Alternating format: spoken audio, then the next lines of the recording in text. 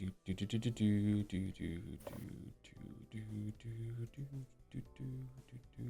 maybe live. Hello? Hi?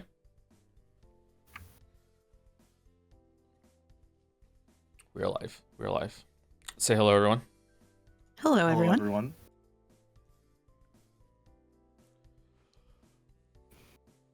Sucker Mary Barrels. Sucker Mary Barrels.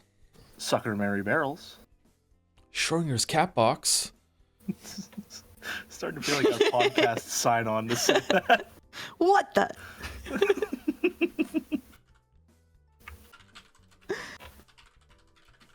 All right, now time for 5 minutes of audio adjustments, as is tradition. How do we sound, chat?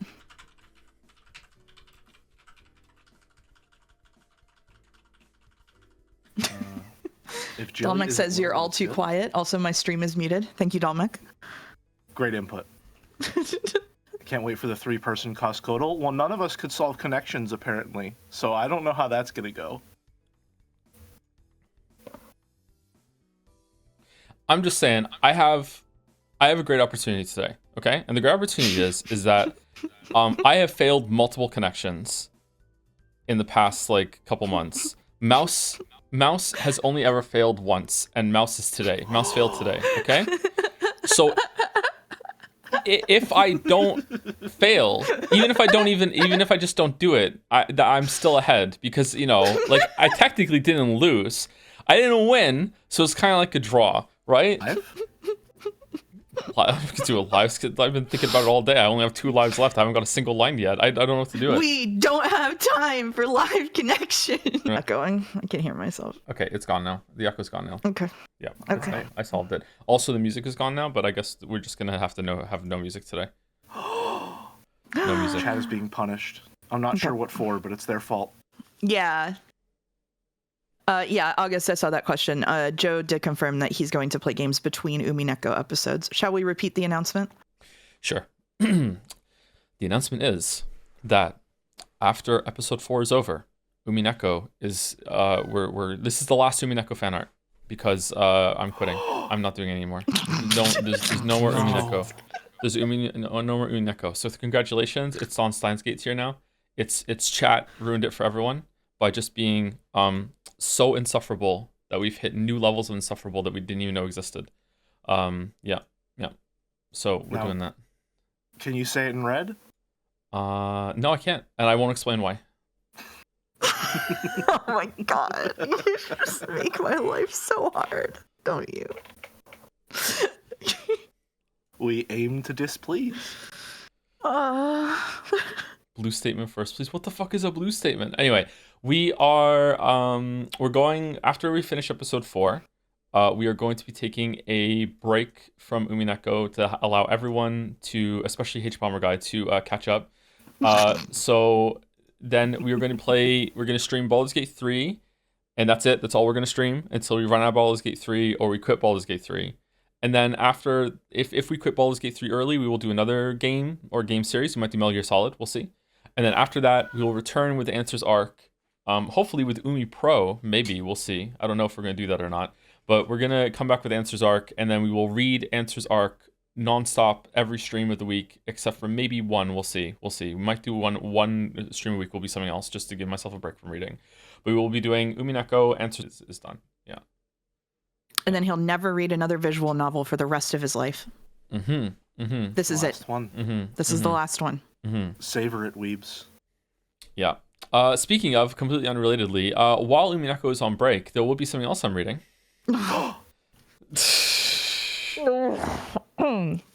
What's that? Starting April 20th, 420, Sundays on my stream, Hello It's Mouse, will be dedicated to Joe and I co-reading The Sekimea, which is a mystery visual novel as well. If you can imagine the inverse of Umineko, you'll have the Sekimea. So we are not going to redo the first, I don't know, hour and 15 minutes of reading that we've done of it. So you have until April 20th to read the first little bit of it, or I have a helpful infographic I can share with you made by a community member called How You Doing? And that's what we're gonna do. That's gonna be the only other visual novel Joe ever reads for the rest of his life. That's gonna be his 2 takeaways, along with Steins Gate. So that's it. Now, you said it's going to be it's the inverse of Umineko. Does that mean that magic is real or it isn't real? Oh no, it's got nothing to do with magic. It's that instead of having a subpar mystery and really good character writing, it has a good mystery and no characters at all. It's also really well paced. Really well paced. Yeah. Gotcha. I think someone compared it to Blue's Clues last night. You did compare it to Blue's Clues. Blue's Clues? Blue's Clues. They did compare Oh it to Blue's no, Clues. I understand why. No. Oh no. No. Ah.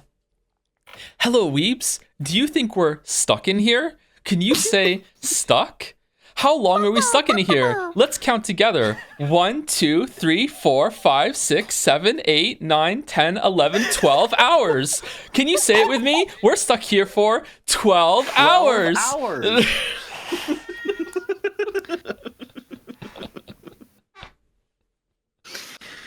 Oh. Yeah. He's meowing. I can't do anything about it. Now can you do think that that- slower and in reverse? Oh, God. In reverse. 10. Do you think that... 9. No, Mouse, no! You're usually the one that resists this. Although I guess we are done with 1,000 times resist, so... Is she? Okay, yeah. Mhm. Oh, There's interesting. a loud meow. Check mod check. Oh, do I need to turn Jelly up still? Because I can't. He's as loud as he can get. Oh wait, no, he's not. Hold on. I can turn Discord sound capture up to 0. Okay, so now let's just have me and Jelly talk. Sucker Mary Barrels. Sucker Mary Barrels. Okay, so does Jelly still need to be turned up relative to me? It's lagging. It's lagging. Uh-oh. Huh? Uh-oh. Just what we need. More technical difficulties in the middle of our audio technical issues. I was mostly worried about the slight hiss, but that's better than peaking. Okay, there is a slight hiss. That's... Slight hiss? Yeah, it's fine though. It's fine. Mouse, can you do Sucker Mary Barrels? Sucker Mary Barrels? Sucker Mary Barrels. Hold on, maybe I can... Where would a slight hiss be coming from? Oh, What do you want? that's probably Dante, I think. Yeah. It's got to be Dante. Yeah. Dante? Yeah, Dante's here from the Devil May Cry series. Oh, of course. Yeah. I haven't played one, so I understand. What, you want to be on stream? What do you want? Okay. Mouse is a bit too loud. Really? Does anyone else think that? Because I can turn mouse down a little bit. Wait, hold on. What day is it? In 3 days, I can turn mouse down a little bit. No, she's fine. I will be louder during the visual novel, so you might want to turn me down just a little bit because I'll be laughing and screaming and crying and throwing up and whatever I do. I turned you down to 175. Spoilers? Okay. Joe, we finish episode 4 today? Fuck no. Absolutely not with me here. Episode 4 will be completed next Saturday, April 5th. Will it? Yeah. Oh-ho. Oh. Okay. I mean, unless you don't want it to be, we can drag it out if you want. I do like dragging things out. Yeah. Okay. 1 hour of Umineko reading at the beginning of every stream, and then you do Bandle, and then you do Letterly, and then you thank Bits and Subs, and then you do the stream. How about that? We didn't do Letterly today. We didn't do it. Oh, Should we do it? Should we do it right now? Should we do it? Letterly? As a treat? The only one we're going to do today is Letterly. Okay, that's the only one. All right, do it here. Here's the strat. Right off the bat, you got to laugh like Naya. Oh Okay. God! Oh yeah, that's so sorry. So hit them with you. Sha. Yeah. Shu. Yeah. Shu. Yeah. Sha. H. It's not. You need an H. Okay. It's not. All right. It's not. Okay. All right. Hates Brazil. Okay. It's definitely not going to be G again. Okay, for sure. Okay. If we don't get it in 2 more, we have to go for it being the last one. Okay. Hates Brazil. Why? What are we talking about Brazil for? Because that's how Brazilian people laugh. Type M for mouse and J for jelly. What are you doing? Okay. Do I get one? J for Joe? Oh yeah, I think that's T for Tom. T for Sure. Tom. Okay. Yeah. K for Kinzo. R Okay. for Rosa. B for Battler. Whoa! It's his day. It's his day. It's his day. Battler and Beato. Yeah. Damn.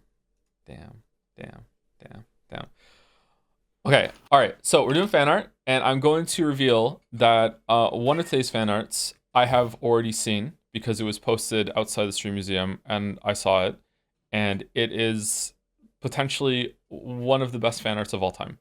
So I don't know where it is on the list. When we get there, please enjoy. It is an all-timer. It's an all-timer. I only watched it once, and I mostly listened to it and just kind of like just soaked in the vibes. So I'll be able to see a lot more details this time. So my personal pick for fan art of the year so far. Fan art of the year for me. Wow. Annie for Prez says, Joe, I'm reading Higurashi, and unfortunately I'm hooked. I'm 8 chapters in the first episode, and I like it, sorry to say. Wow. Are you going to become one of the Umi fools in Umi Full that are saying fucking like, the reason why I don't like Lambda Delta and Castell is that because I'm not Higurashi pilled? Like, I don't understand. The Umi fools? Yeah, the Umi fools, yeah. Okay, no. Now, to be fair, I wanna. So I've been accused of hating the Umineko fans and Umi Full, and that's not true. I like Umi Full people. It's not people in there doing it. It's like weirdos elsewhere on the internet. They just like Lambda Delta in there for completely non-suspect reasons. So don't be mean to the Umi Full people. They're so normal. What about the half dozen to a dozen fools that have DM'd me like saying that I have to read Higurashi and I'm missing out on a bunch of fucking... I didn't know that happened. What are you people doing? Can we hate on them? Can we name and shame? No, let's not name and shame. Yeah, we can hate on them. Whoever those half dozen people are, what are you doing? You're the problem. Mm-hmm. Your why is not going to finish it. Yet, but there are quite a few people who are saying that I would like Higurashi, and I don't know whether that's a threat, but it feels like one. I think you would like it better than Joe or me. Wow. That doesn't help clarify. It still feels, for some reason, disparaging in some way. We have Umi Fullers, and we have it would be Higu Heads. Would that be it? Would that be their name?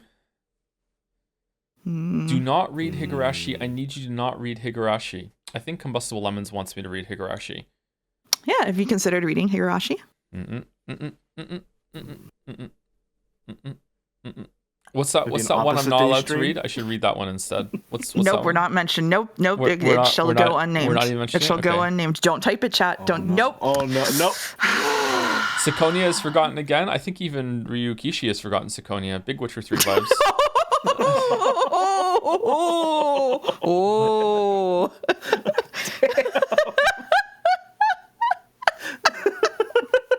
The fact you can. Okay.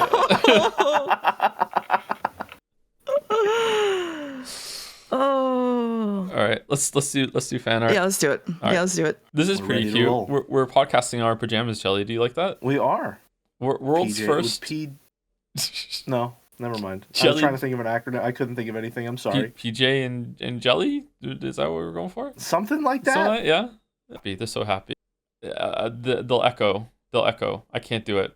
I'm going to have to add an audio just for VLC, and I don't know how to do that quickly enough. I could probably figure it out, actually. I just don't want to, okay? There we go. We're just not doing it.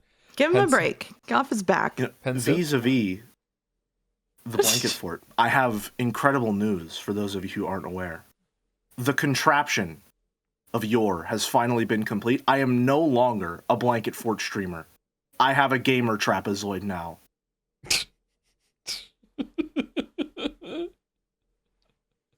A gamer trapezoid. Listen, Joe, you've seen the picture. How else would you describe it? I have. How else would you describe it when it's deployed? It's even got the blue backlighting. Are you going to share it in Dragon Sense so everyone can see it? Sure, or... yeah. Give me a second. Hold on. You should read Song of Saya. What's that? Jelly on the phone. Please ask Jelly where he got the cardboard for the contraption. I know where Jelly got the cardboard for the contraption. I know. The same place Jelly has acquired many of his snacks in the past. Yep. I know. I'd just like to state for the record. All right. I have never once eaten garbage that did not come from my own home.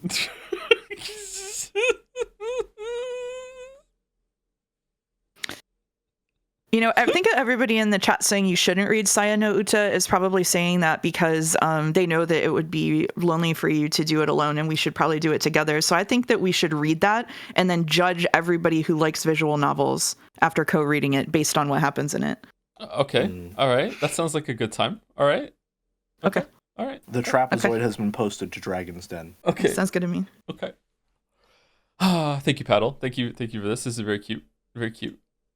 Madison, very cute. I'm just gonna say Madison for now. Maddie. Thank you, Maddie.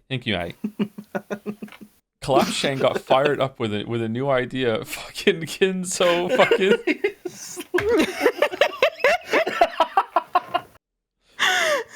That was supposed to be our joke. Right? Why is your mouth an eldritch horror Tarlac thing from Star Wars? What's going on here? Maddie has some very unique stylistic sensibilities. Okay. On Maddie's behalf, I would like to clarify here that Collapse Chan and Collapsed Chan are two different Chans. They are. Yes. Collapse and Collapsed The D Chan. makes a world of difference. Yeah. It does, yeah. They're also as in everything. Mm-hmm. Mm-hmm. Mm-hmm.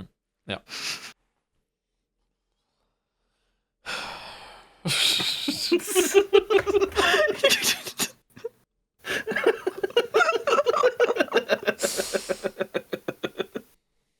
I love Collapse Chan so much. Absolute banger design.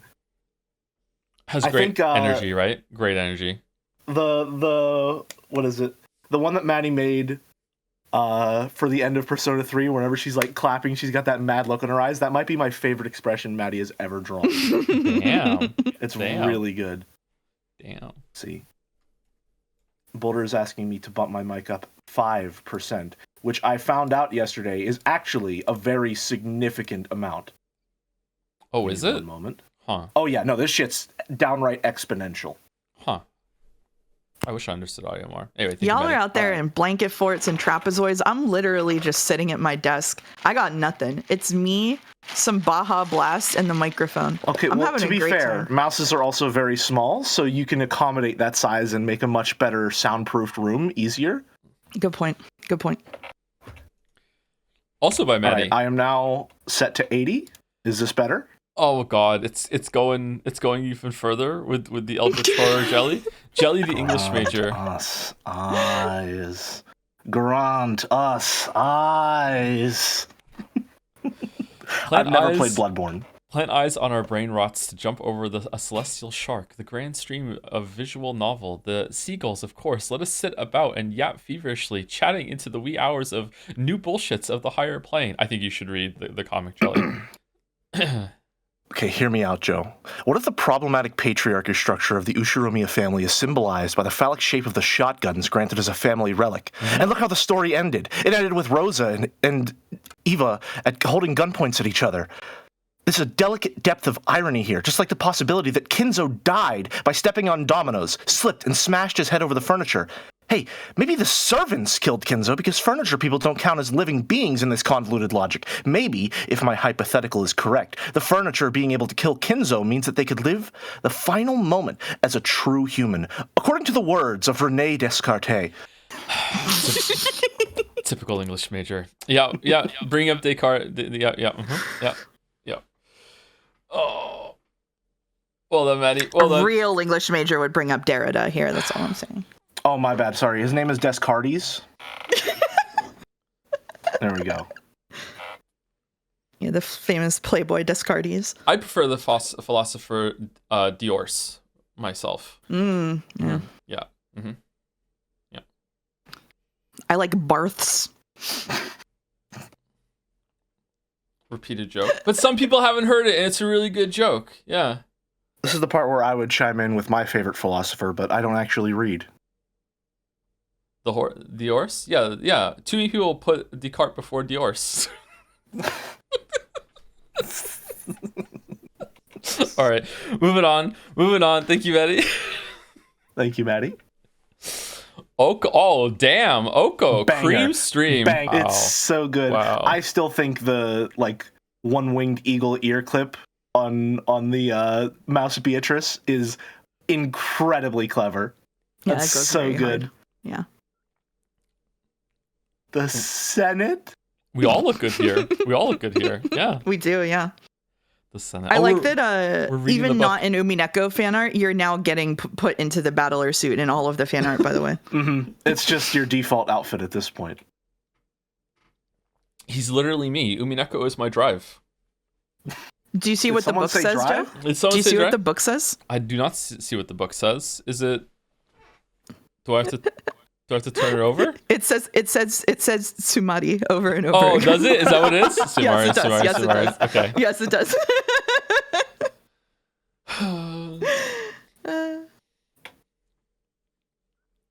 Just Sumari. Yep. Sumari. In other words, thank you very much, Oko. In other Very words, nice fan art. let me say thank you to some bits and subs if we have any to say thank you to. I don't know why I gasp in response to anything that anyone says on my stream. I feel like a React YouTuber. We're all just becoming React YouTubers. Some of us more quickly than others. Did I say thank you to Masai stream of Umineko between Jessica and George's battle? The fight with Renove representing Jessica fighting her role as having to be the head, showing her determination to fight against that role that she has to play. The gap in George battle clearly represents the age gap between George and Shannon. Oh no.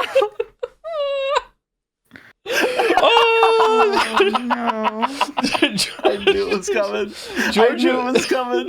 George avoiding the black holes can be seen to represent the mental hoops he does to justify their relationship. Ryukishi has done it again. Oh my god. They posted that on Tuesday too. It's so good. Holy It's shit. so good. Holy fuck. Alright. Man, I should be giving you bits for that message. Holy shit. Thank you, Damn. Josen457 for the resub. Holy shit, 3 years of joms. Thank you, Paste5H. Is that five hooses? Are we up to 5 now in Fire Emblem? Thank you for gifting a sub to Schrodinger's Cat Boy.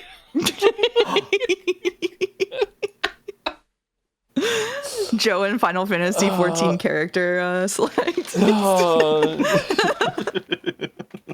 Is the Catboy next? All right, okay. I thought he was a bunny boy.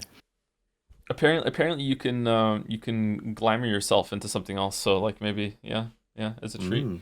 Thank you, Jambo Smash for the resub with Chaos. Thank you, Girius F for the resub. Hi To, hey, how's it going? Kazakil has also subscribed for the first time. Welcome, Kazakil. Thank you, Huli Gordo, for the bits. I'm sensing a lot of tension between Virgil and Dante. He hasn't spoken a fucking word yet. Could you explain yourself, Jelly? Well, I've never played any Devil May Cry games, so I feel like it's just a little hard to break the ice between the two of us. Wait, hold on. Mouse, It's nothing have you played personal. one? It's just No, but I have read Dante's Inferno. it wasn't a good time. No, it was quite bad. It was quite a miserable experience. I really felt like I was progressing through the 7 circles of hell. You might be the only one here that's played that. It's pretty much Devil May Cry. It's fine. I've also played Halo 3 ODST, which is just Dante's Inferno as well. Dante's Inferno is... A lot of games are just Dante's Inferno, if you take a step back. Yeah, there are 3 books that video games like to reference. Yeah, there are 3 books. Yeah. 3 books. Except ODST is actually good, unlike Dante's Inferno. The game. The great literary work is probably fine. Anything else you'd like to disparage here? I just don't want Jeremiah showing up at my house with a fucking tome to beat me to death with. And a copy of Pentiment. Yeah. Oh, there he is. There he is. It's the Divine Comedy. Stop reading only the first book. I haven't even read the first one. Anyway, thank you, Mugs3 for the resub. Due to work, I don't always get to catch streams, but when I do, it's always a treat. Love Umineko and love the Umineko streams. Oh, thank you, Mugs3. Message effect from Sound of Rain. Hi, Joe. The chatter without a gimmick here. Still need a new bit for me to do now that the parasocial chatter arc is over. I don't want to stress you out here by putting you on the spot, so let me be clear. Sumari, if you're just not clever or funny enough to come up with one, you could be lazy and ask your much smarter and funnier co-readers to come up with one for me instead. Oh, that's a good point. Yeah, I could just pass the buck. I'm sure they would give me a bit to do that you would definitely enjoy and not hate at all. Is this a setup? I think every time you type a message to Joe, it should be a new compliment, a sincere compliment, something you really appreciate about him. You should pick, if you're having a bad day and he cheered you up, you should let him know immediately. This goes for everybody in the chat, not just this chatter. Anytime that Joe makes your day better, please let him know. I think you should format it like a letter to your lover who is not with you on the front lines of the war. It might be the last time you get to speak with them. My if darling only through Joseph. pen and paper.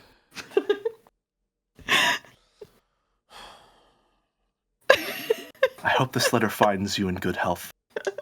The days have been long, and the nights longer still. The shelling continues with every hour. So this might be the most owned I've ever been. Oh no. No. What about when Joe makes your day worse? Oh, definitely tell him that too. That too, yes. Yeah, Still absolutely. compliment him though. But, yeah. you know, in that case, compliment him for his ability to ruin your day. Dear Joe, I just want to let you know that my day has been improved seeing you get owned by your community again and again. Yours truly, Rodney.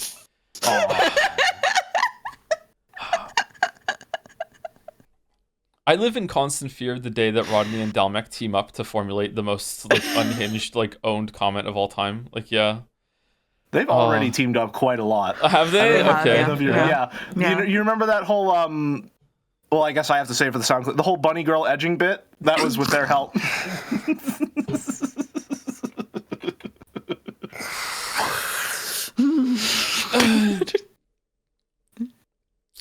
Thank you, Dawn to the Dawns, for the bits. Hello, Tom Joseph Anderson. I want to let you know that today is Maria's birthday. Happy birthday, Maria. Also, happy birthday to Wuggy. Happy birthday, Maria.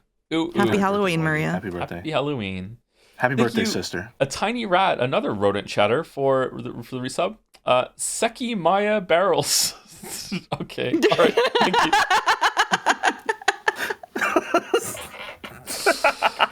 Thank you, Critical Woe, for the bits. Joe hates super paper. Super paper? What's super paper? It's because he's super thick in the brain. Oh. I think that's what I'm made out of. Super paper. Uh-oh. Retains nothing about Lambda Delta, by the way. Oh, is that a Lambda Delta line? Yeah, I just kind of glaze over when she's on the screen. I think about something else instead. Yeah, I don't like her. Yeah, I'm glad she's not important and never will be important. I'm very happy about that. Absolutely, yeah. Thank you, Gabbro406, for the resub. Think you literally used several times before in relation to you. Are you the same person that said this, or are there a couple other people that have experienced this phenomenon?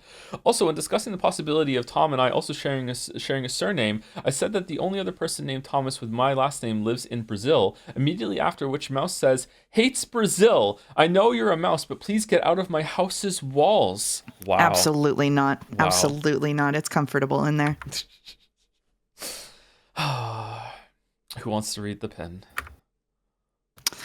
My darling Tom, it's been weeks since my last message pin. It feels like ages since last we talked. People claim this is a parasocial relationship, but I know better, and I wait eagerly for my Steamliner ticket to Moncton. Your streams are a light in my day, sitting in the trenches of +2 and Joms. May the Jads YouTube Twitch wars end soon. Look forward to your reply. Thank you for your amazing streams.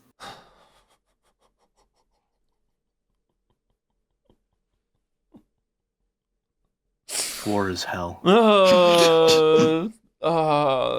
Thank you, Ace, for the bits. Hey there, Joe. Gonna resurrect an ancient discourse now. Do you think that you can understand what on earth chat was talking about with regards to the shot football killer now that you've read Umineko, and considering that probably 70% of the people who got on your shit about that had read Umineko by the time they played that Danganronpa game, and the other 30% were just following the leader of those people? You mean like with that we can't really discuss this actually because it's spoilers for a game that we played a long time ago, so I don't feel comfortable with it. Are you talking about like the unreliableness of it?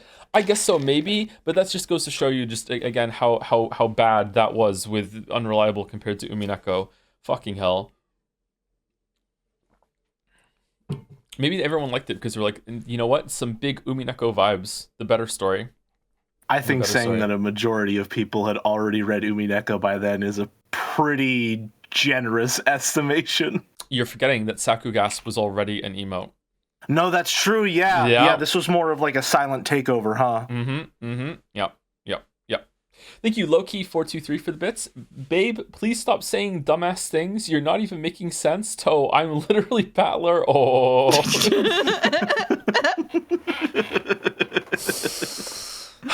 And the last few on my list are Joe's Retinas with 100 bits to say, it's the final stream of episode 8. Ryukushi07 has been invited as a guest reader. Mouse is also there, but she just laughs the whole time and doesn't say a single word. Chat is a wall top to bottom of give him a marble. Joe stutteringly explains the enemy marble race to Ryukishi. Splendid, a marble race, you say. How quaint, in which case I shall choose Steins Gate. In other words, Sumari, get fuck streamer. Okay, all right, thanks. Thank you, Nozo2727 for the resub. I love the Joe Jello Mouse trio. Waiting for answer arcs is going to be tricky, but I will hold. We'll get through it quickly. Don't worry. We'll get there. Thank you, Fancy Prince, for gifting out a sub. And also gifting out a sub directly to Mad Bake, to Maddie. I don't say bake anymore because I say it wrong. Thank you very much, Fancy Prince.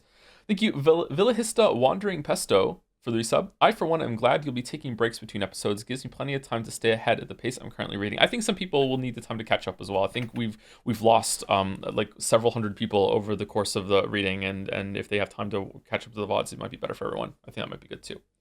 And last on my list, oh god, it's Dalmec. Okay, you know what? Let's do Dalmec last. Thank you, Rainaven26 for the resub. Thank you very much. And Dalmec with 1,000 bits.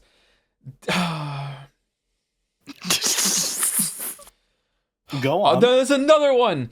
The moment of absence, mud speckling the bodies of my former friends. God has turned his gaze away from our putridity. Oft do I wish for a shell to end my existence, for surely hell would be better than this. Yet I still fight, knowing your streams await me. You are a balm for the soul, and despite my misery, I anticipate the day I can return to you. To hear your laughter would brighten all my days forevermore. Yours eternally, Dalmec.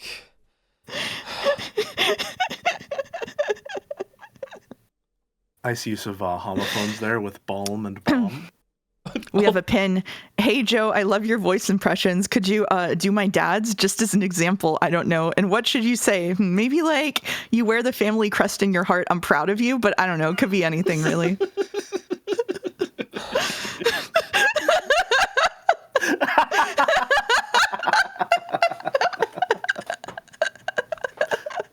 Should I read that one since I voice Kinzo? If you want to, go for it. You wear the family crest in your heart. I'm proud of you. Aww. Kinzo would never be so tender if he actually existed. Oh, Annie for Prez has owned me as well. Dear Joseph, words cannot express the comfort that writing to you provides me while I grab my bayonet close to me. The fight against the wave of weaves continues. Today they shelled us repeatedly with the new Higu shells, and they wiped the neighboring platoon out entirely. They are coming for me and mine. I fight every day to protect you from yet more dangers. The Sundirs and the Sumaris boom around us daily, but it will bring me peace to know my efforts will not be in vain. Oh, they keep coming! They keep coming, no! Really makes you feel like you're being shelled by artillery. Okay, all right, okay. We're gonna do a couple more fan arts and then we'll get to the...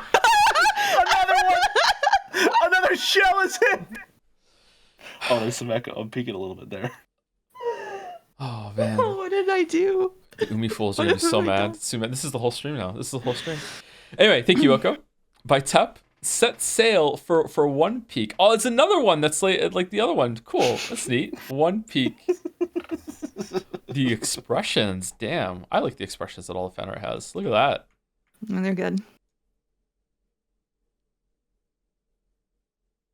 I've been told by Tep that I apparently have Nami vibes. Whatever that means. They explained what it meant, and I don't remember. I don't know One Piece, so I don't know. Yeah, I don't know. What's a character for One Piece? Mouse is Zoro? Mouse is Zoro. She's just like Zoro. I'm just like Zoro. Yeah. You will know? I don't think I will. Rodney says it's because of my massive tits. Don't believe everything you see in fan art.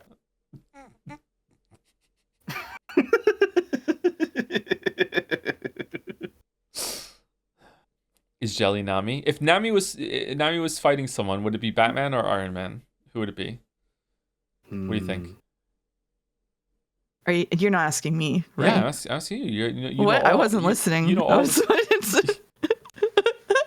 What? Who's fighting what? I was reading the messages. Nami from One Piece, would she fight Batman or Iron Man? It's a simple question, Mouse. Yeah, She's like the fish lady who has a staff who makes bubbles, right? I think that she could make iron rust, probably. Okay. Thank you, Tep. Thank you. Streaming Umineko. It's Gold Star Night. Had to make this after the Absolute Cream stream yesterday. Can't wait for H Bomber Guy and Jacksepticeye to join in a few weeks. I don't think that's happening, but it's really funny that it was a possibility. Streaming Umineko with Greg. Silly voices, fun time. Huh? Oh, it's Kermit and Dante. And with the new game coming out now too. Mouse getting into character. Dante?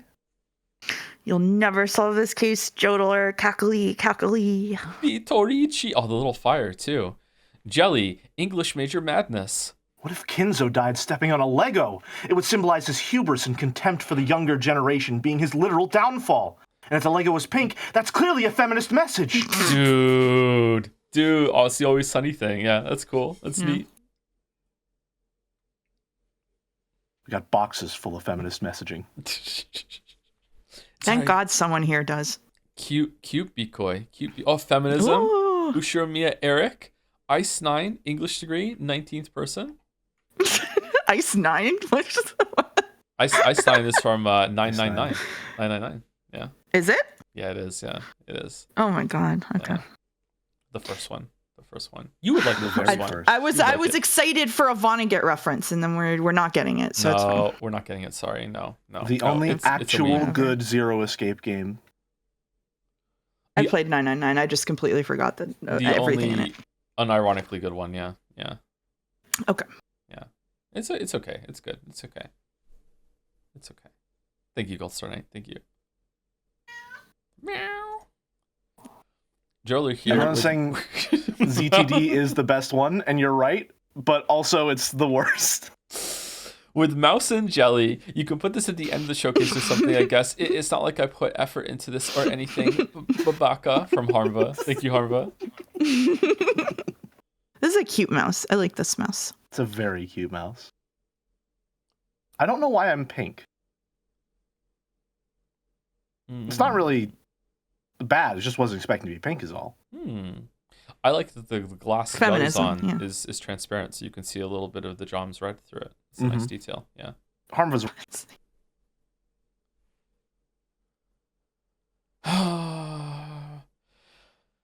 Fucking hell. Tis hard to see the mighty prancing war Joms, trampling the dying and dead beneath their merciless feet. No, dear mouse, near to speak a word of comfort. No living Nason or waifu to administer relief in that hour the most sad in the history of humanity. Oh, the humanity. Oh, the horrors of war. Truly, it may be considered the most cruel and awful scourge which can befall a Twitch chat. Heaven grant there may be an end soon. The most terrible. Most awful. What have we done? We're on Fanart 8. Mr. Sunrise. Oh, holy shit. Mr. Sunrise. Yes, it's amazing. Umineko featuring the Three Stooges. I love double jelly here. Double jelly. I'm using that Virgilia one as my profile picture. I love this art so much. Good. It's so good. Look at the attitude on this mouse. Very accurate. Yeah. Very accurate. Look at this. This mouse has some cheese for sure.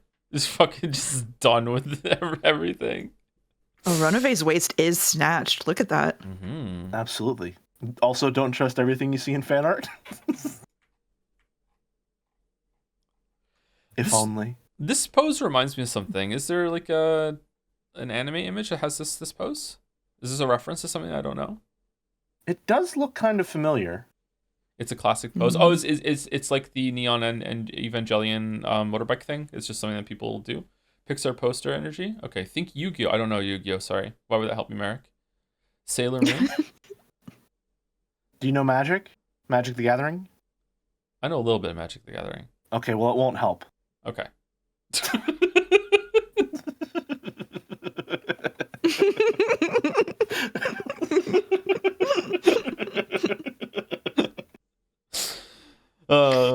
Oh man.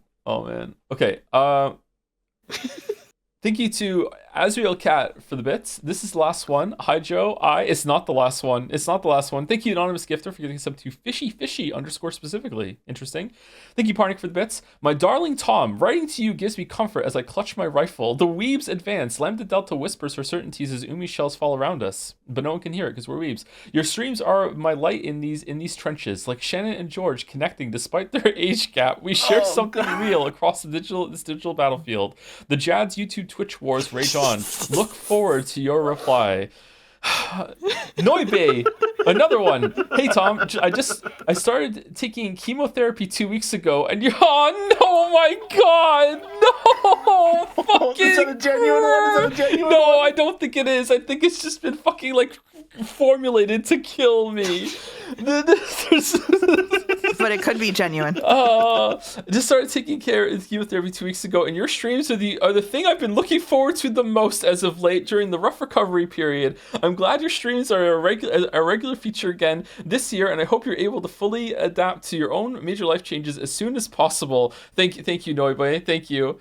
Oh, the people love you. It's such a sweet message. They said not fake in chat, so. Oh, it's not fake. It's just very well timed. All right. Well, I wish you all the best with that. Like legitimately. Good luck with the chemotherapy. Love bomb in the middle of all the artillery. He is adapted. He got smaller plates. What? Good luck with that, Noibe. Good luck. I wish you all the best. Sincerely. I'm glad the streams can help you out with that.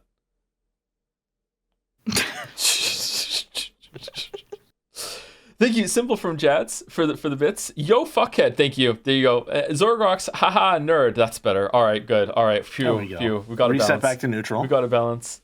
Still, I'm laughing at the next one that we read. Thank you, Sound of Rain.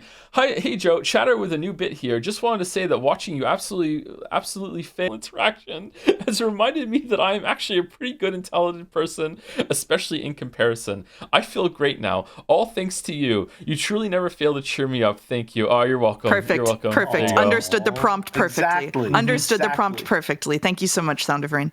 Thank you so much. Dalmec with hey fuckhead, I love the videos and streams. Thank you, Dalmec. Happy Quack. Hi Joe, I just wanted to thank you for changing my life by playing Umineko. You inspired me to get some furniture of my own, and I happened to run into the love of my life while at IKEA. She happened to have the same idea and was looking for a brand new bookshelf. We are building a Billy right now and are going to walk our joms later. I am planning to learn magic and buy an island and may even turn it into a murder mystery. Lol. I will make sure to scream your name as it happens. All right. Good luck with that. Nice. Happy Quack. Nice. Holy shit. Annie for Prez says, Joe, I'm dead. I'm watching the streams in heaven. I love you. Thank you. Thank you, Annie. Thank you. And last two, Edgar 007. Hey. Oh, it's just a hey. There's forbidden content in the Quixotics one. It's forbidden. I can't. Forbidden from the stream by you. Verboten. Yeah. No. I see it. Oh no. Yeah. Are we reading it? I don't think we're reading it. It's your stream. Yeah. I said we banned it. Okay. Should we say it again? You better stay strong. Should we say it again as a treat though? I don't know. It is. What do you mean? Should we say? Yeah, you say it if you want. I'm not saying that. Okay. Jelly, for no reason at all, I think you should read this one. Only my monitor's dim glow. The winds whisper despair, comrades fall, their screams lost in fragmented Hempel's ravens and the cruel logic of witches. I teeter on the edge, my will eroded like a half. Yet I persevere, for your streams are a beacon, a reprieve from mysteries without end. To hear your laughter is to glimpse paradise, a joy so profound, even Beatrice might grant me respite. Yours in suffering, Cummy Mummy. There's no time crunch, Boulder. I just knew that it would take Joe like 15 minutes to set up a compressor filter, and I didn't want to fuck around going live. We're fine. There's no time crunch. They can read as many bit messages as they want. Quixotics with the bits. Everything you say makes me so, the way you talk sounds so formal and I really love it. You're really just so fucking sweet and cute. I didn't believe in love at first sight until we started talking. You truly are someone different. You always encourage me and it makes me smile so genuinely. Damn, I want to spend the rest of my life talking to you. I love you so much. I have a poop fetish. Everything you do is cute, even when you just spam random letters. I want to go back to Fanart. Say it properly, Mouse. We're going back to Fanart. Say it properly, Mouse. No! What do you mean, no? Thank you, Mr. Sunrise. Okay, and that is the last time we're ever doing that bit for real. That's it. It's done. We will time out if we have to. We're just done. It's done. Done. Dead and buried. Thank you, Outson. Umineko episode 3 stream from last week. No witches allowed. What? Stay strong, Joe. Hold the line. Hold the fort. There's no way magic is real. Ooh. Where's Battler? Come back, Battler. No witches allowed. No witches allowed. I mean, Mouse can be in here though because we were allowed one, right? It's which is. What do you mean? No, which is allowed. We're allowed one. Oh, that's true. We do love to play with language here. Yeah, we're allowed one.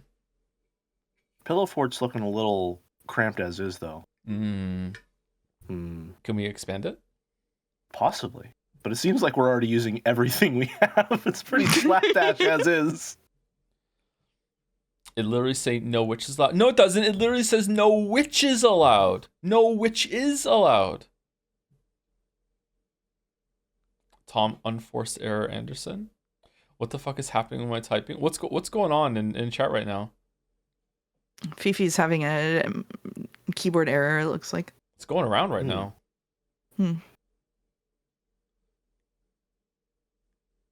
A Koru post. Stay strong, ignore the Koru post. Stay strong, ignore the Koru post. Okay, we're going.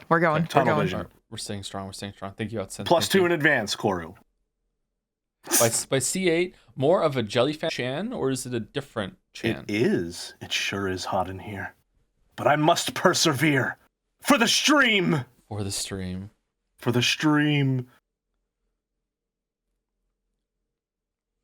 That's exactly what it was like. I was there. Unfortunately, she's out of a job now. Is there going to be a gamer trapezoid Chan? I guess that's for the people to decide. Is that preemptive chanting on my part? That is preemptive chanting. Yeah. It's not preemptive. It already exists on the stream. That's not how preemptive chanting works. Stream hasn't seen it, have they? What do you mean stream has it? I sent it in Dragon's Den. The Dragon's Den is not the stream. Okay, all right. Well, hold on. What exactly is preemptive chanting? We're distracted again. Preemptive chanting. You're the one that has to define that. I think my understanding was that preemptive chanting was when we haven't even played the game yet, and people are already trying to chantify something that's in the game that we haven't seen. That's my understanding as well. Yeah, that's my understanding as well. That is preemptive chanting. Okay, all right, that's fine. So because the gamer trapezoid was brought up on stream, it can be channed without preemptive chanting. However, technically speaking, it wasn't shown on the stream. That's correct. Yeah, that's the point of contention. Damn. So it all comes down to 3 English majors, and we're still doing tell and not show. Well, I'm only 25% of an English major, so. You know, no. 2.25. Well, I guess that 75 accounts. Is that too much math for the two of you? Is that okay? I'm a data analyst, in case anybody was wondering about that. +3.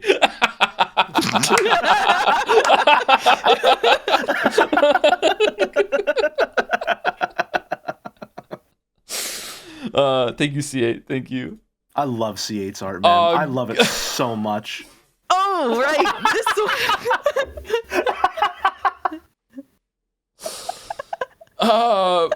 By Fifi. Produced with local rodents' consent, based on a moment from Stream 14 of Umineko. Pikachu is a golden mouse, you see. For no reason at all, let's not mention the Jigglypuff voice. What's wrong, Battler? I thought you liked role-playing games. Hop on AOL with me. I love when fan artists use their unique talents and abilities for evil. We identified the line. By the way, chat, this is the line. No further. No Perhaps further not than even this Pikachu. far. We found the line.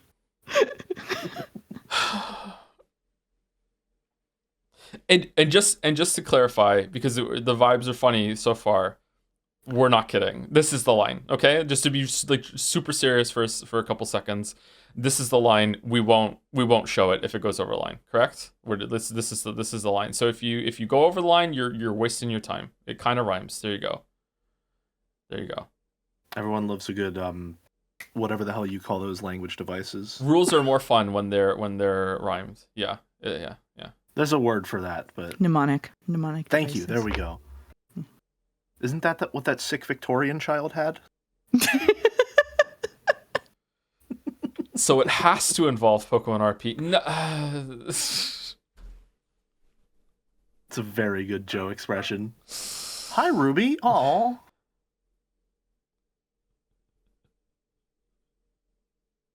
Oh, just the two. Huh? I was expecting more. Oh man. Okay, thank you, Fifi. Thank you.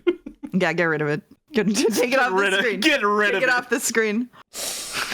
By Lemon I Rhymes. love this so much. I love this Poggy one. in my tummy. Ooh, my stomach doesn't feel so good. Oh, let me take a look. It looks like you've got a... Don't say it. Somehow worse for me. This is somehow worse for me. This is somehow worse for me than the first one. I don't. This one is so good. It's so good. What, you didn't like it 2 days ago when we were showing fan art of someone that had made my pillow fort, blanket fort mattress into like a huge pair of boobs that's just hanging over my head at all times? You didn't like that? So the Merrick video thing didn't get me. The Merrick video thing on stream was funny, but when I saw that fan art hit the museum, I sent it to my best friends and I was like, what did I sign up for?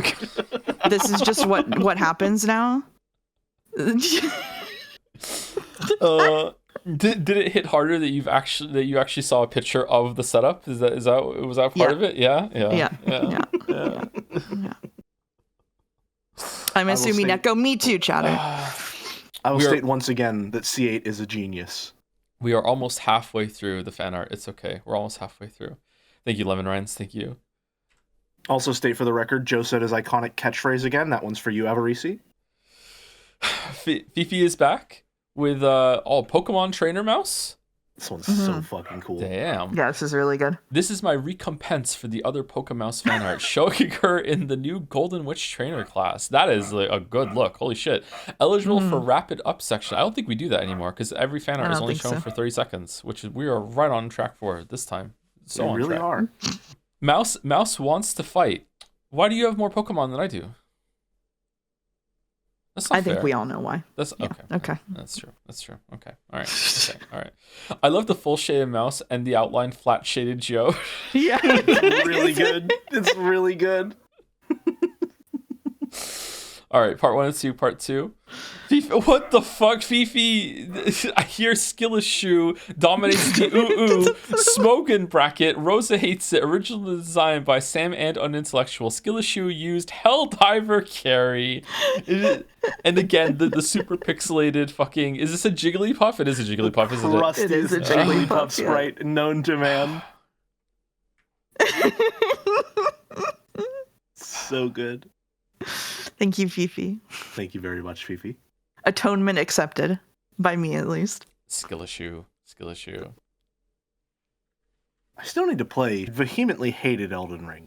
Joe really doesn't have any strong opinions about this, so. That's true, I do. I don't, yeah. They're all out. They're all out of me, and now they're deleted, yeah. Thank you, Fifi. Exercise. By Clearer. Ever since I found out Mouse has chinchillas, this has been in my head. Chinchilla Throne. I love this so much. Clearer is so good. cute. Clearer is so good. Look at these little dudes. It's so cute. Aw. That's very cute. Oh, are you jealous? Okay.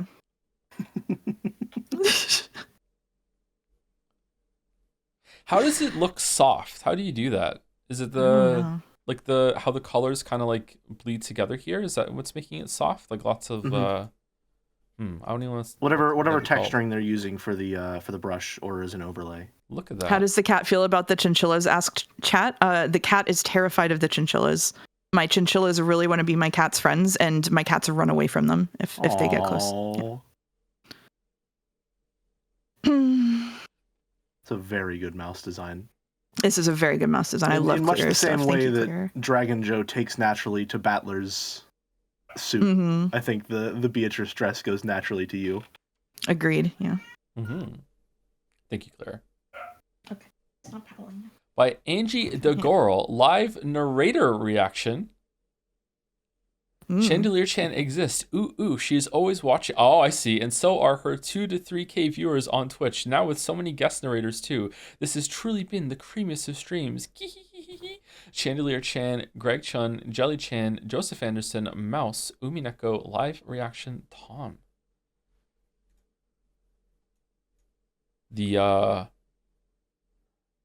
I forgot his name for a second. The cannon pose. How did I forget Cannon's name?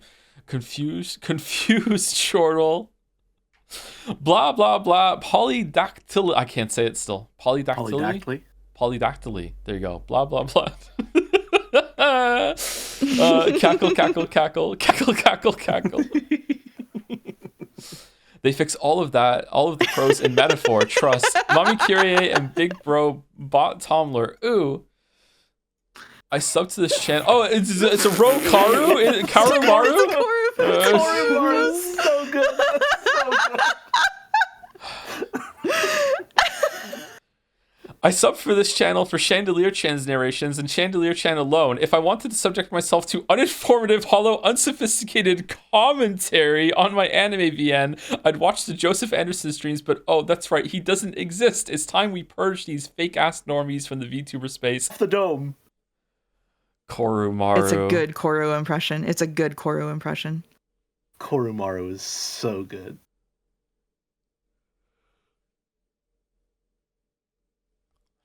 This is a very creative use of the hair being the chandelier. It is, yeah. I love that, yeah. That's cool. It's That's really nice. Cool. Yeah. Thank you, Angie, the girl. Thank you. By Crimson Ocat, the Saturday streams with Mouse and Jelly have been wonderful. Keep up the good theories and cackles. Oh, it's Pixel. Ooh. Oh, we're all gathered around the Umi Pico book. Reading together.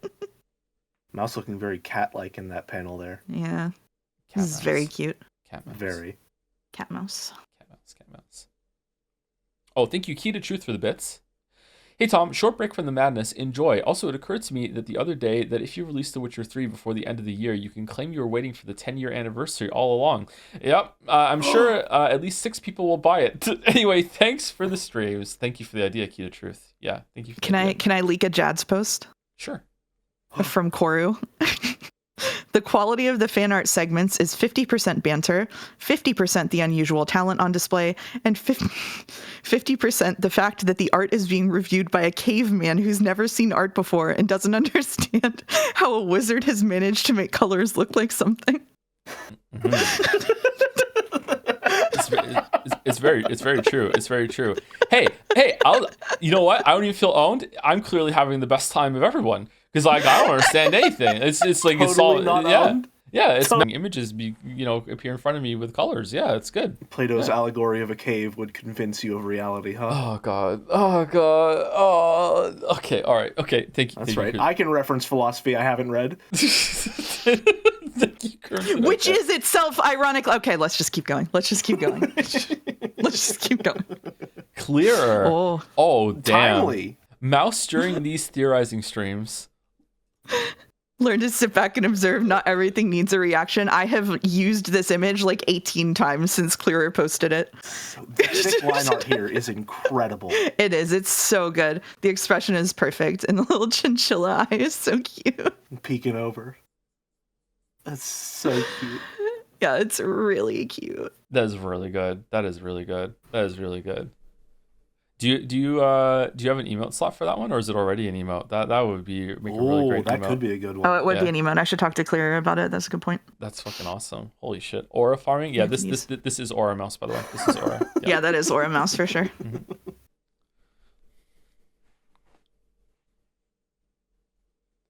Thank you, Clearer. Thank you, Clear. Are your chinchillas bigger than you, Mouse? Apparently, yeah.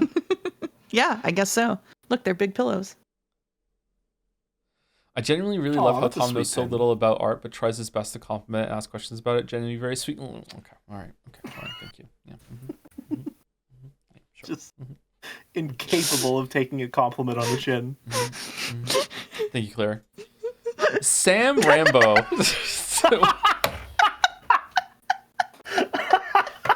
What? Why are you in a jar and you're so angry about it? It was said. Would you be happy if you were put in a jar? It was said, and I want to draw Jelly's design because I like it so much. Here's my interpretation of Jelly in a jar. I am sorry, Jelly. Lol. Don't put me in a jar, chat. Don't Sorry, put original me in line. a jar!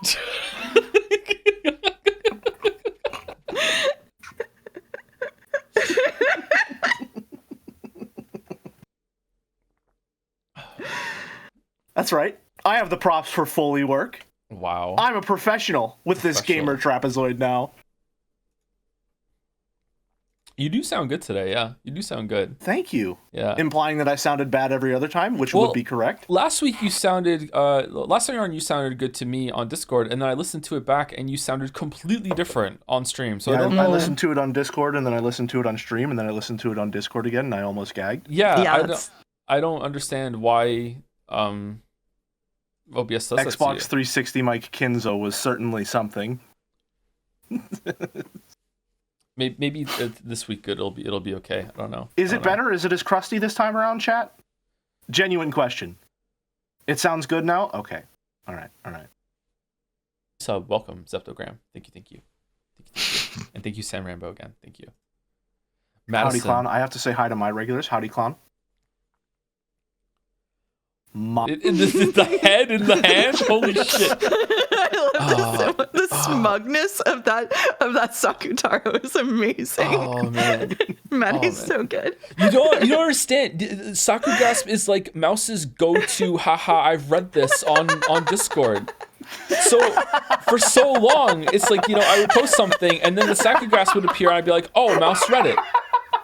Like my expression here is looking very Abe's Odyssey, I think. It is, yeah. That's a good game, Abe's Odyssey. I should play that again. I haven't played it, but I've seen okay. 30% of it through YouTube Shorts. You are just the king of referencing shit that you have not played, read, or seen. Listen, man, cultural osmosis is a hell of a thing, all right? I'm like a sponge of shit, all right? These are all just good. a sponge of bullshit. The smear. It's a really good smear. See, I know an art term. There you go. Alas, poor Sakugasp. We didn't know. Have you read that? I have not. Thank you, Maddie. Thank you very much. Thank you, Maddie. It was not covered in my Shakespeare class. Okay, mister. Your outie has seen Severance. Okay, everyone knows that from Severance. That's like the biggest thing from Severance. I haven't. I don't know. I haven't seen Severance. Instantly owned. Thank you, Maddie. Luna Panda. All the world's a stage. Aren't you lucky to be the main character? So lucky. So lucky. So lucky. Oh. Saku here too. Adorable. We've got the ear clasp here too. The I genuinely love the ear clasp so much. I'm glad other people have picked up on that and continue to use it. It's really nice. The nails too. Look at the nails. Those are not that inaccurate, actually.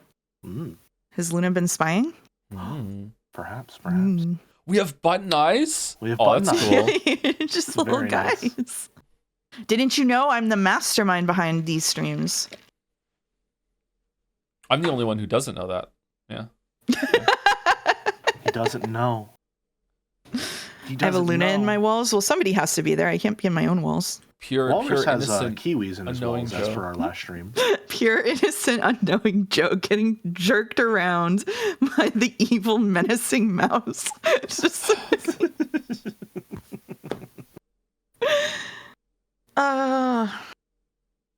he doesn't know. He doesn't know. And he never will.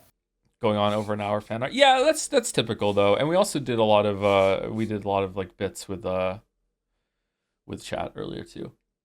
Yeah. That's not what I said, Boulder. Get a life. Just so.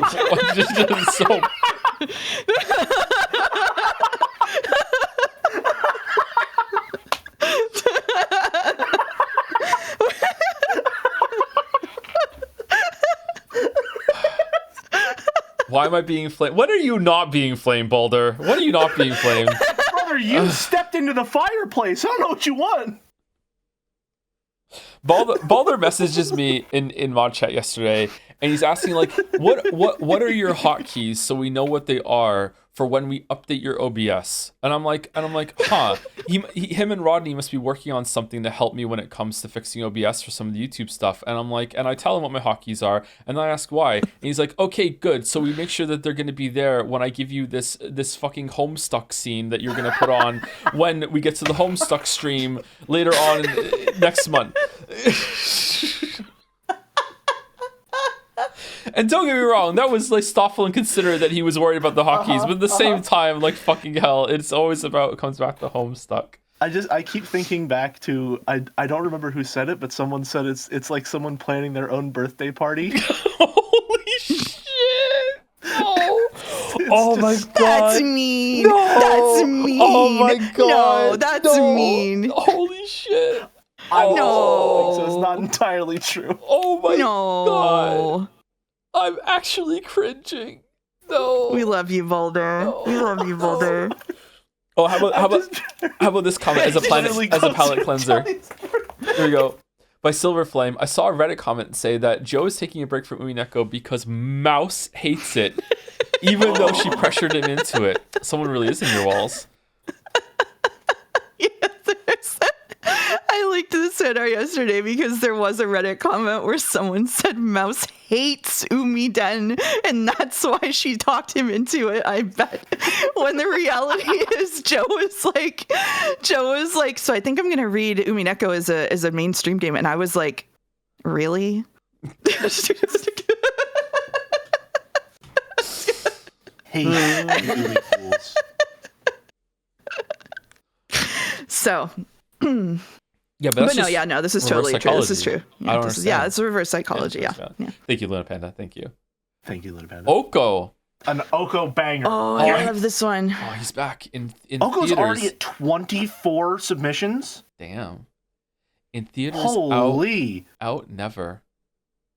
Lion in Wait. Oh, I so see. good. I It's see. so good. Yeah, I see. He's just I see. waiting to appear. Directed by Leo, cinematography by F. Oko. Is it F. Oko? F.E. Oko?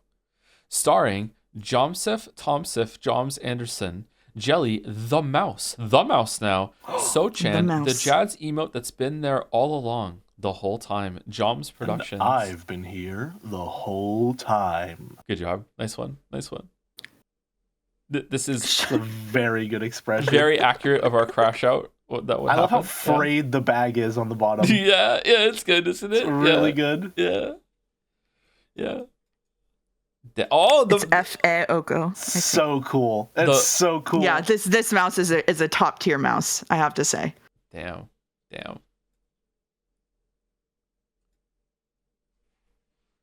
Oko's so fucking talented, man. Mm-hmm.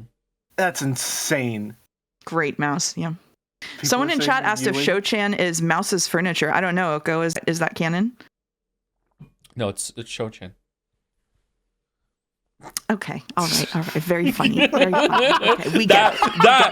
That took you a second. That took you a second. Yeah.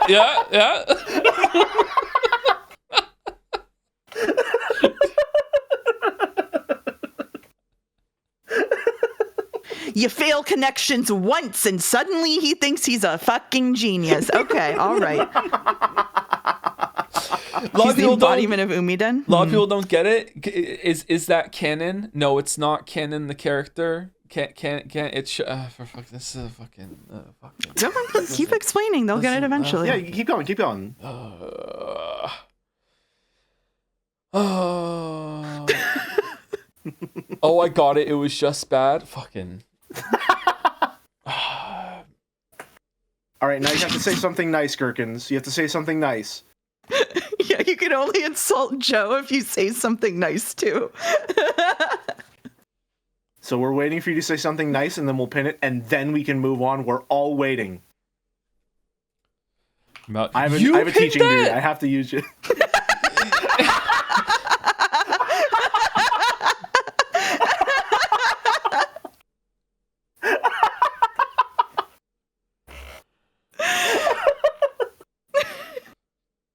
He said the top 3 owns that Mouse has got on me in the past 24 hours. The top 2 of those 3 have been in the stream, and last night she was streaming No Man's fucking Sky. That's number 3 of 3. That's how bad this has been so far. The Raiders got greeted with a peton. Thank you. And we auto-modded Joms. Yep. Automated jobs, yeah. A lot of fun. Thank you, Oko. Say it in Joms. Say it in Joms, Moustress.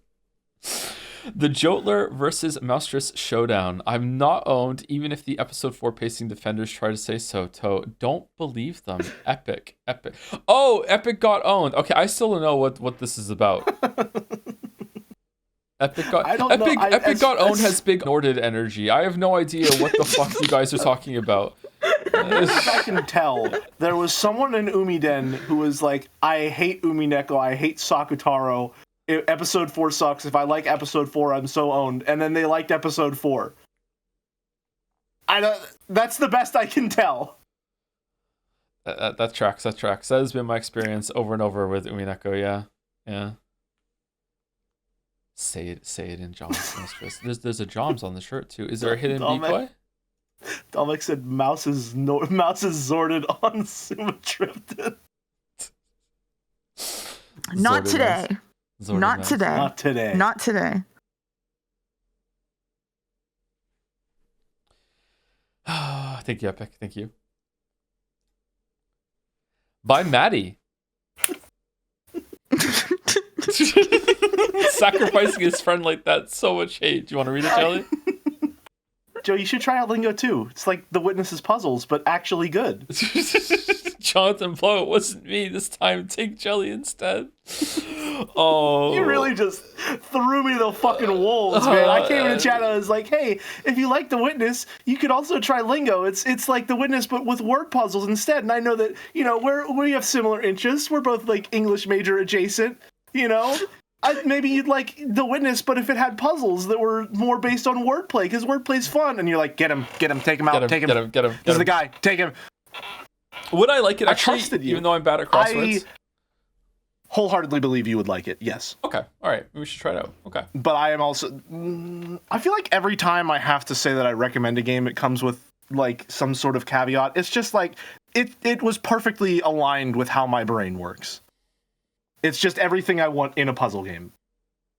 It's more logic puzzle, says chat. Do you agree with that? I don't know. Yes. Yes, Holy shit. Someone in chat is pointing out that it's a cat of nine tails in the shape of the Witness lines. That's a really good detail, Maddie. Oh, that's nice. That is really good. Nice. Jelly doing the girlfriend mad at you for something you did in a dream bit. This didn't happen in a dream. It happened in a stream. This actually did happen. Yeah, this did actually happen. Yeah. That was during the Witness video watch along. Yeah. What video should we do the next watch along of? What should we do next? Edith Finch. Edith Finch. Edith Finch. Edith Finch. Edith Finch is good. Edith Finch. Game good. I thought we were just gonna keep going round and round saying it. There's an opening scene in an airport. That's not true. That's just not true. That's patently untrue. It's just not true. Thank you, Maddie. I think this might be accurate to how Blow feels about me. Maddie's expressions are stellar lately. Not that he hasn't always been good at them, but he's been taking it up a notch lately. I love the Joe in that one. Speaking of Joes that I love. Clearer. Simplifies your shapes. This fan art makes me so happy. It just makes me happy. Yep, I do be yapping. So good. I do be yapping. Feels like we're being dissected a little bit. It's called a character sheet. I would Clear know. knows me so well. Knows I want to go to Rikenjima. I'm just a caveman looking at the colors. I don't know what a character she is. I love that my shapes are just exactly the same as they usually are. It's really nice. I genuinely do love that. It's nice. I really should make a character sheet for my Sona sometime, though. A lot of people have been asking me for it since I started showing up.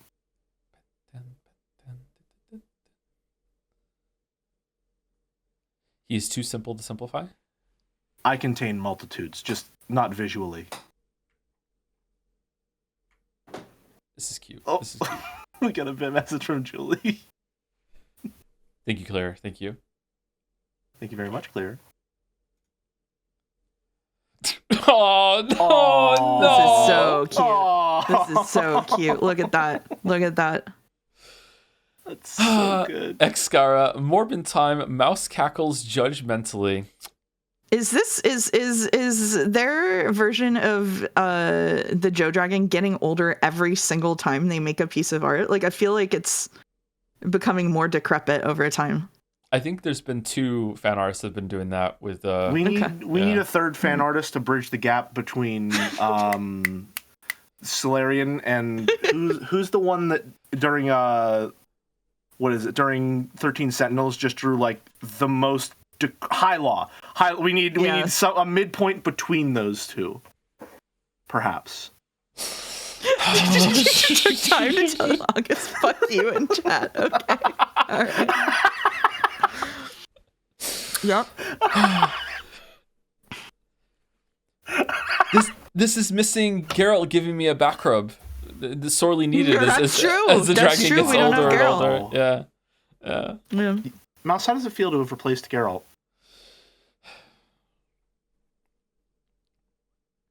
I don't have a funny answer to that. No, I'm just sad. I really got nothing. I really got nothing. Usually I'm good on my feet, but no, not this time. Oh, Mike is here. Hey, Mike. Hunt is for Timmy. Thank you for the resub. Hey, Joe. Just finished the 1000X Resist VODs and just bought it. They really did a lot with a little and mostly stuck the landing IMO. I agree. Also, it's funny with every streamer I saw that got to the end, when they came to nowhere, everyone was pretty much like, I get why you did it, but fuck you, still gotta go. Also, play mouthwashing too. I don't know if we're going to play mouthwashing, but if enough people say that it would be okay, then I guess we can go for it. But I'm a little worried. I don't know what the content is that some people are worried about mouthwashing, but I don't know. It doesn't seem like a stream vibes kind of game. I don't think it's Yeah. a stream game. Yeah. So I don't think so, but maybe. I'm not sure. Thank you, Unbing, for the resub. Have been watching since the Fallout 76 video. Love the regular stream. See, in my head, that one.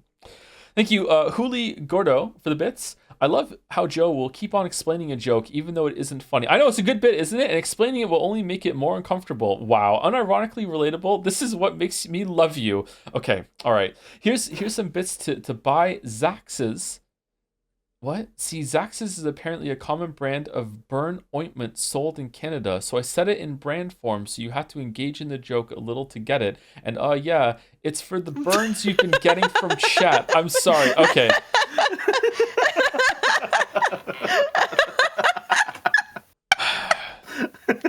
So when Gordo explains the joke, okay, all right, okay.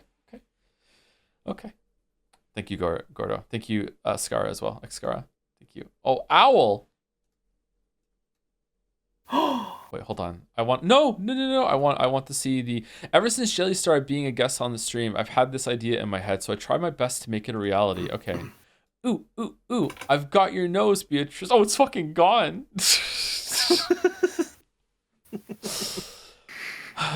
Are you Beato here, Jelly? I thought you were Beato.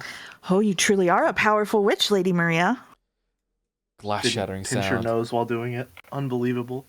No commitment to the bit. The hell is this magic? How are they possibly going to explain this? I don't know, man. I'm crashing out. Stay strong, Joe. Remember, magic isn't real. Battler isn't in the scene, so her nose is still there. Just imagine the nose is still there. Joe, you have to think one layer deeper. Battler isn't in the scene, so she's not there at all. Oh. So what you're saying is there is no nose. Well, it's possible, but nobody knows for sure. Wait, hold on. Is the nose in her hand? She does have it. Yeah.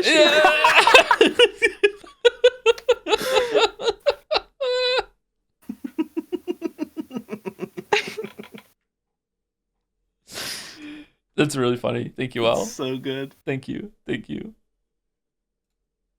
Here we are. Yaki Here we Bag. are. Here it is. The Here we best. are. Oh, it's so good. All right. Favorite sports Here we are. podcast. I thought it would be the last one. Okay, all right. Are we muting the first time playing it or no? What do you think? We should get the reaction first. All right, Yeah, I'm gonna get the turn Chrome reaction browser first. sound up to -10, and I'm gonna play it for a second and see if it's loud. Here we go. Oh my god, it's loud. Okay, that was too loud, right? All right, let's go to -20 and see if that's loud enough.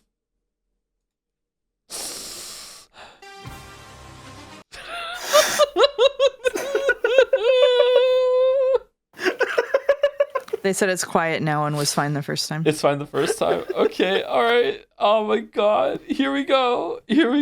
Holy shit, let me full screen it. I'm actually excited. Like I'm giddy. Oh man. So all right. 3, 2, 1.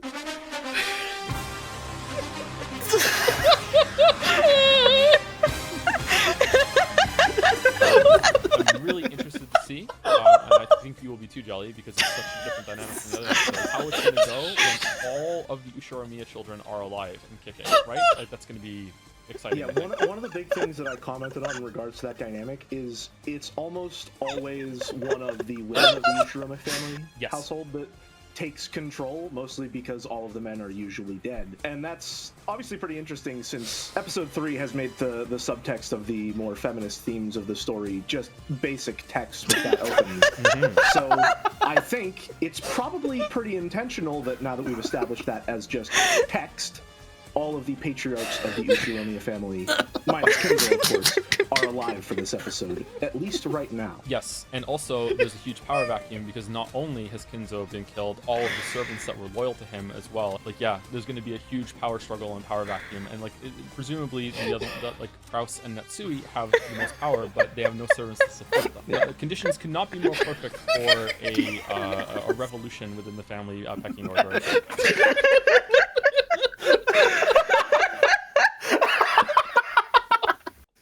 The second time we play it, make sure you read the fucking advertisement roll on the side because it's just so low-key the best part. I have to confess, until the first time I watched this, I had no idea what people are talking about when what this message meant. I didn't know what they meant when it said it felt like sports commentary. That's exactly what it is. That's exactly what it is. Conditions could not be better line. It's just sports commentary. It's just...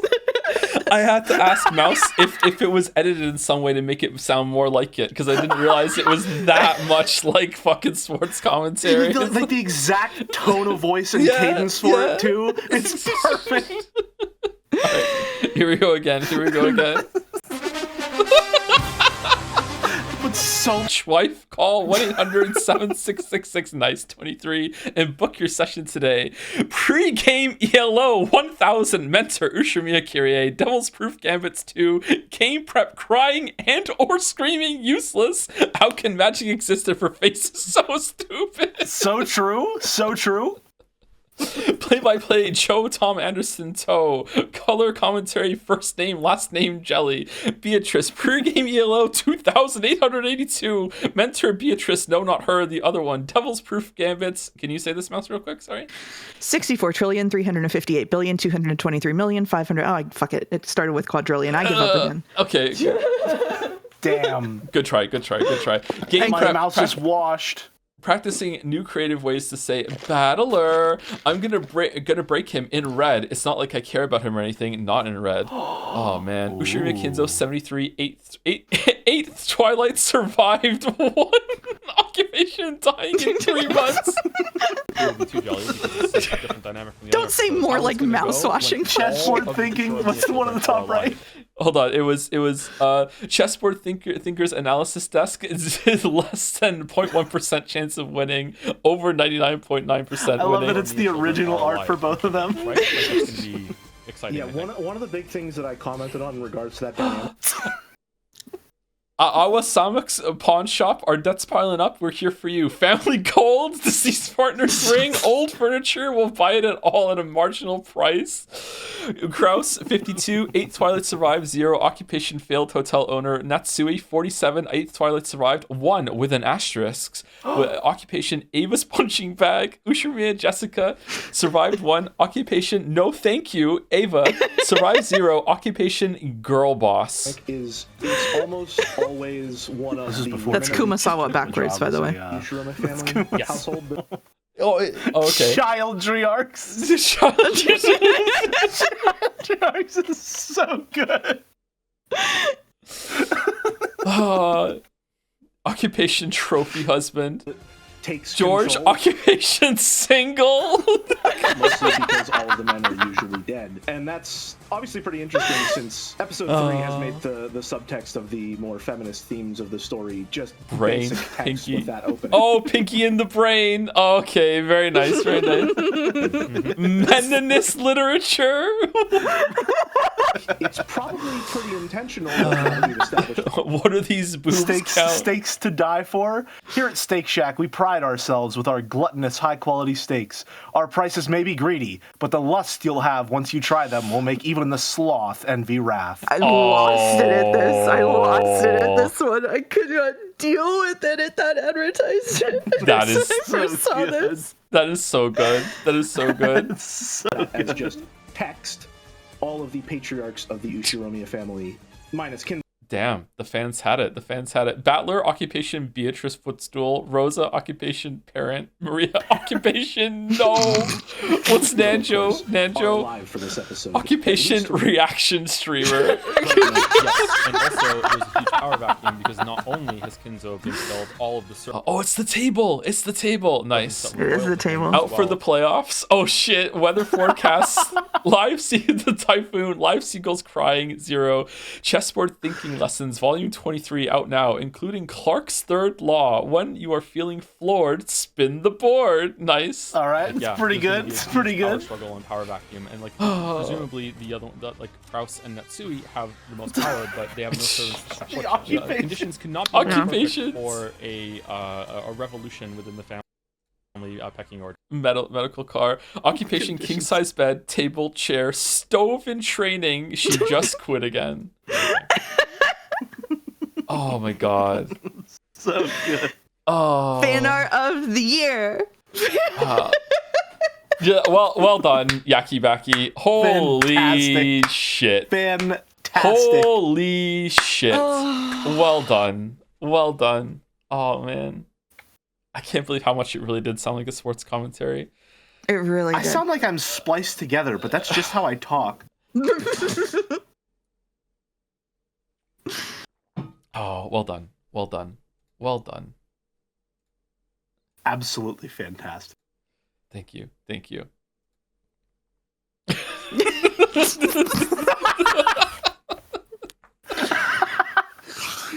Just followed up with a zooted mouse by Colton. Mouse is zooted once again. In honor of that, here's zooted mouse in color.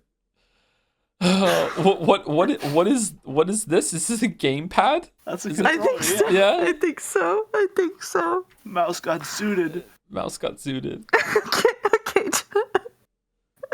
It's in the process of getting emoted. Okay, listen. What you need to know, it's not that funny, okay?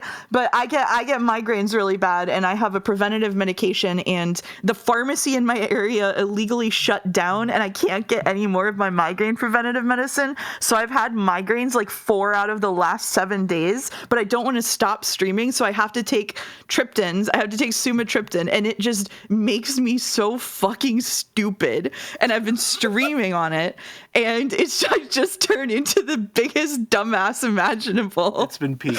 It's producing peak content, but for a terrible reason.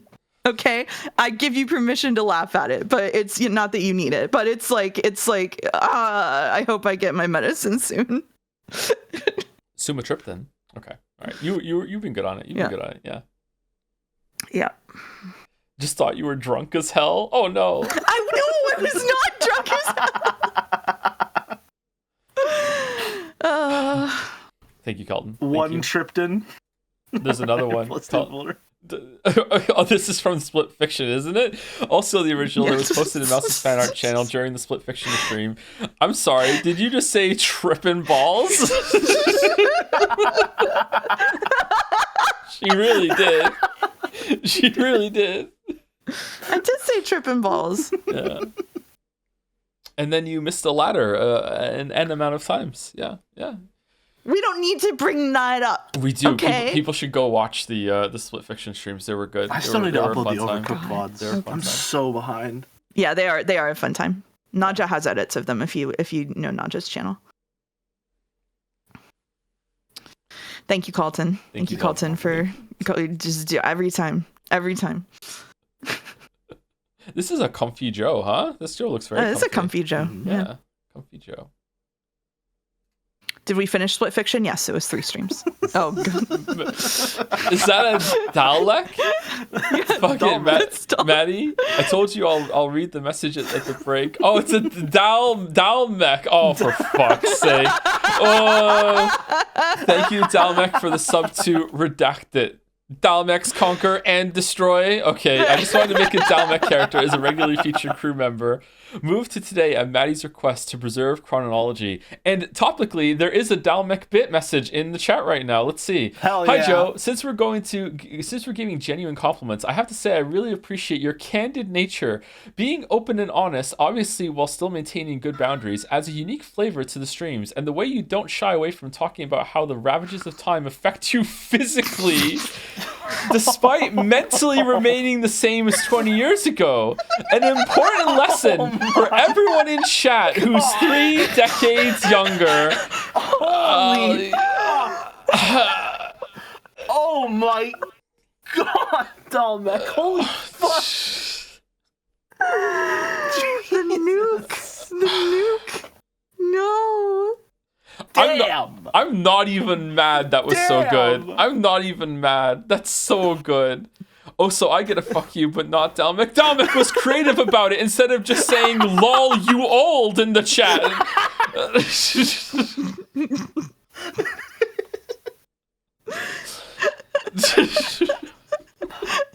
That's not fair to Joe. Let's go, Grandpa. That's right. Let's bring that back for sure. Let's go, Grandpa.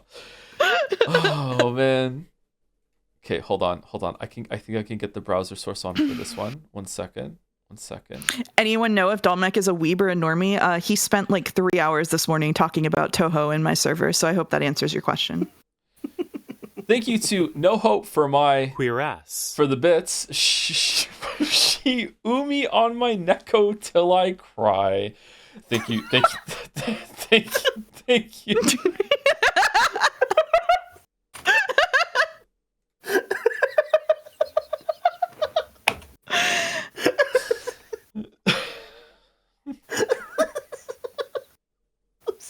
I am like a year and a half away from overdue for getting a soundboard for real, man.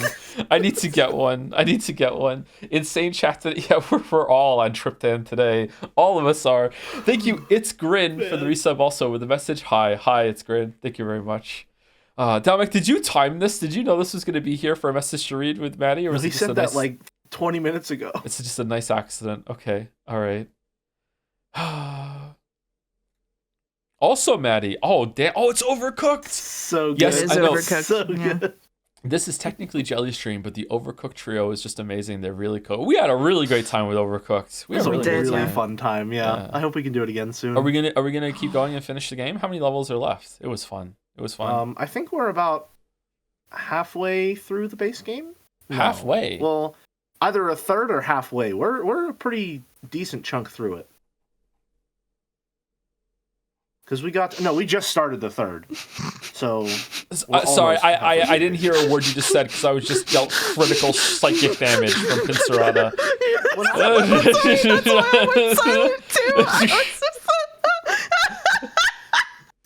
Jelly, for no reason at all, can you read Pincerata's bit message? Sure, I just need to find it first, is all. Let me just scroll up. I'm going for it. It's here somewhere. I can't scroll up any further. You're gonna need to send it to me? Joe, how does it feel that after this year, you'll be the only one in your 40s while Mouse is in her 30s and Jelly is in his 20s? Oh my god! That's fucking... Well, listen, we're all English majors here. We don't have to understand the numbers behind it. I think we should ask, in this situation, what would George do? Oh, no. We definitely shouldn't ask what George would do. No. Oh my god. Oh Joe, my god. whatever you do, do not declare us as your furniture. Oh my god. All right. Let's back off from the crash out and enjoy Maddie's picture. There's Dalmec is back. So is Baldur is really unhappy in the background. Baldur in the background. There's a pickle Nagito in my hand. Mouse is crazily doing the most work stirring. Jelly has somehow carrots balanced on his foot somehow. Oh man. I think my only gripe with this fan art is that of all the tasks I performed, I don't think I was ever on the cutting board. I think that's true. That was the only thing I didn't have a dedicated role for any of the levels. I think that's true. Nothing was stirring, not even a mouse. All right, Retinas, +2. +2. Thank you, Retinas. Joe should be burning the pasta. That's true. Thank you, Maddie. Thank you. Oh, the pin is evil. The new pin is evil. Joe is only 3 years younger than my actual dad. What the fuck? What the fuck? Sorry, Lemon Ryan. Sorry, Lemon Ryan. Holy shit. The Umineko streams are my lifeblood, and drawing fan art for them is quickly becoming my favorite pastime. God There's damn. a good mouse. There's a good mouse. Look at this. Oh, look at the zoom in. Can we look at the logo on the top right? The artist signature on the top right? Oh, that's really cool.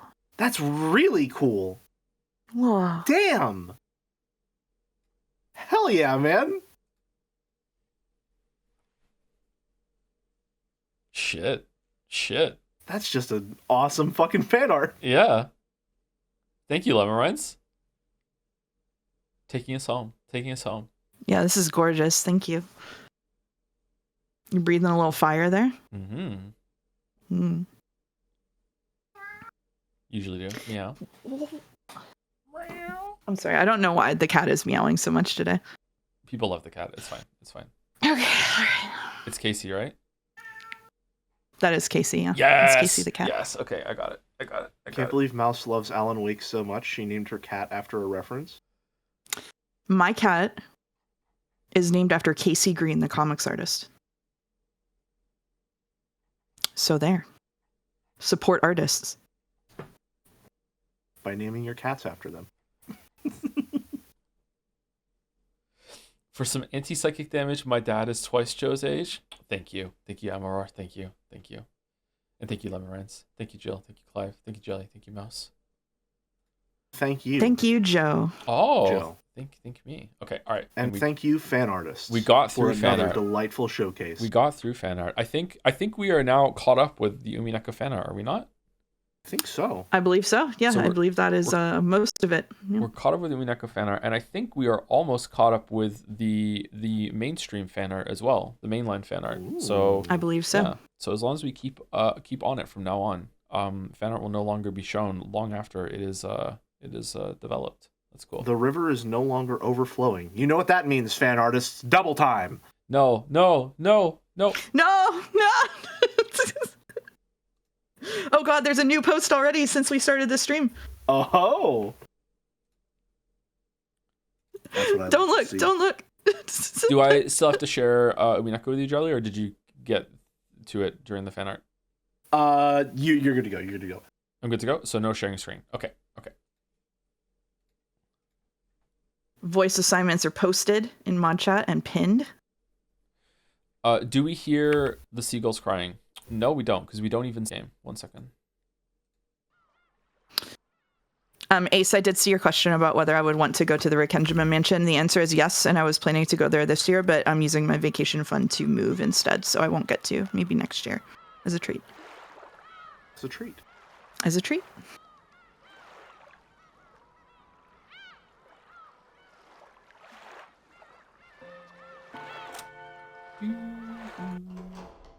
Yeah, the Rikkenjima Mansion and guest house are based on a real place with the actual rose garden. You can go walk around and stuff. Oh, someone in Jazz Backseat. just went there. Yeah, go ahead. Yeah, Backseat went there and posted some stuff in Jazz. So that was like this week. How is the sound? Because we're at 0 decibels right now. How is the sound? It's perfect. Usually Umineko wants to go to 0. Okay. Well, we're not quite at 2 hours, but it seems like suitable to take a break before we start reading, right? Considering we're so close to 2 hours. So if we got the Fanart, are we all in agreement, Mouseketeers, or no? Don't. Yeah, I agree with that, but not with calling us Mouseketeers. What? You don't like being the 3 Mouseketeers? I think it's quite fitting. Breaks are good. Breaks are good. Oh, before we go though, thank you to Yaki Baki for subbing after the sports thing too. Holy shit! Thank you, Yaki Baki. Assuming it's the same Yaki Baki, which I think it must be. Thank you very much, Yaki Baki. That was just an all-timer. Holy shit! My face hurt laughing. Holy shit! The details too. Thank you, Mokai Sawatomi, for the resub as well. Hey Joe, I just turned 40 earlier this week. Someone's older than me this week, and I feel no different at all. Don't let the Zoomers give you a rough time. You're still in good company. Aw, thank you. Aw. Where's the 100-bit follow-up? Lol, just kidding. Suck it, old man.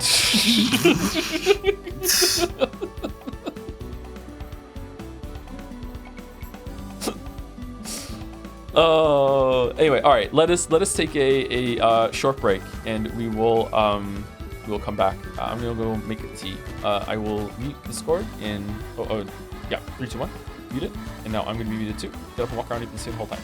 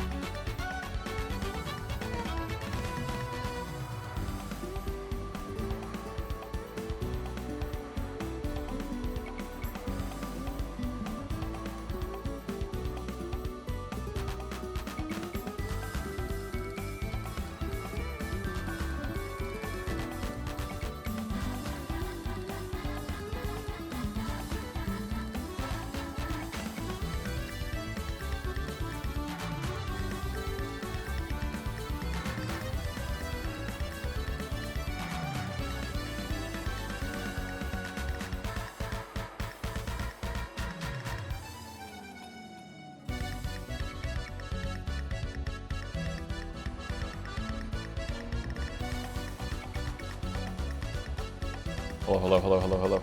Hi. Uryu. Ryu. I have to give Sucker the people Mary what they barrels. want. I have to give the people what they want. I just got it. All right, we got our voice assignments. Let me look over them again, make sure I'm reading the right ones. I'm having a cookie. Calibration cookie. Mm-hmm.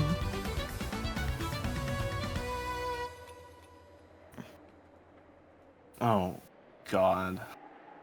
I forgot. Okay.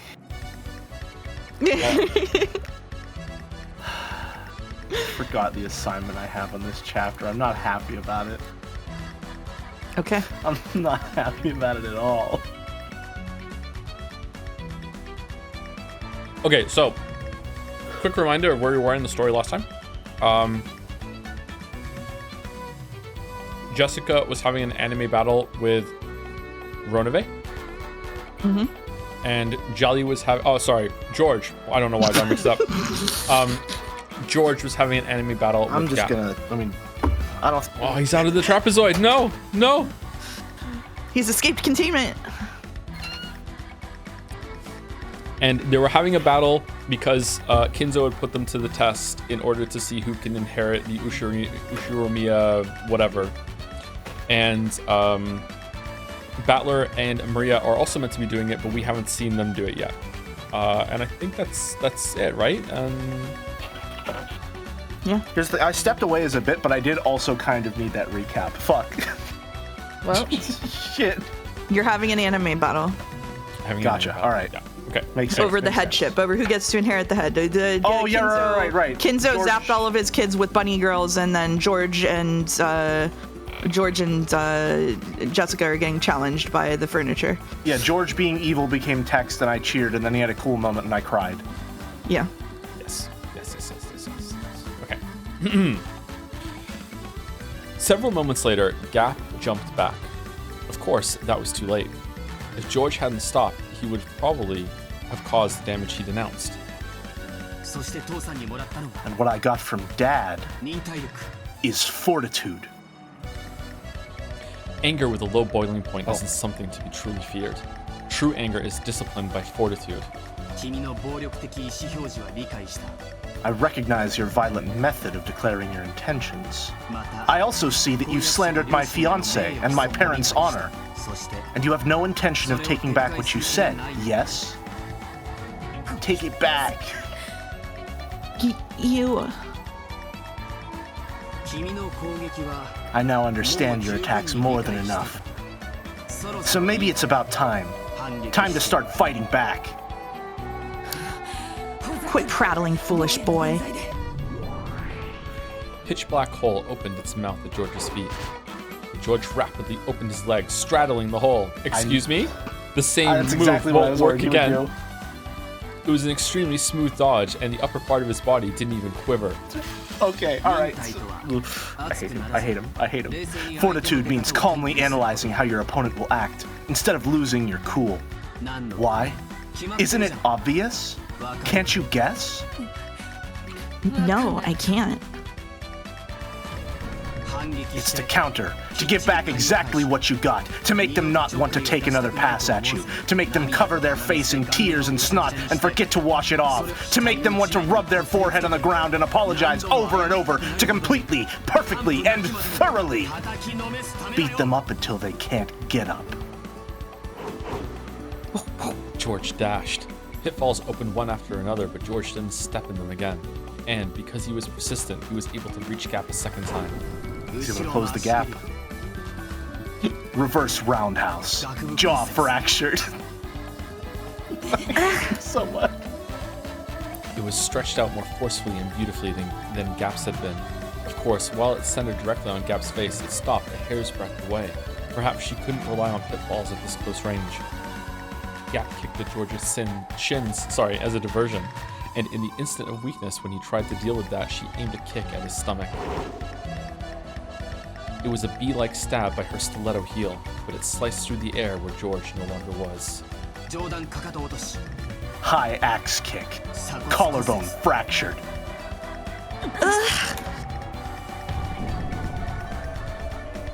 By Gap's side, George calmly announced that, his foot still raised.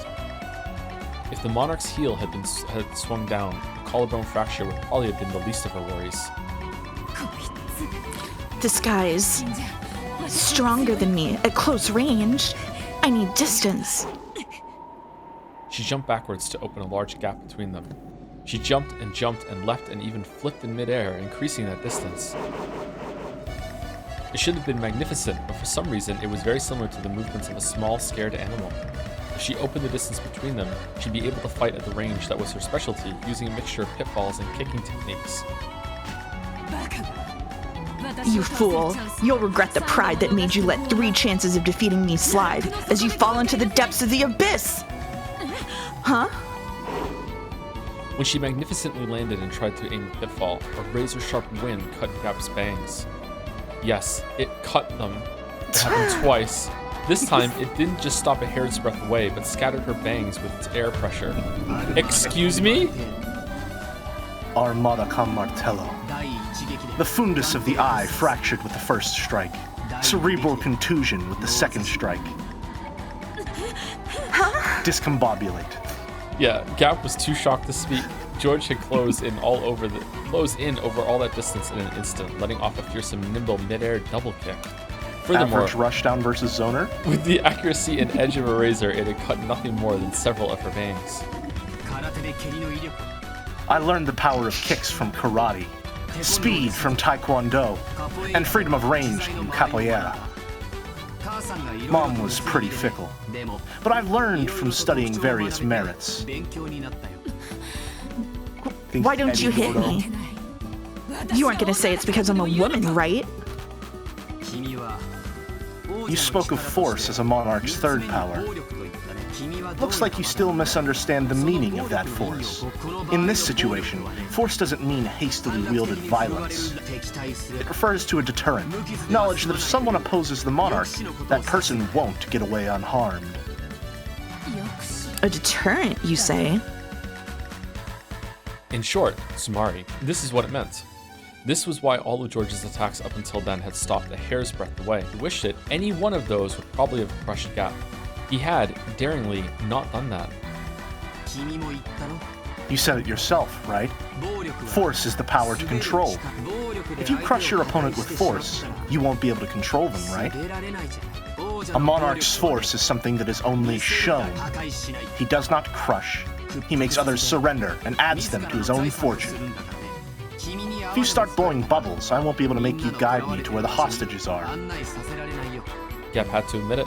She had to admit that George understood force in its truest sense. You do not, under any circumstances, have to give it to George Uchiromiya. You'll take me to where everyone is. I would advise against resisting. I won't stop short next time. He just explained that he... Sorry, Leah. Let me borrow your troops. This guy's too much for me alone to handle. Wah. So I just had the most cursed thought about what the scene would be like with George doing all this shit with the original art.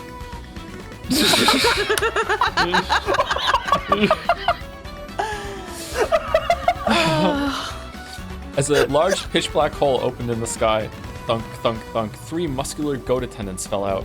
They surrounded George. Complete misplay to not bring in the Chiesters. What a blunder. Reinforcements. Should I take this to mean that you take back all that about me being weak? I admit it. I made light of your human power. That's wrong. This is the strength of a man who's experienced love.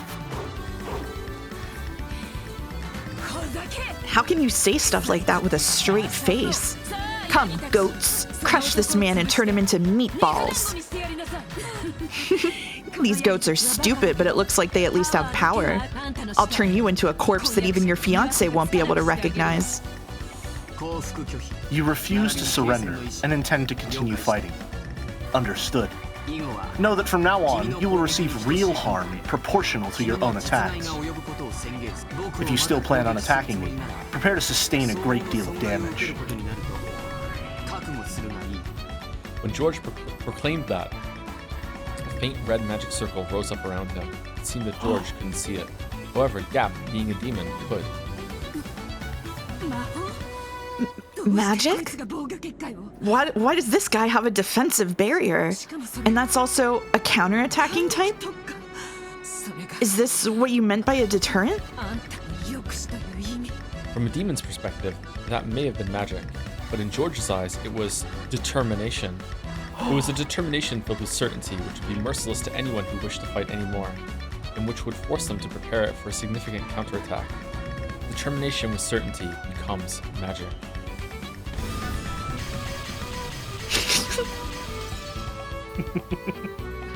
Renove had been accurately blocking Jessica's fists with the shield, but something felt odd.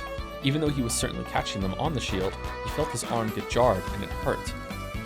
It should have prevented all physical damage. However, the damage from her fist was gradually being transmitted to his arm, piling up.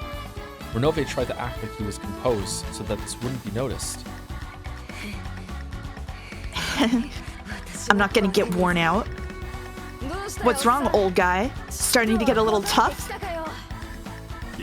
No matter how much you attack it, it is useless. Why can't you understand that you cannot break my shield? I'm not gonna stop hitting you just because it won't break. No matter how hard someone's heart is, if you keep on talking to them little by little, it'll eventually start to crack. I believe it. I believe that useless effort doesn't exist in this world. That's why I can live to the fullest. If words will eventually make it through, then the same goes for fists.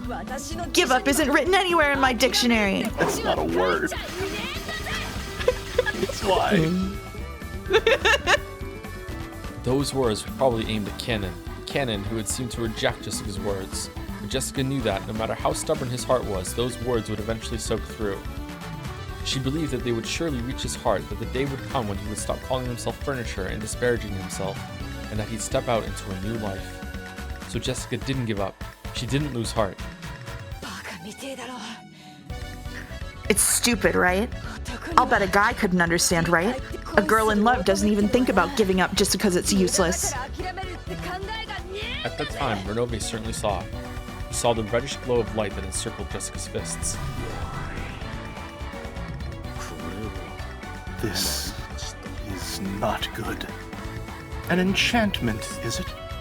This permeating upgrade will be troublesome. 1 second. While they're saying quick sound check, Umineko is still a bit loud compared to you and Jelly. Mouse is slightly louder. So what do I need to do? I need to turn Umineko down a little bit and turn Mouse down a little bit.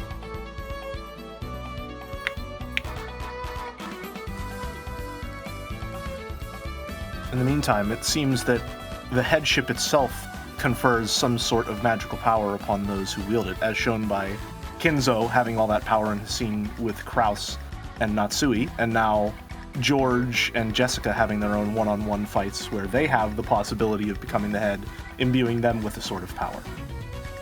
Which is, I feel, pretty fucking bullshit. Magic's not real. Magic's not real. Magic's not real. It's not real. It's not real. It's not real. I mean, obviously it's not real. I'm just saying, you know, it's written in the same way. It's written in the same way as like, oh man, yeah, of course, it's shonen bullshit. Okay, I turned the game down a little bit and I turned Mouse down a little bit. So let's see if that's better. Inside her unrelenting fists and determination dwelled the power to succeed no matter what. From a demon's perspective, that was magic. Determination with certainty becomes magic. See? Nothing useless about it. Looks like my fists are making it through. Guard your arm, old guy. It seems I will have to get a little more serious. It appears it is as you said. In this world, nothing is useless. That's right. If you give up because something's useless, that's when your life ends. You'll get through. You can be sure of that. I'm an idiot, so this is the only way I can live. But even so, I'm sure I'll be able to teach Kanon-kun about a new world someday. Just like me for real. So I'm not gonna lose heart in a place like this. I'll definitely defeat you and save everyone. Yeah. Damn. Got to somehow open a hole. Ah! Kraus was repeating his useless effort to somehow open a hole between the metal bars. Yeah, we heard. Useless. Nothing is useless. There's nothing. The lookout goats had been swallowed up by those black pitfalls and disappeared. Now was their once-in-a-lifetime chance. This was their only chance to break the bars. I swear to God, if Kraus pries the bars open. Stop it. It's impossible, Kraus-san. There's nothing we can do with our bare hands. Let's look for a tool. Don't waste time on the impossible. If you said give up because it's useless, then it's all over. That's what my daughter said. Even if my body won't fit, as long as a small person like Shannon or Kennen can make it through. Now that we've reached this point, action is more important than racking our brains. Let's work together. I'll do it too. Kennen-kun, you're a boy, aren't you? Lend a hand. Kennen-kun?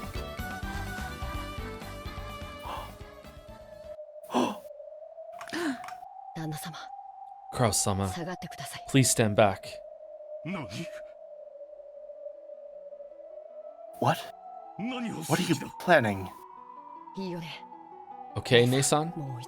Just one more time. Let's try struggling. Yes, I too will struggle one more time. No, not just one more time. Over and over again. Jessica's voice had reached Cannon. It certainly had permeated. Oh yeah. An incredible metal sound rang out, like 5 or 6 times. In the first flash, several metal bars were severed horizontally, and the next flash, they were severed horizontally again, causing many metal bars to clatter to the ground like bamboo shoots cut by a sword. Kraus, Kyrie, and Nanjo didn't even have a clue what had just happened. Dr. Nanjo, which way down the corridor goes to the mansion? Oh, it's me! Oh, of course. In and to the left. In and to the left. Let's go, Kraus-sama. Virgilia-sama will notice us at any moment now. What in the world are you guys? We're furniture. We are. When Cannon hung his head a little and faltered, Shannon slapped his shoulder, smiled, and spoke. We're human. Virgilia-sama! Response from the lookout web! It's a jailbreak! The goat guards aren't there for some reason. What? Why? It's Gap, isn't it? Taking someone else's summonings without asking. Gap!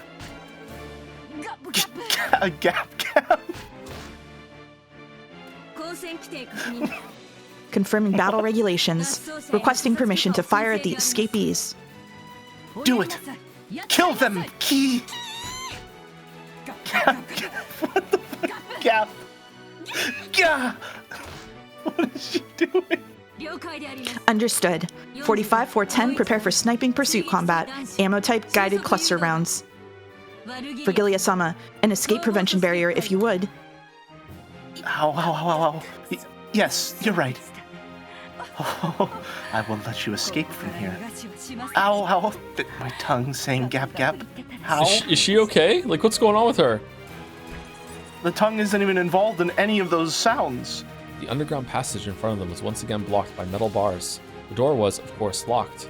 However, that was no problem for them now. Kennen, it's those metal bars again. We're counting on you.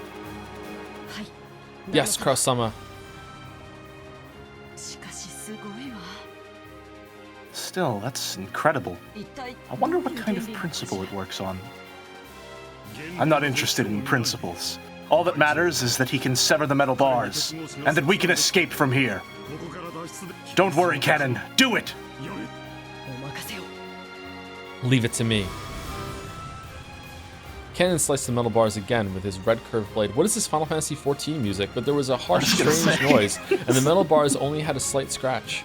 Oh, what's this? That's because Kyrie doesn't believe. These are sturdy. Oh no.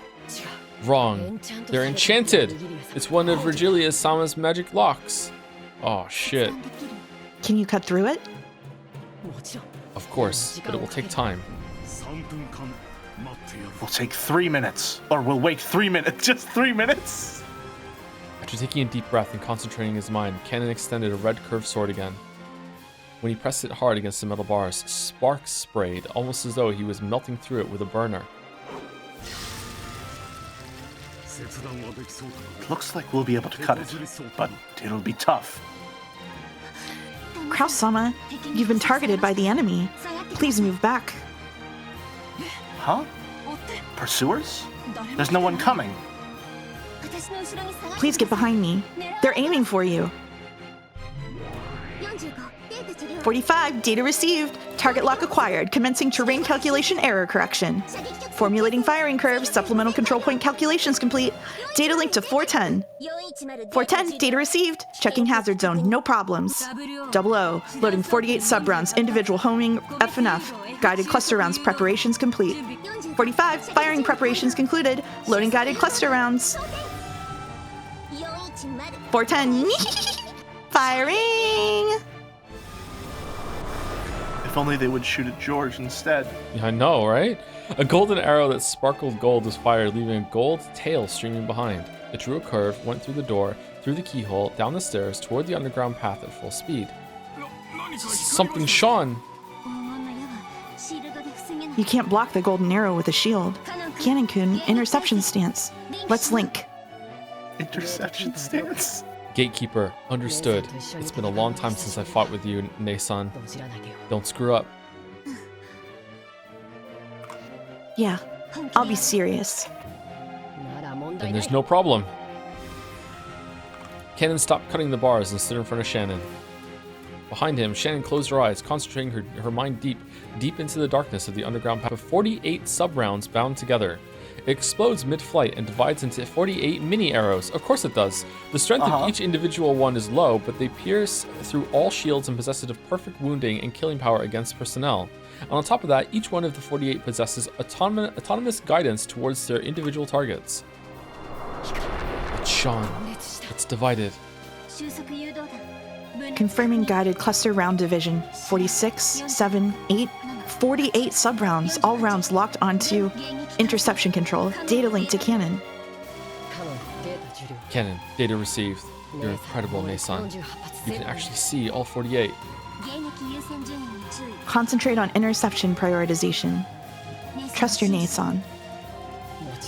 Of course, you winked. I don't even need to open my eyes. Commencing interception.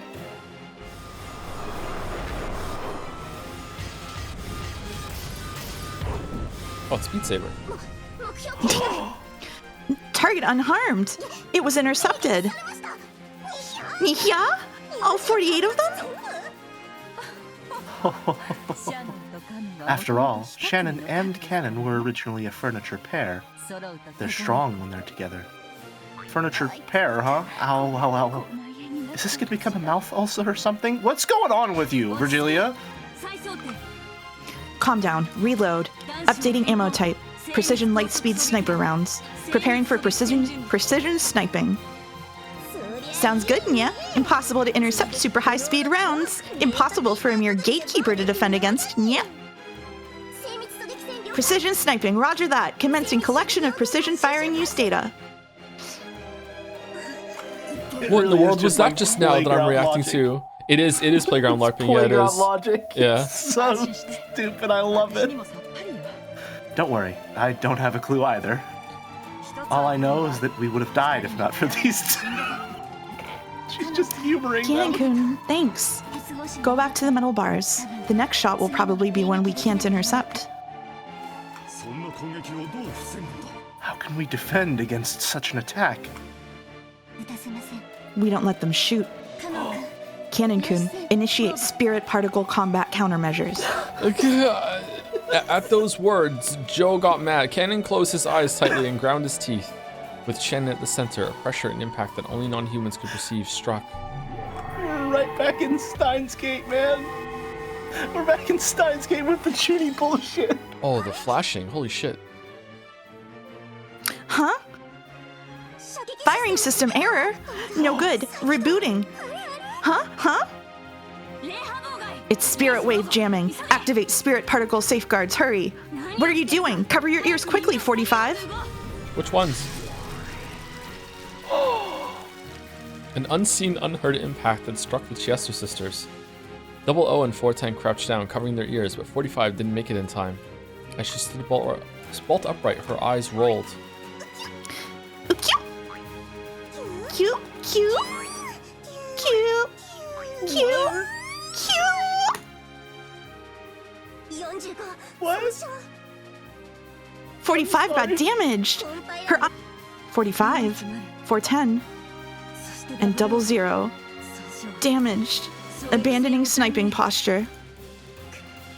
Ah, it came straight through the link. If we don't reboot.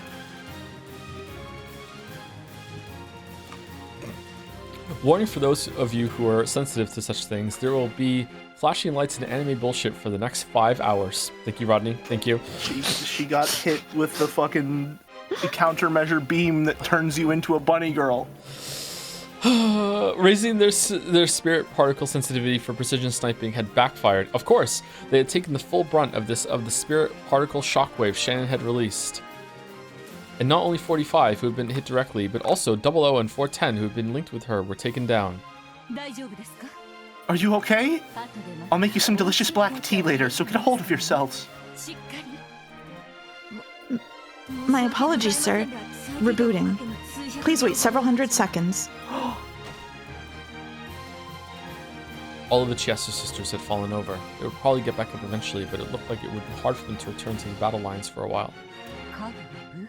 So, furniture was able to repel weapons, if only for a moment. I see. A plot to entertain that child truly will be filled with unexpected turns. Virgilia tore the air with a large gesture, motioning as though opening a door. Come, arise, goat attendants. It's time to work. Catch and kill the escapees. Corpses are fine, we can just revive them anyway.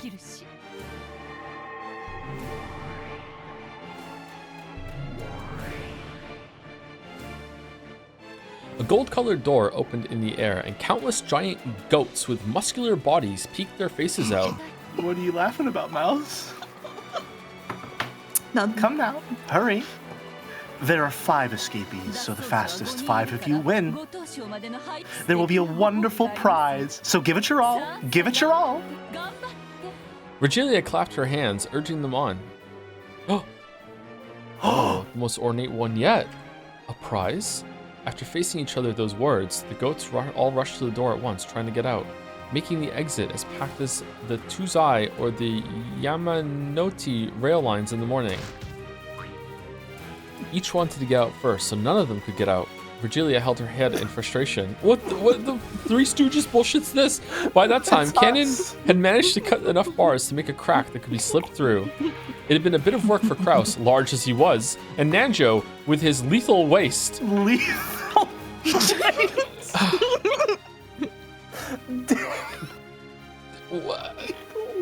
Fucking Nanjo? Holy shit, but even so, they all managed to make it through. Hourglass figure Nanjo. I hope he doesn't drop anything, but after they did, they only had a couple seconds to be relieved. Immediately, another set of metal bars blocked the way in front of them. Ask you again. It may be tough, but please. There was sweat on Cannon's forehead. You could tell at a glance that cutting the metal bars, which had been made even more solid by magic, had physically exhausted him. Yes, leave it to me, Kraus-sama. Only you can do it. Please, we're counting on you. Only he could do it. Holding tightly onto those words, Cannon concentrated his mind once again and set himself to the task of cutting metal bars again. Enemies are coming from behind, multiple targets. Yeah, this time even we can tell. The ground's really shaking. I can tell that some ridiculous monsters are rushing at us. The wind's howling. Don't worry. There's a place of power. I'll use a magic lock to make a blockade of the metal bars we just came through, and your goats won't be able to break it. Shen held her hands out toward the metal bars they had gone through, and in the background, Nanjo was rolling up his sleeve, saying, "Don't worry if they do get through, though. I'll fight them and hold them back. Are we gonna see Nanjo throw hands? I would like that actually, but she stopped right away. Oh, we got, what is it? Virgilia-sama has started neutralizing the spirit wave jamming. It'll be bad if it's broken, and we'll lose the initiative once the Chester sisters are rebooted. I'll make you pay in full for bullying those cute bunnies. If you're trying to gain the advantage with those clever spirit particles of yours, I'll tear all that away and rob you of them. Nasen, concentrate on the spirit wave jamming. The gap in those metal bars is too narrow for those goats. It should hold them back for a while. I don't have a clue what you're saying, but we know it's something pretty bad. Kyrie picked up a metal bar that Cannon had just cut. Kraus had no weapon, but he rubbed his fists. What? And the two of them glared into the depths of the underground passage where the shaking was coming from. Meanwhile, Nanjo, I believe these are the final metal bars blocking the way. Reacting to the gate? Okay, yep. Great commentary. How far is it to the mansion from here? Quite a walk. The path is even, but I seem to remember walking for 30 minutes. So if we run all out, it'll be half that time. They couldn't tell for sure since they didn't have the three-sided mirror, but there was no guarantee that George and Jessica would still be alright against demon opponents after all this time. If we run at twice the speed of walking, it'll be 15 minutes. Good math. Twice that speed would make it 8 minutes. And if we sprint all out at double that speed, it won't even take... Yeah, man! I guess if we just fucking teleport too, we'll be there instantly! No problem. What an unreasonable calculation! But that's how you calculate in a fire! What are you talking about? My sincere apologies, everyone. Shut the fuck up, I'm trying to concentrate. Please watch my back. Leave it to us. Cannon, you cut the bars as fast as you can. Which, by my calculation, should be 0.5 milliseconds. Shannon, you concentrate on jamming this witch called Virgilia or whatever. Kyrie-san and I will defend against our pursuers. Then, the roars of beasts rang out from the darkness, and several fiery, glowing, and bright red eyes appeared. Goats that were several levels more massive than the guards were rushing with an incredible force. The tremors they created were almost like an earthquake.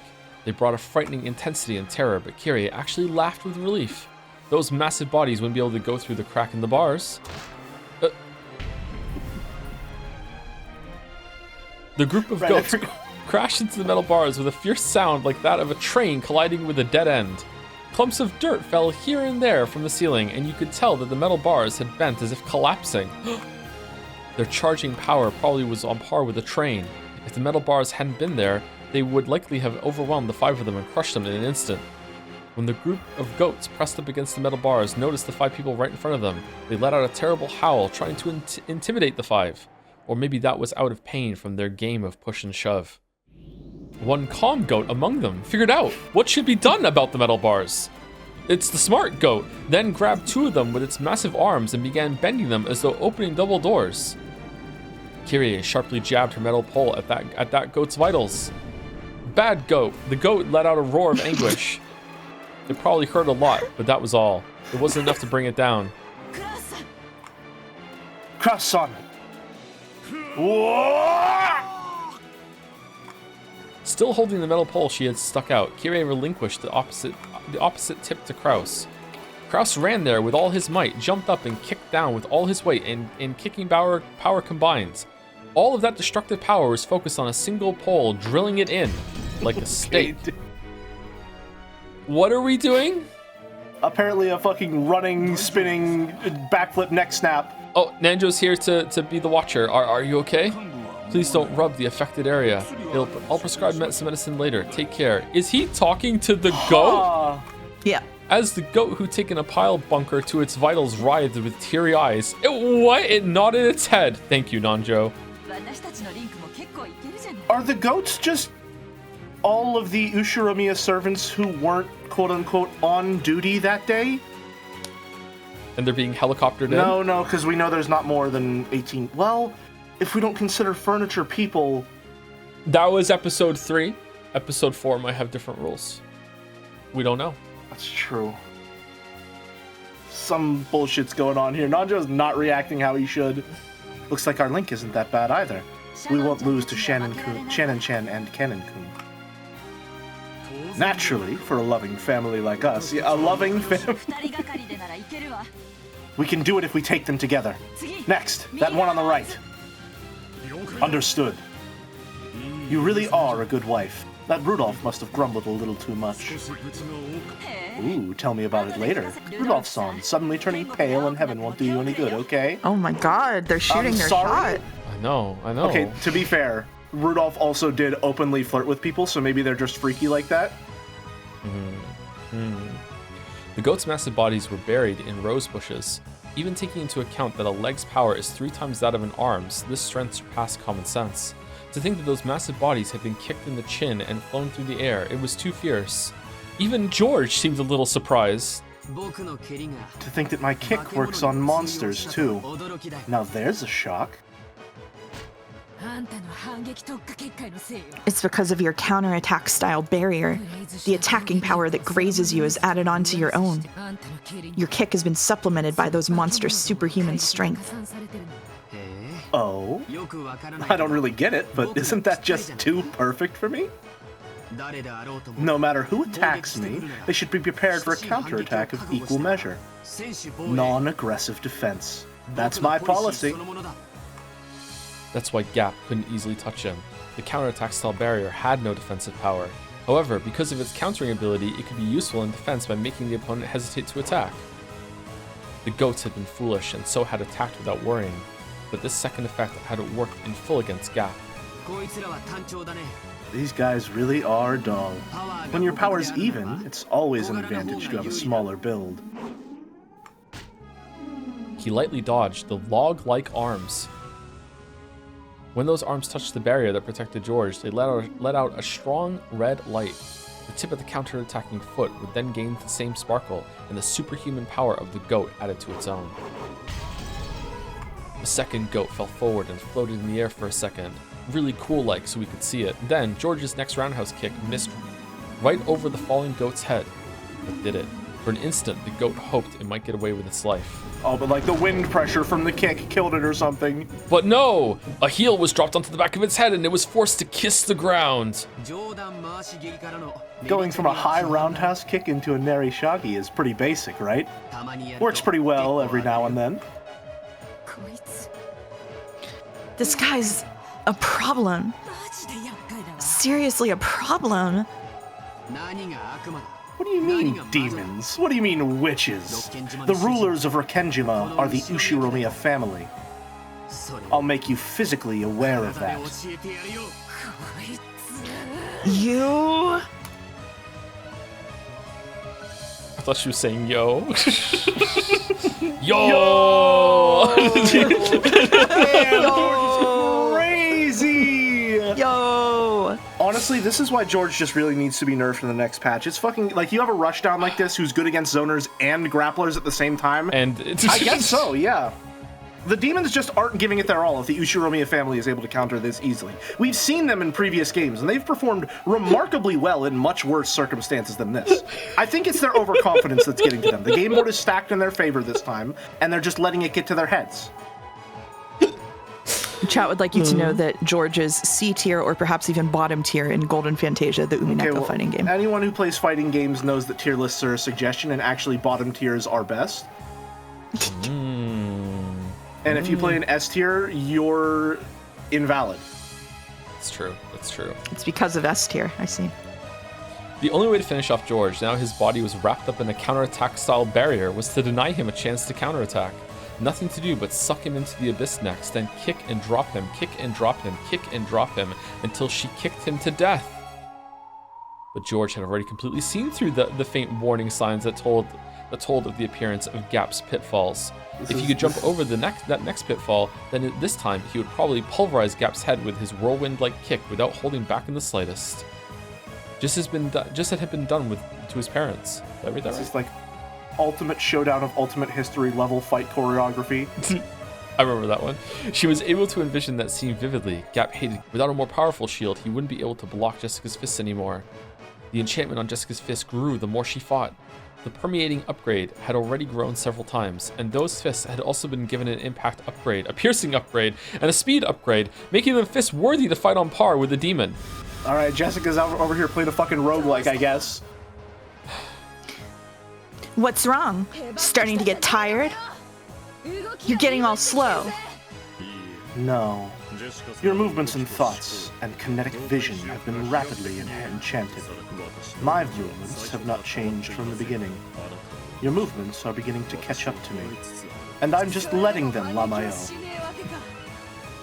And you still won't fight back? This is my style. However, I cannot allow it to continue at this rate.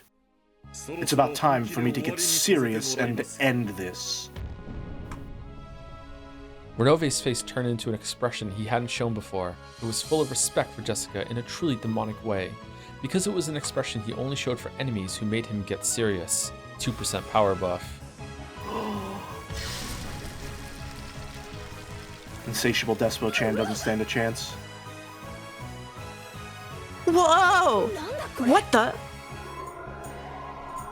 With a gesture of his whole body that you couldn't call elegant, Renove held out a shield with all his strength, a shield the size and thickness of a wall.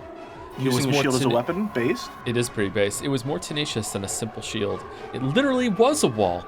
And on top of that, with all of Renove's magical power, it pushed Jessica back bit by bit. Did he plan on pushing her back against the wall and crushing her to death? He's going for a corner combo. Jessica tried to break through the wall. Chat room.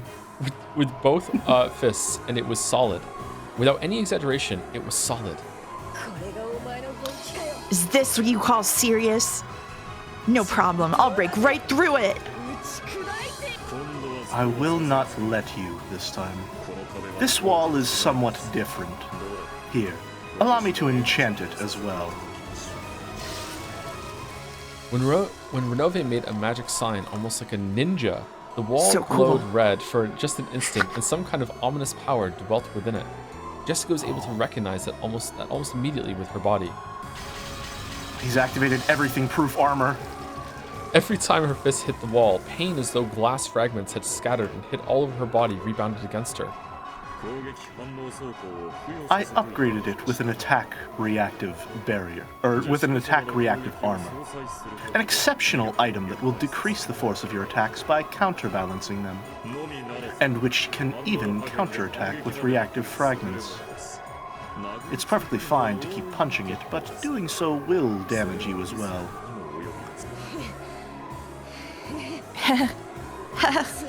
In short, Tsumari, it's an endurance test between me and your wall? No problem.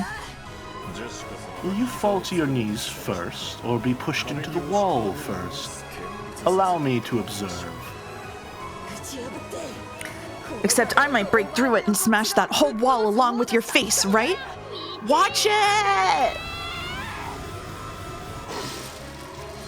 Without hesitation, Jessica punched using both fists. Each time she did, a large amount of shards scattered, torturing her entire body.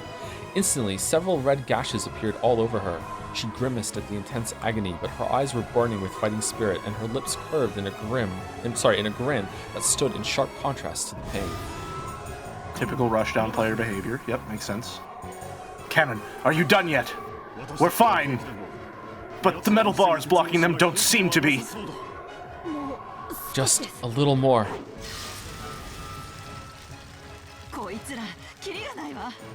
There's no stopping these guys. These metal bars might break just from them shoving each other. The group of goats made the metal bars creak. Several arms grabbed the bars, twisting them with superhuman strength. However, some bars were being pulled in opposite directions by different hands. Apparently, they really were stupid. The way those countless hands grabbed the metal bars sometimes happened to match up by chance. Several hands grasping two metal bars neatly put their power together and pulled the bars to the left and right. The incredible sound of metal bending could be heard, and that crack was getting larger bit by bit. They attacked the arms of those goats one by one, but they weren't getting anywhere. They couldn't stop the gap from spreading left and right. At that time, there was a loud metal sound behind them. Cannon had finally finished cutting. Quickly! Kyrie-san, ladies first. You go next, Dr. Nanjo. Not Shannon, though. Kraus-sama, please leave this place to me. Kraus wants to look at both of their butts. This is... Cannon's red sword that had cut the metal bars disappeared.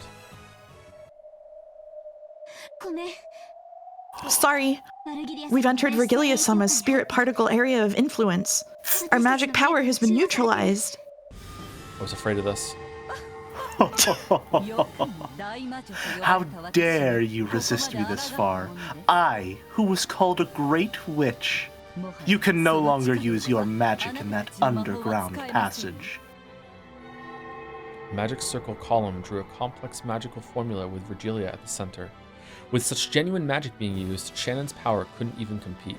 On the contrary, it was surprising that she had withstood as long as she had. Spirit particle supremacy ensured. Come, Chester sisters. It's your turn now, right? Wait, are you still rebooting?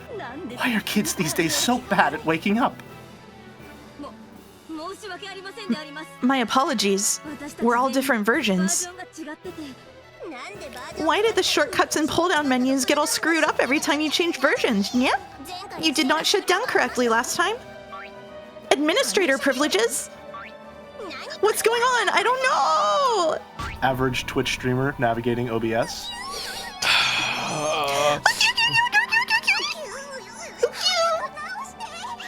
Fix me quickly! Wah! Call the Imperial Guard's troubleshooting team. Boulder, help! What?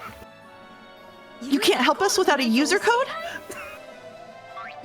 45 had the user code, yeah?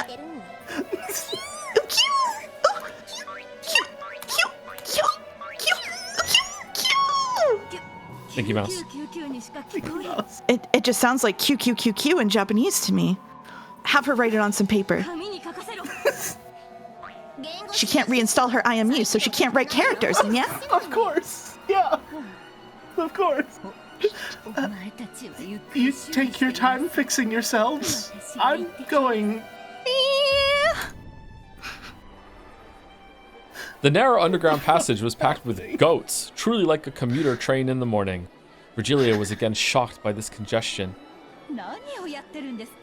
What are you doing? Huh? You want to go first because you want the prize? You're getting in each other's way because you don't want the other goats to steal the prize from you? You stupid goats! I'm going, so make way! What? You don't want to?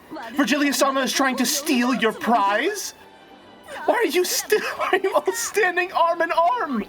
They're unionizing! Oh no! Ah, tight! Cramped! When did this become a goat's only car? What's happening? You! That kid who just touched my butt! Get off at the next station! I love anime. What's with you? Come this way, you say? What the fuck is happening? What the fuck is happening? Vergilia got a goat friend. She got a goat friend. She got a grope friend, it seems like. Oh goat god. friend. Oh god. The five in Krause's group dashed through the passageway with all their strength. They couldn't dawdle around in an underground place like this. They had to quickly join up with the children on the surface. If they could meet up there would no longer be any more sorrow.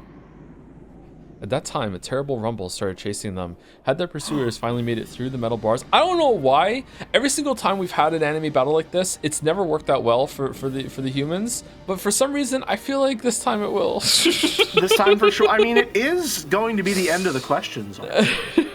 So, you know, some shake-up to the status quo is going to be required for the next season, really.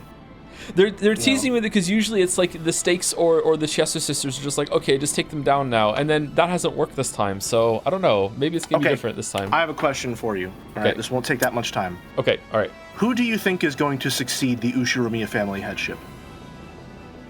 Maria. You think Maria's going to get it? Yeah, Maria, yeah. Why do you say Maria? I think that Jessica's gonna get crushed by the wall, and I don't think George is gonna win. I think there's gonna be like we're gonna get out there and they're gonna see that they're dead. But I think I too hope that George is found dead. Yeah, I don't think Battler's gonna be able to pass. I don't think Battler's gonna die, but I think Maria's gonna take it. I think Maria. Okay. Yeah. I think it's gonna be Battler. Really? I think it's going to be Battler because Maria is too obvious of a choice. Obviously, George and Shannon, dead as disco. All right? I think Battler's going to get it because they need to draw more parallels between Battler and Kinzo. Ooh. All right? Because there's obviously some stuff going on where they're trying to imply a connection between those two. My guess is that's a red herring and they're going to be like, oh, it's alternate timeline time travel bullshit, and actually you are Kinzo, and that's you in the future or something because they have the same outfit, no magical potential, they both love Beatrice. That's a red herring. I'm calling it right now. I think they're going to try some bullshit like that as a red herring. I don't think it's true, but I'm saying if he succeeded the Ushiromiya family headship, it'd be one more connection. But two, I think a massive shakeup to the status quo needs to happen to necessitate that leap from questions to answers, and I think that's going to be Battler getting succession to the headship. I think he's going to become the Ushiromiya family head, and that's why it's separated into questions and answers. Okay. I have been wondering what the structural difference between questions and answers is going to be. So that's a compelling theory, actually. I think him being the head of the Ushiromiya family may give him access to places and information he didn't have access to previously. Okay. See, I don't know if there's going to be that level of continuity that's going to be like a shakeup, but there might be. There might be. Huh. That's my guess, at least. Okay. My guess is going to be more to do with Angie, but we'll see. Maybe it's going to be That's Angie true, with Battler together. Yeah. Maybe. Anyway, let's find out. At that time, well, we're not going to find out today, but we're going to find out soon. At that time, a terrible rumble started chasing them. Had their pursuers finally made it through the metal bars, but they couldn't see anyone when they turned around. However, that rumble and the dirt that fell here and there from the ceiling grew closer and closer, finally catching up with them and even going past them. It felt almost like being chased by goats. That's a couple letters ghosts. off, but close. Ghosts. Sorry. Ghosts. For a second, they thought they'd gotten away until the ceiling in front of them fell in and a single goat stood in their path. And that goat's name, Virgilia, was sitting on its shoulder. This wise child knew a shortcut. What a good kid. You get first prize. Later, you can have some homemade mackerel curry. Oh. Maybe it really was happy about that dubious prize. The massive goat showed its joy by putting its hands together and writhing.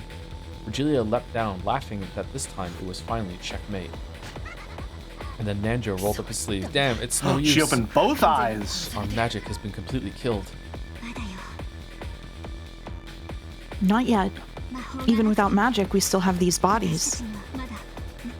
Don't be ridiculous. There's no way you could fight a monster like that without that strange power. Stay back, children.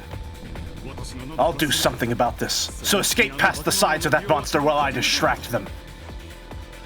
I won't let you.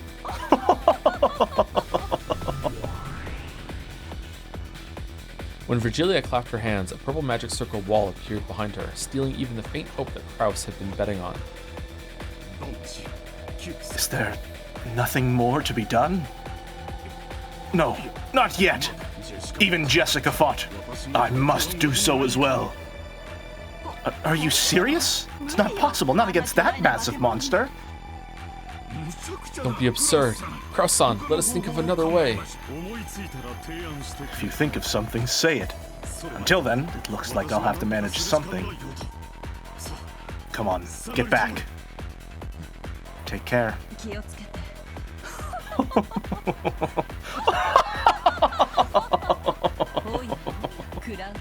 My, Kraus. You intend to fight this child alone? Sorry. You never know. In a fight, it's always possible to get in a lucky shot. You think you can win, even with a fluke? Allow me to explain so that even one who is so blissfully unaware of his place can understand. What? If you were to wield 100% of your strength, your power level is at most 6. You are mid-tier. In comparison, this child has a power level of 1,000.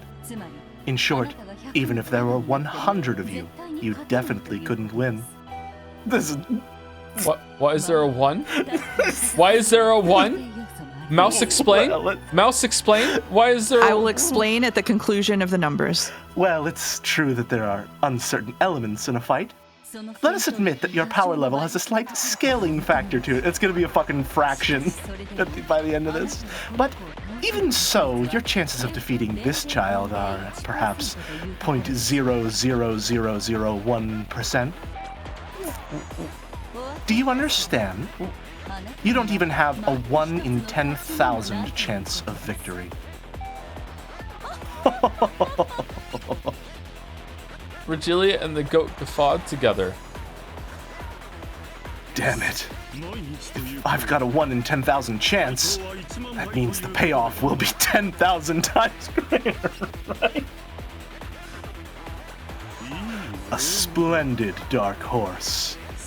Seeing it tick like that makes you want to buy it right away. Surely these apes are secure. But the coin to buy it is your life, and you've only one of those, yes? However, I can understand why you'd still want to entrust that miracle to fate. Therefore, I shall praise your courage for standing against us without fear, and give you a bit of a handicap. Oh, it's Beatrice for sure. Will fight with only his left arm. Well, even so, I have absolutely no intention of losing to you. Come to think of it, what's that bing bong noise I keep hearing? Very well. I'll take that challenge. Whether it uses its left arm or not, I'm sure I'll be killed with a single strike. I also only have a single chance to strike. I can only bet everything on that. That's absurd, Crow-san. I know you used to do boxing. Oh, we're bringing this up right before he's about to have a fight. I know you used to do boxing. I assume he learned it. Jessica learned it from him, maybe. But wasn't that as far back as your college days? No. Even if you were a pro boxer, there's no way you could defeat a monster like that with one strike. Is he One Punch Man? Is that what's gonna happen? It would be true if it were a match in the ring, but while Kraus Nissan's chance to bet on this hope is faint, it does exist. He's betting everything on that hope. You aren't saying, but there's no way that would work out. Kraus-sama.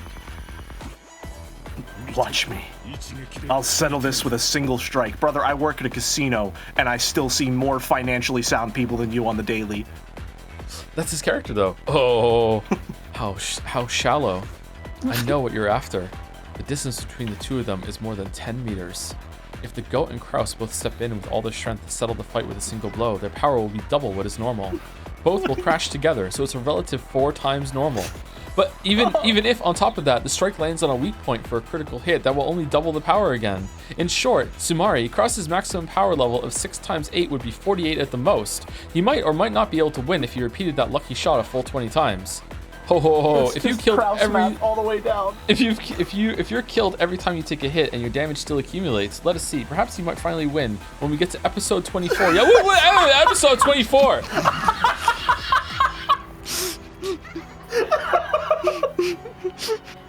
Oh, if only this series could stretch on for so long. It certainly fucking feels like it. Either way, you don't even have a slight chance of victory. It's just straight up referencing how many are in a season. Is that the episode? No. Hey, please, seriously. if that's the episode number, I swear to God. Hey, seriously, what is that bing bong sound? Let me bet everything on a single strike. You have no reason to hold back either, Goat-kun. Why are you? Come at me seriously. He's requesting. As the goat got excited and beat its chest over and over, it took a position as though preparing for a sprint. Ho ho ho, is this what you wanted? Bet your hopes on the greatest limits of your power level and despair when... Here I go. Ready? And confronting each other could comprehend, the two leapt forward like bullets shot out of a gun. The men howled, collecting the strength from all over their bodies into one arm each. And when he would win perfectly. The long, painful days up to that point drifted through the goat's mind. What a fucking goat backstory? What the fuck? What? Oh my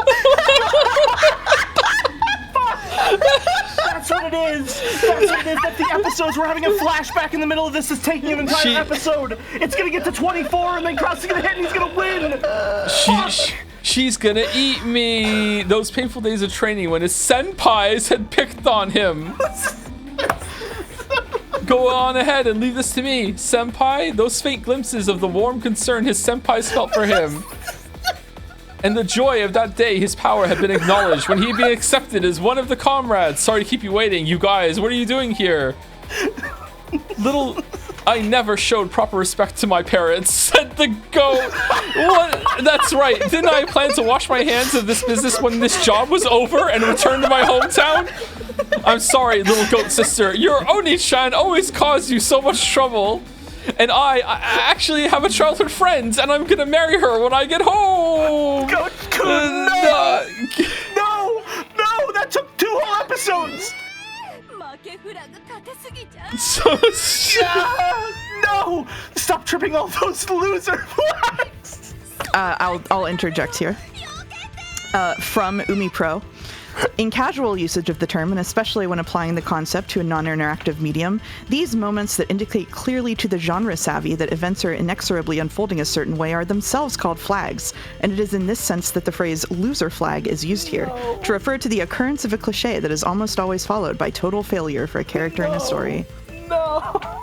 The term flag here originally described an invisible state value in a game's coding, which is said to be tripped or triggered when the player takes some action that influences future events. The moment of the flag trip itself is usually not visible and can only be detected through later changes in dialogue or events that signal to the player that they have impacted events or changed route. Now, this is what I was talking about, Joe, with the Demon Side's overconfidence being their downfall. We can clearly see their play is just far too sloppy for their standing right now. If they continue at this pace, it's doubtful whether they'll ever get the upper hand again. That's what happens when you get complacent on the field, Jelly. You hate to see it. You hate to see it. All that magic, and they still can't form a solution from it. Let's see how this plays out. Can't handle that punch? Dodge it! It happened the instant before the two crashed and their punches crossed. You fool, Virgilia. Looks like you failed to make a calm and rational decision. You mustn't take that punch! Knock it aside! Ooh. The very instant the goat's left straight and Kraus's right straight crossed, the goat obeyed Virgilia's order with super fast reflexes and pulled his straight back, repelling Kraus's punch. That's right, Virgilia's decision probably had been wise. After all, the number of loser flags amplifies the power level of one's opponent. Okay. That was close. If you had taken that punch after tripping so many loser flags, imagine just how great a force it would have been amplified to.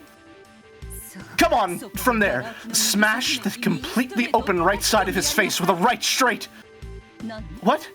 That promise about fighting with only your left arm? Aren't promises made to be broken? Shit! Tripped another one! I'm disappointed, Virgilia. You really have lost your composure. What's that? How was I not composed by noticing it beforehand and making him avoid it? Why is that, Kirie-sama? If they had crashed like that, wouldn't it have been Kraus's... Ah, I see. Even with 20 loser flags, that's not enough. Kraus's and the goat's double rush made for times 4. With a miracle as an ally, the firm promise of a critical hit doubled it again for times 8. On top of that, there was an amplification of times 20, equal to the number of loser flags, making it times 160. At a glance, that was an incredible amplification, but even so, Kraus's power level was 6. Even multiplied by 160, it only made for a power level of 960, just barely below the goat's 1000. Cannon did the Factorio napkin math. Just like Balatro multipliers, says Umiden. Yes. That's why I said you weren't composed. It's your blunder. If they had crashed like that, you would have won. Even if that were so, it all comes to the same thing if the right straight smashes Kraus's head. Die, Ushiromiya Kraus! I'm sad it didn't tick one off. Take this. The strongest strike in the boxing world. Oh no, that's a victor flag. He's going all out. No, after repelling Kraus. After repelling Kraus's right straight, the goat's right straight attacked the side of Kraus's face, which had been left open. But there, it crossed Kraus's left straight.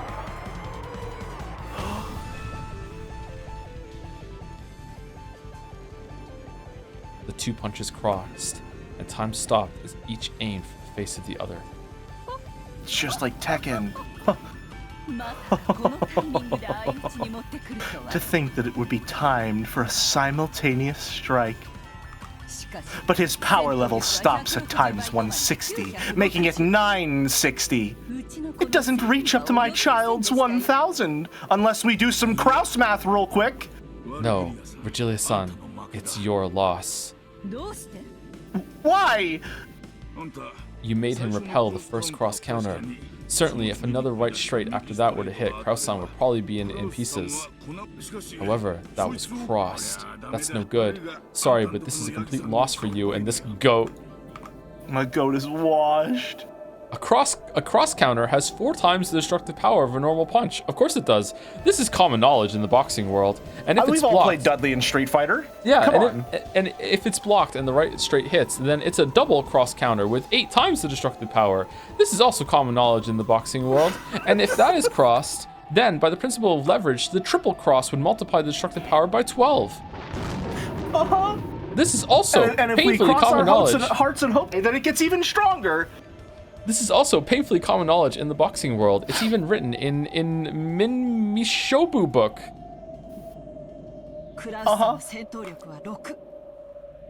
Kraus-san's power level is just keep saying it over and over again. Kraus actually sucks at base level. He's complete shit. The rushing for both sides is times 4. The critical hit is times 8. And times 160 for tripping too many loser flags. I feel like we're on a kid's show doing math right now. How is he a part of it? He's doing the fighting. And times 12 again for the triple cross counter. Times 1920. His power level is 11,520. That's over 9,000. Kraus's punch now had the power to easily win the first Tenkachi Budokai. Okay, dude. This result was brought about by Kraus-san's persistence in not giving up on victory until the end, and your pride. Without either, this strength would not exist. You fought well. You may now fall. Nanjo clapped the goat on the shoulder.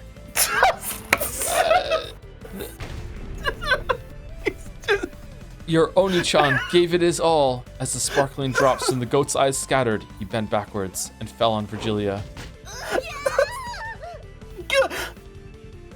Heavy! Get off me!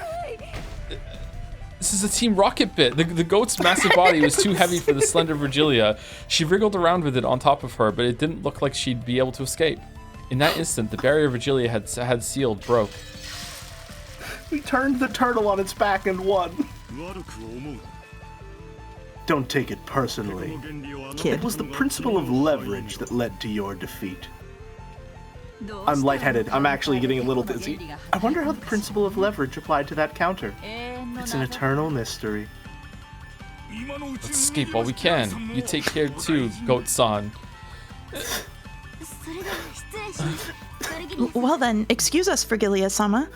Didn't they pile bunker a goat in the chest earlier? Wow. Yeah.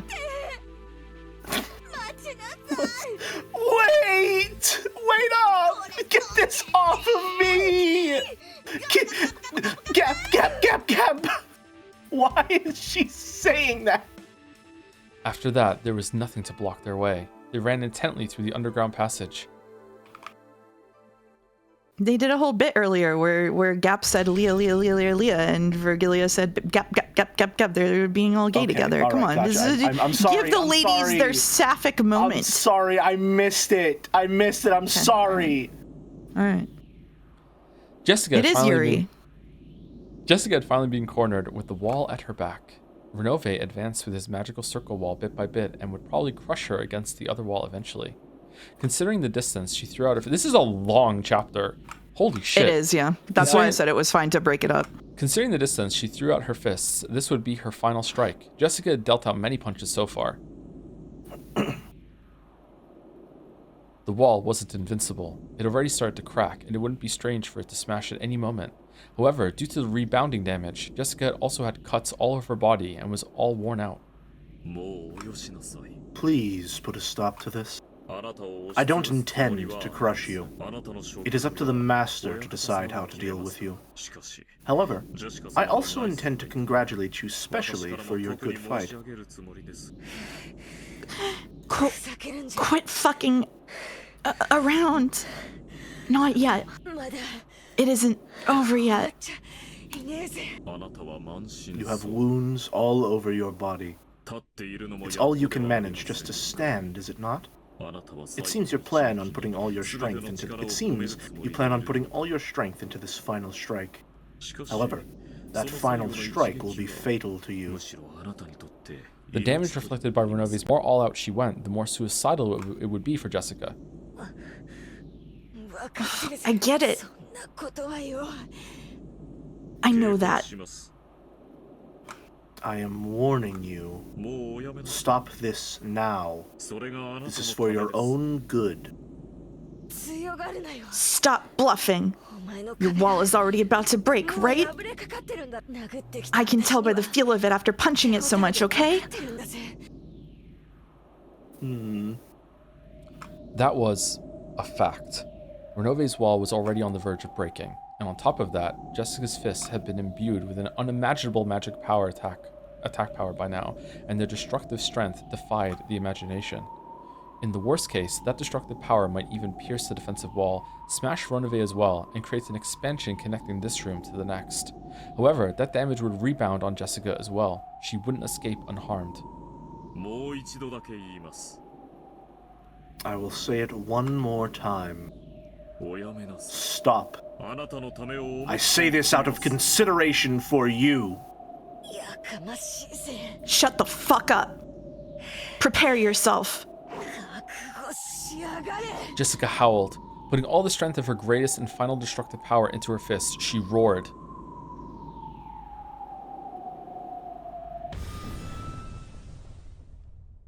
I was gonna say she's going In the slightest, George cautiously closed the distance between him and Gap. He was after her. He was planning on bringing her down with a single strike. Gap was also aiming for a single strike. If she let that chance slide, she would be killed this time. Aren't you going to use your pitfalls?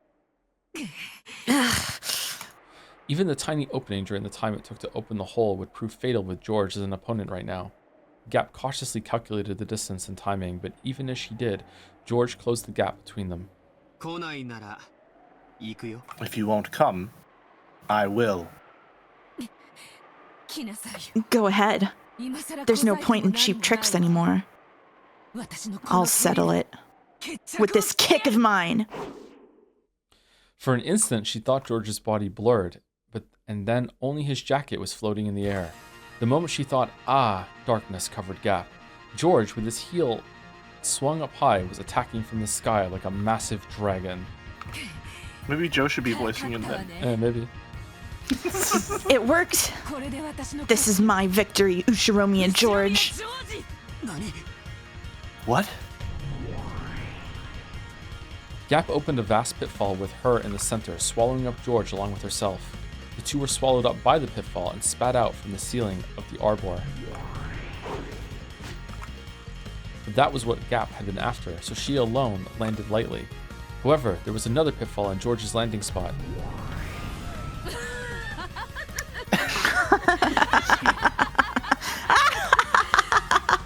Gotcha, Ushiromi and George. It was fun, so die. The Ushiromiya family headship would be wasted on the likes of you, so I'll finish you right here, right now. George once again fell from the ceiling of the arbor. He had probably been dropped the same distance as falling off the roof of a two-story building. Oh, he's portaling? Yeah, in the sky, he's getting infinite portaled. In the sky, he couldn't control his posture in any way. It was impossible to resist or defend or avoid. As Gap spun like a whirlwind, she concentrated all of her energy on the sharp tip of her stiletto heel. This was the final strike. Welcome to the abyss. This is the end of the line for you. She closed in on her prey and stuck her foot up into the sky. At that time, she saw George's face, and he was smiling. Even though he was in midair, he was calmly adjusting his glasses with the middle finger of his right hand. Fuck this guy, man. Fuck this guy. I hate him. And his posture was still preserved as that of an axe kick. Without the faintest deviation, he aimed for Gap's forehead. I had already hypothesized that this move would come up. What? If I jumped to make the person on the ground taste my heel, my posture would have collapsed long ago. However, my posture hasn't collapsed in the slightest. Do you know why? You don't mean... From the very beginning, I aimed to make a person 2 stories below taste my heel.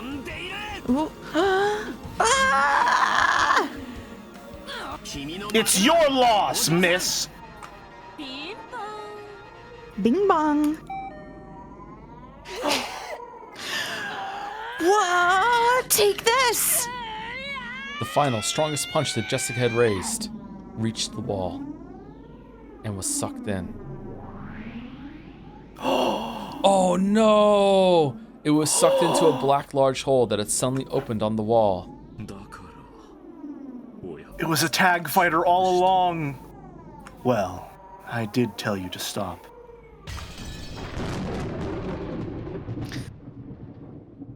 Jessica is now my favorite Ushiromiya character. She has the honor of killing George. This is...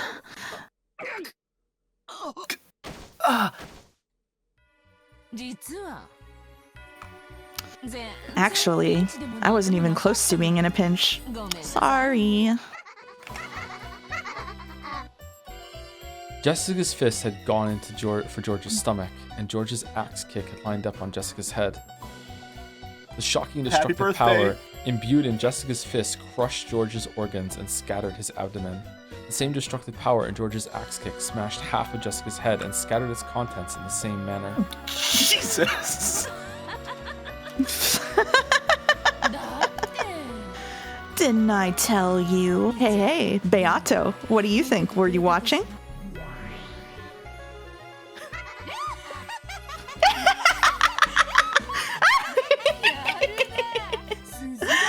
Not bad, just as planned. You really do get it, Gap. Woohoo! Is there applause? Beato and Gap casually high-fived each other. Yeah. Wow!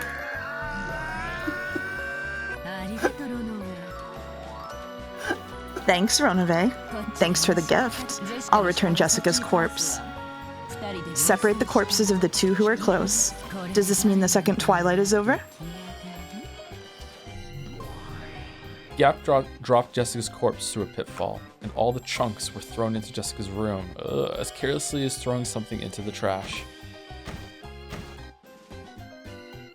Jessica's corpse and lumps of flesh fell from the ceiling and poured out all over her room. Renove shook his head slightly at this gruesome change of scenery. My apologies, Jessica-sama. I did warn you. However, the true art of us demons, that is, foreseeing this conclusion and giving you advice I knew you would listen to, really isn't something a human could understand. Very Faustian in that way.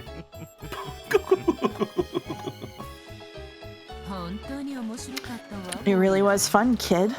But you play with words a bit too much. Is maybe it's about time I started fighting back really the best you've got? Are you trying to be someone from a light novel or something? In the arbor, brutally decorated by George's and Jessica's scattered blood and guts, Gap enjoyed a loud laugh for a while, but she quickly realized that, in all seriousness, this was a little too filthy and undignified, and she snapped her fingers. Nice.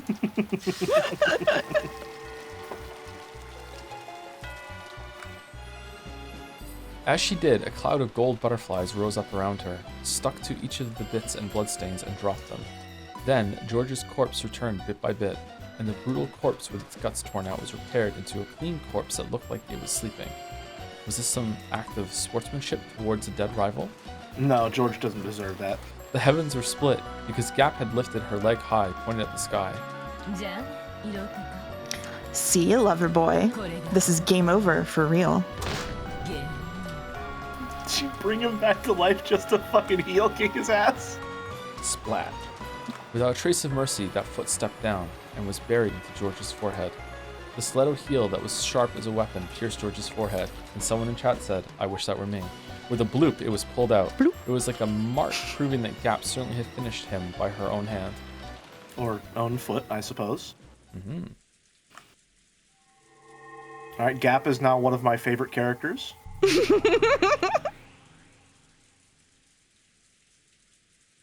Renove also returned Jessica's corpse to its original form, and unlike how it had been with George, he restored Jessica's life. What? Huh?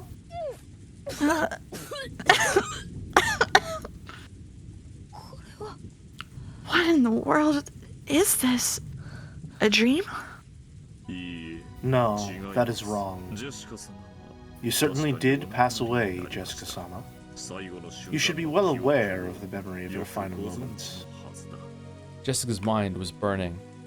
For some reason, she remembered being thrown somewhere and having George's heel smash her head. Am I alive?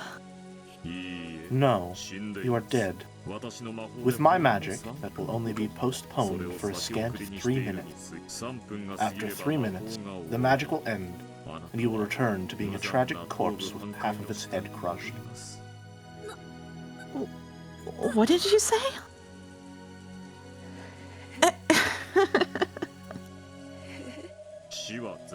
Death is brutal.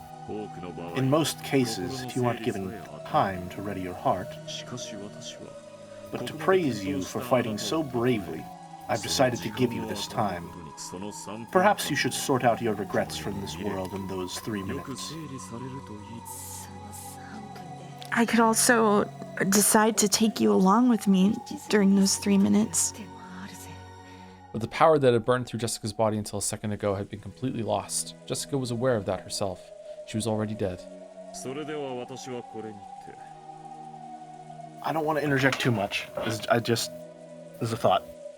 This reads to me like Renove, whoever he really is, telling Jessica that Jessica Ushiromiya is dead. Like, this identity is dead. Does that make sense? Like, faking her death on this island, and then after the typhoon passes, maybe she's still alive. Maybe. The power's gone, kind of thing. I don't know. This has gone on for so long, and there's so many layers to the magic here. There's just kind of like, let's wait and see if sees it for real, and see if the corpses are even how we're expecting them at this point. You know? Yeah. And that is all for me. If you would excuse me. It was fun, Jessica-sama. Oh, he just left! Renove turned his form into a cloud of gold butterflies and disappeared. All that remained was the sound of the wind and rain and the figure of Jessica as she crouched down, leaning against the wall. Jessica could tell.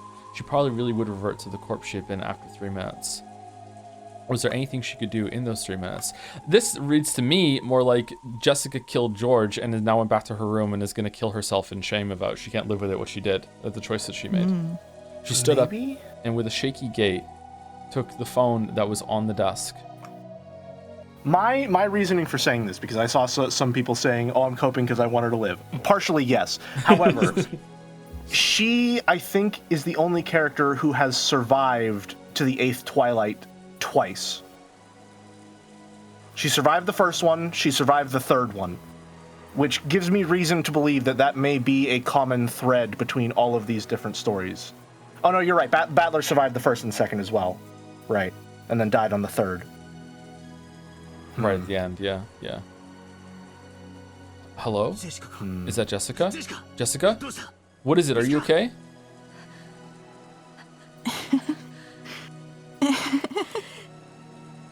They got me. Are you okay? Did you get injured? I'll come to save you right now.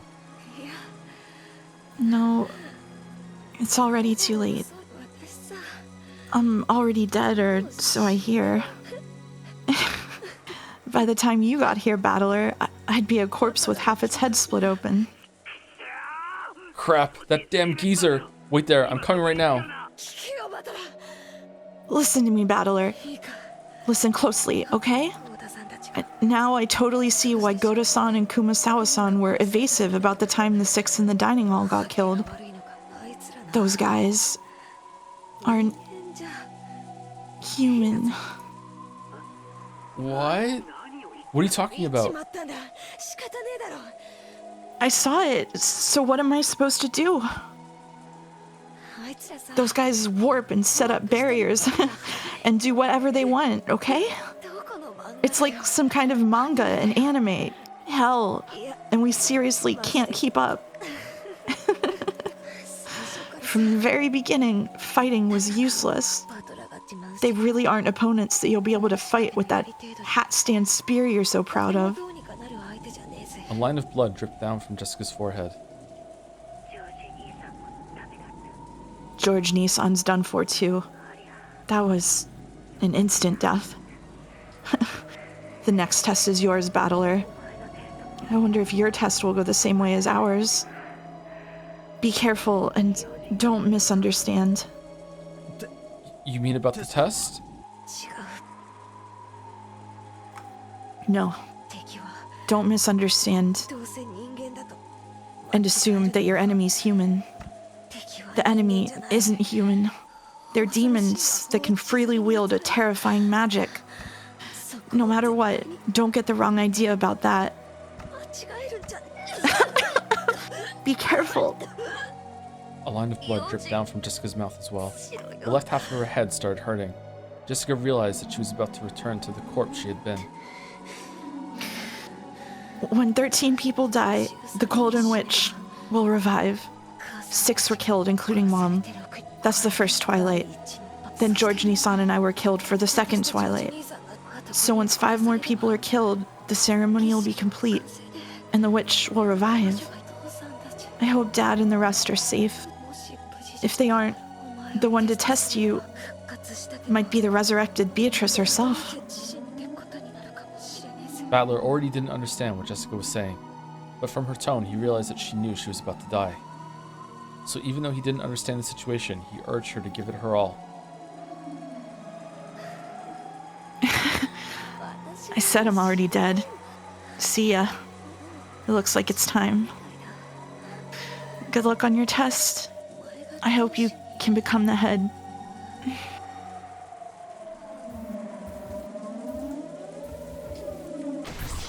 Looking pretty good for your theory, Jelly, with Battler. Do you think that conversation was real? I think it was, actually. My read is that it's real. Maybe she's... I think that conversation might be where the rest of the world gets the idea for the Twilights. I was thinking the exact same thing. Fuck. Oh, no. I was thinking that it's like she is trying to emotionally deal with what she just did with George, maybe, and she's like trying to, like, the demons are like her temptation, and what the fuck, like, how she felt when she was given the opportunity to become the head, or whatever the fuck that they put her through. Yeah. I was reading her telling Battler, they're not human, don't mistake them for being human, as an appeal to his empathy. She knows that Battler is someone who, like, will try his absolute hardest to find the good in someone, and is trying to find a way to communicate to him, do not assume the best of these people. They do not have your good intentions at heart. They're not human. They only want, I guess just greed is the best stand-in to say for now. Yeah. So yeah. And because it's over the phone, maybe that conversation gets recorded and discovered later. Do they have that? They might have it. They might have it on the island. Yeah. It's plausible. Of all the things that I've theorized, that might be one of the most plausible. That a conversation is recorded from a phone line.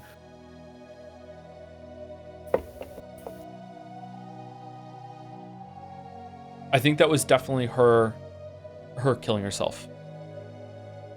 I'm curious to see now what her corpse is like, because if her corpse is like her head is blown off, did she shoot herself, or yeah, would there be a gun there? Like, I still think maybe Jessica faked her death, or had her death faked for her, if that makes sense. Okay, anyway, let's continue. We got a lot to get through. Jessica. Yep. Jessica. Hey, answer me. Jessica! Battler's sorrowful voice could be heard from the dangling receiver. As she leaned against the wall in that corner, crouched down, Jessica's head had been half smashed by a shot put ball rigged from the ceiling. On the chandelier with a big long rope. This place is this a well? Where is this? Kyrie stuck face out of the well, and then Kraus showed himself too. When he realized he could see the back of the mansion from beyond a grove of trees, Kraus knew more or less where they were. To think that here, in a certain well, there had been a hidden underground passage, which led to a hidden mansion. This really is tough on this old body. I usually came up from a different spot with real stairs, if you just unlock it. I will ask you to tell me about the layout of this place in detail later, Dr. Nanjo. Shannon, are you okay? Grab hold. I'm fine. Kennen-kun, quickly. Kennen climbed up a ladder out of the shaft that was disguised as a well. It was probably quite deep. When he looked down for the first time, he realized how far he'd come up. Firing.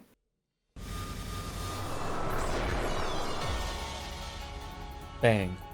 As Kennen was about to finally crawl out of the well, a hole the size of a basketball opened up in his chest. Everyone there looked through the hole in Kennen's chest to the scenery beyond. Kennen-kun! Nisa? Kennen slumped backwards. About to say his name. Nisa Caillou. It was swallowed up into the depths of the well. Everyone, run! The Chester sisters! They've locked on. We can't avoid them. Run! Let at least one of us remain alive. At that time, Kraus and Kyrie and Nanjo certainly saw a golden curved line appear from the well. And sow itself through the side of Shannon's head. Shannon! Her head had been pierced. The three had witnessed it perfectly until it shot out the opposite side, blowing it away. Is she gonna fall back down into the well? Blood gushing from both sides of her head. And flopped to the ground. No, I'm surprised. No. Why? They're after us! Run! We'll all be killed! Run! As Nanjo doubled over in shock, stunned by how Shannon had died, the Chester sisters did not allow him to escape. No! Nanjo, no! A curved line again appeared from the well and pierced from Nanjo's forehead to the back of his head in an instant, sewing through him. Oh no, And so, he saw it coming. Nanjo passed away. What the hell? Why? Where's the enemy coming from? We're being sniped! I don't know where from, but they've honed in on us perfectly! Let us escape into the mansion, block their field of vision! The two dashed towards the back door of the mansion. Then, right as Kraus was about to shut the door behind him, No. a golden curved line appeared from the fourth time, piercing Kraus from the back of his head to his forehead and smashing that forehead. Oh.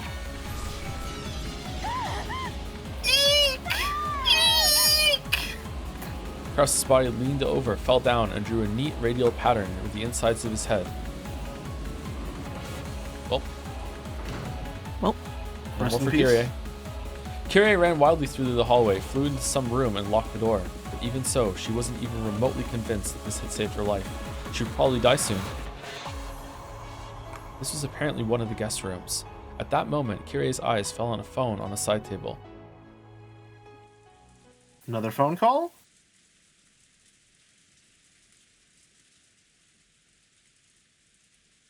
After hanging up the call from Jessica, Battler had been about to dash out.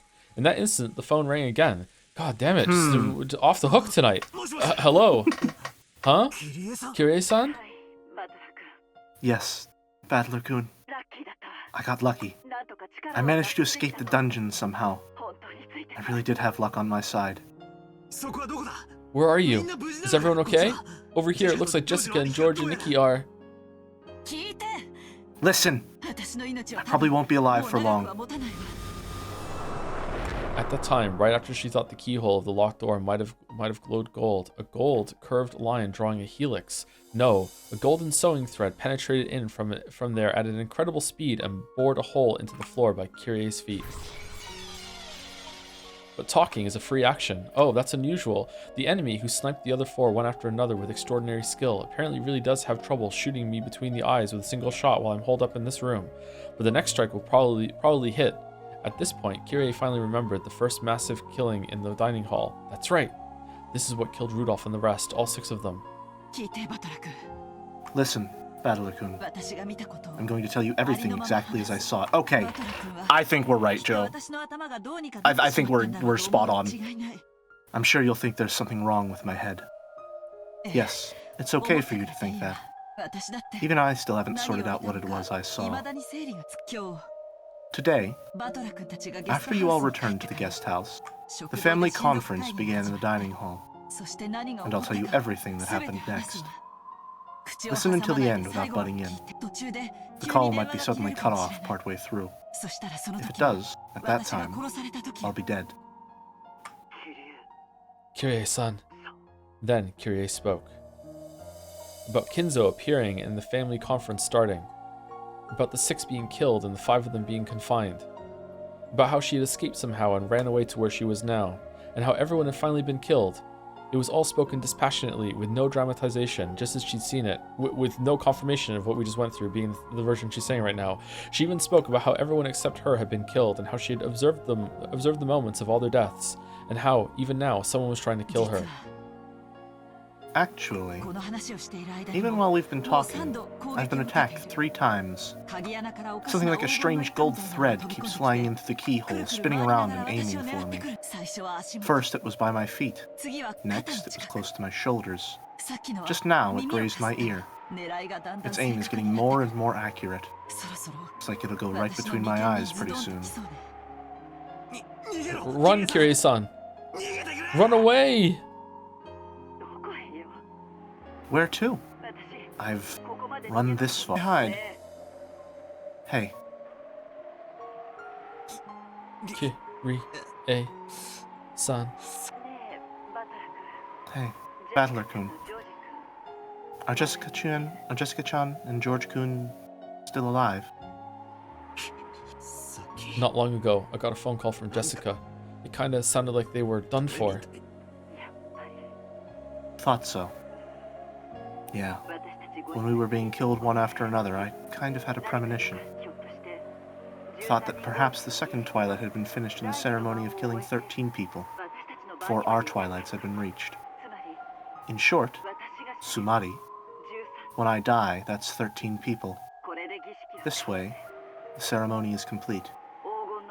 The Golden Witch Beatrice will resurrect. I wonder what in the world will happen.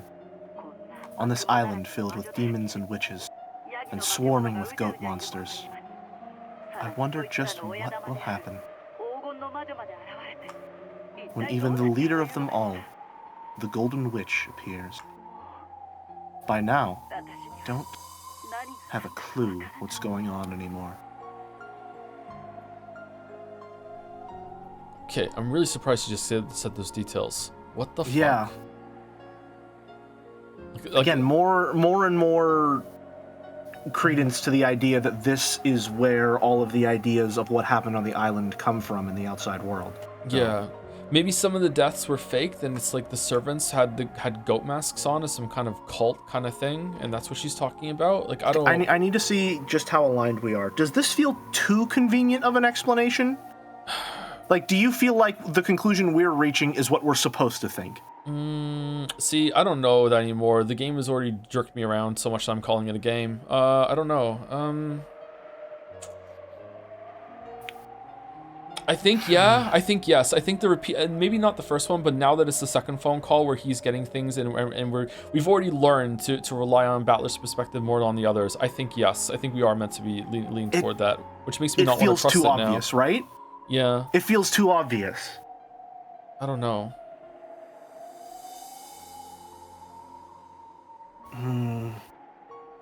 Balder voice, the game jerked you off.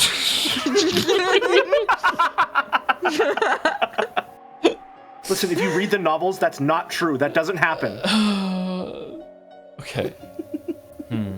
Kirie-san's voice had completely given up on her own life because Battler understood that he couldn't stop the tears.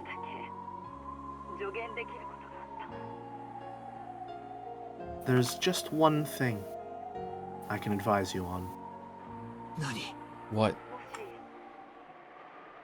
If a demon or a witch does appear in front of you, Yeah. there's no need whatsoever to doubt whether it's real or not. Understand that it is what it seems to be. You might think there must be some trick, or that there's some true nature hidden behind it. If you have the time to think of something like that, it'd be much more constructive to plan out how not to damage the mood of whatever you're facing. Even mistakenly, you must not say, in that case, try showing me magic. Because to prove that, they'll probably use an even crueler method than before to show you. Okay, so it's Beatrice setting up Battler's closest mentor, like, giving up like this. Okay, so, That also, again, is reading to me like someone who is close to Battler and understands that he is overly empathetic, trying to find a way to communicate to him, like, don't try and rationalize what they're thinking. Don't try and understand them as a person. Take it at face value. Protect yourself. I think there's only two reads of this. The first, well, from the context that we get right now, the first read is that it is a setup by Beatrice to take away Battler's like mentor and to have him feel really, really hopeless and be like, look, even she gave up and she's the one that taught you about chessboard thinking, all this shit.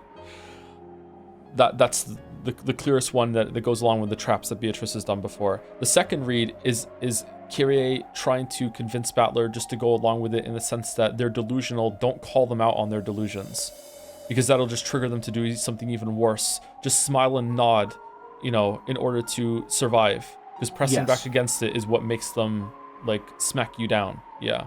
And I don't know which one of those two is correct. I guess they could both be correct at the same time. Yeah.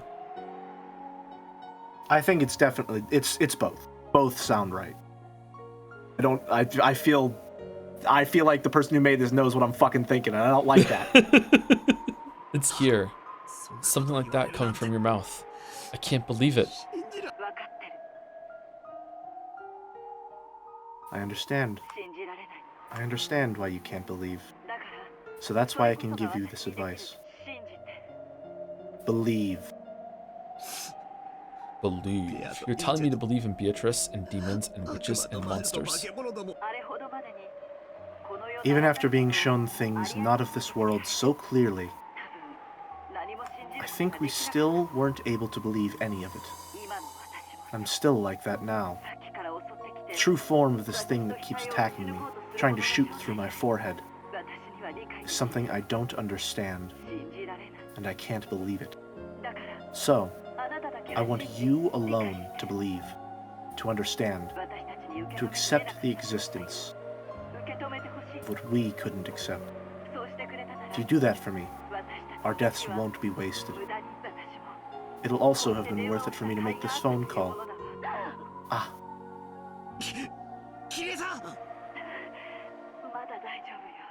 I'm still okay. It scratched me, but it missed again. Looks like I probably won't get another chance. Except I'll probably get like 2 or 3 more, and they'll just keep getting closer and closer. Thank you.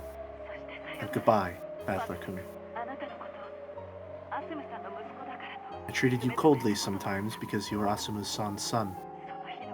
Forgive me for those days.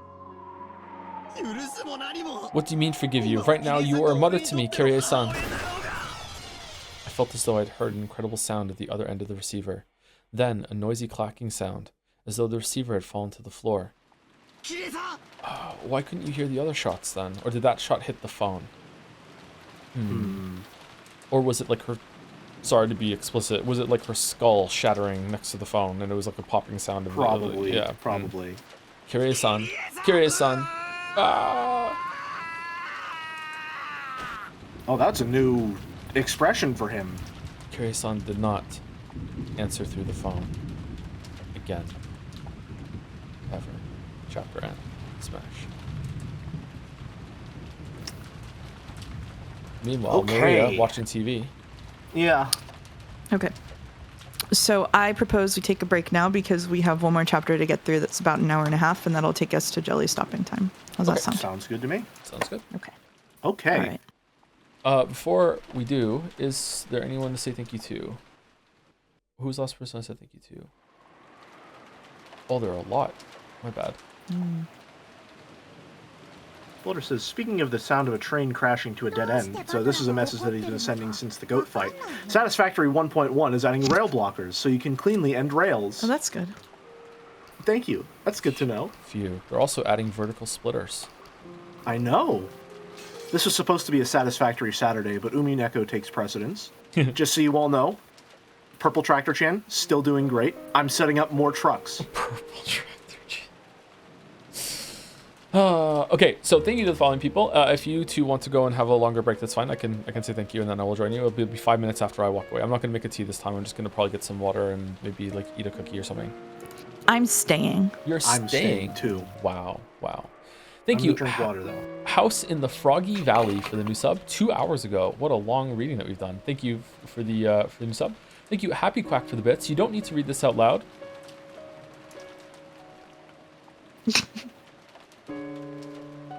Thank you very much, Happy Quack. Thank you to Megpoid Nebri for the resub with a joms. Thank you, Annie for Prez. Dear Thomas, Love Stream stop, Weeb's winning stop, push back stop, losing ground stop, send feet pics stop. Love signed Annie for Prez. Wow. Thank you, Puka Boy, for the resub. A tier 3 too. Thank you very much, Puka Boy. Thank you very much. Tier 3 yourself from Puka Boy. With no message either. Wow. Thank you, Parnik, for the bits. Joe, what Umineko character do you relate to the most? The obvious answer is Battler because you're just as foolish as him, but maybe it's Kinzo for your similarities in age? Or maybe Kraus for failing basic connections? Or George. Do you like George? Tell me your opinion on George, Joe. I do not like George. I do not like George. No, I do not like George. I'm very glad that George is dead and that his cool moment was actually just set up for him getting shit on. He did not deserve that. I have hated George right from the start, and my hatred of George has maintained throughout the whole entire thing. He's not the worst character, but he's possibly the most annoying character. I don't like George. I don't like George. I don't think that Umineko hates George, but I think that I am supposed to hate him because I'm paying attention.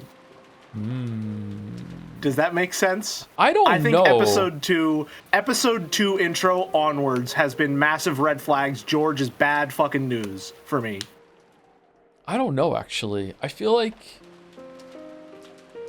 George represents the family continuing to go down the status quo that's been there the whole entire time, and yes. The story feels bad for him, but also doesn't like him at the same time. Yeah, but like it is equally condemning and pitying. It's pitying him.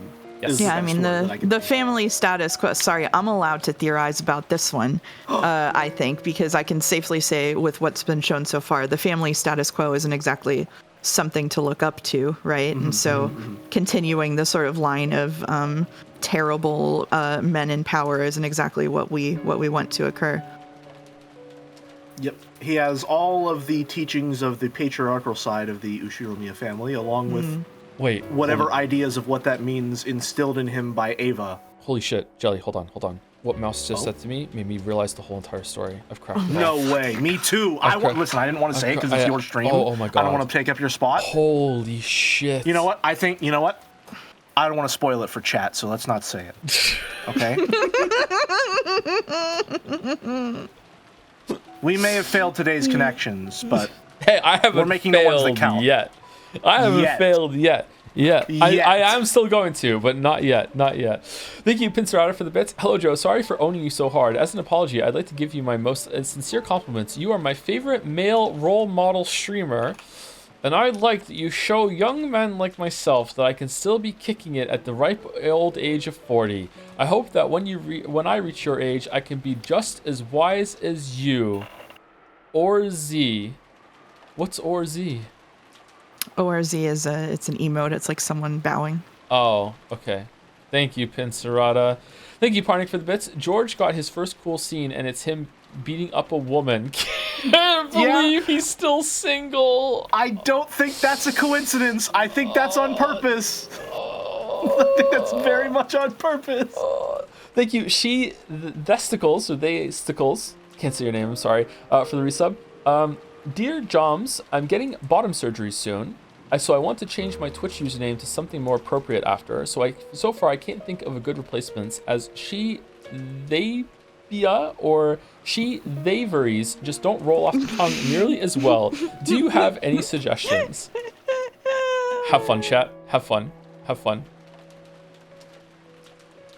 Have fun. And congratulations. All the best congratulations. With that. All the best with that.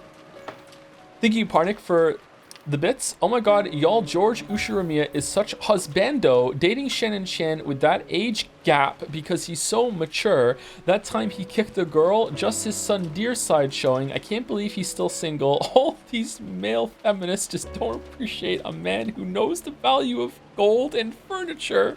Maybe if they shared some of that Ushiramiya fortune, they'd understand his charm.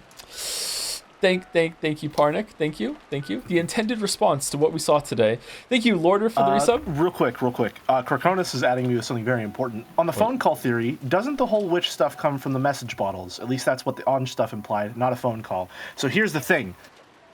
We don't have any reliable information that says that those message bottles actually came from Rikenjima, do we?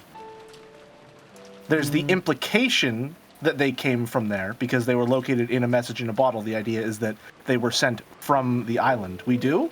Am I missing that? The handwriting on it. Beatrice handwriting. It matches, but that doesn't necessarily mean... That's only a connection that Anj is making, though. Yeah, and it's even that. It doesn't necessarily mean that they were written that far long ago or whatever. Like that could still be fake. I am taking that connection that they are from the island, but it could be. Yeah, it could be.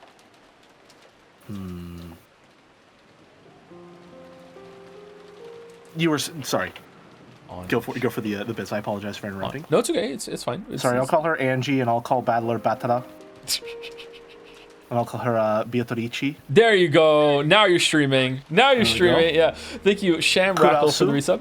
First time in weeks I'm able to catch stream live, and it's Umineko. No, that was in episode 3, wasn't it? Thank you, Alex Grim QW, for the resub with the message woo. Thank you, Yankosek, for the bits. Nanjo turning into a referee half fight killed. Yeah, that was pretty funny.